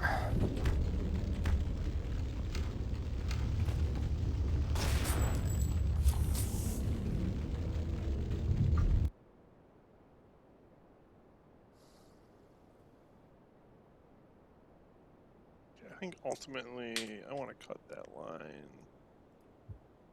and I want to push this trigger into the room a little more. Cut the Cortana line. I thought it was funny a couple weeks ago. I think it's less funny now, so.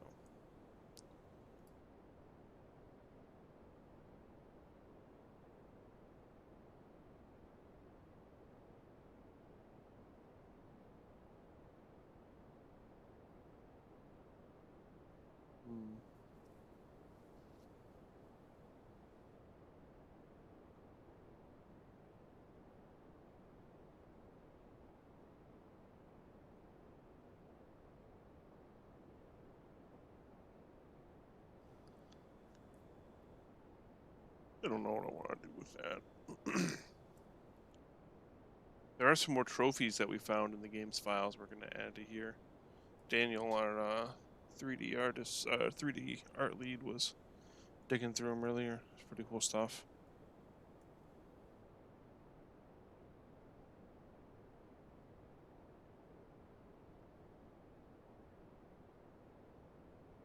Honestly, though, I don't think there's...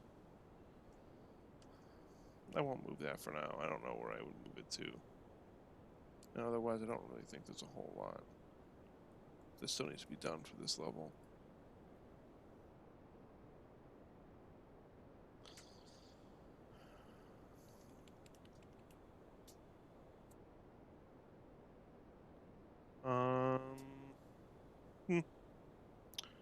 Yeah, this might be where I call it for the day. We're getting on 5 hours now. I don't know, like I said, I am just gonna play City of Heroes. This is really a dev stream for Duke, but I don't know, I guess I can keep doing that if people are interested afterwards, but the actual official Duke Nukem Restoration dev stream at this point, I think it's come to a close. I'm pretty happy with the progress we made today. We did some good stuff with Booty Island. I re-implemented some voice lines that accidentally got cut here. Booty Island was the main focus for the day. We had some more good chats and stuff like that. Shout out to all of the devs that showed up today. Really appreciate that. We had some nice friendly faces here. Shout out to Abomination for, of course, helping, with co-hosting and keeping conversation going and stuff like that. And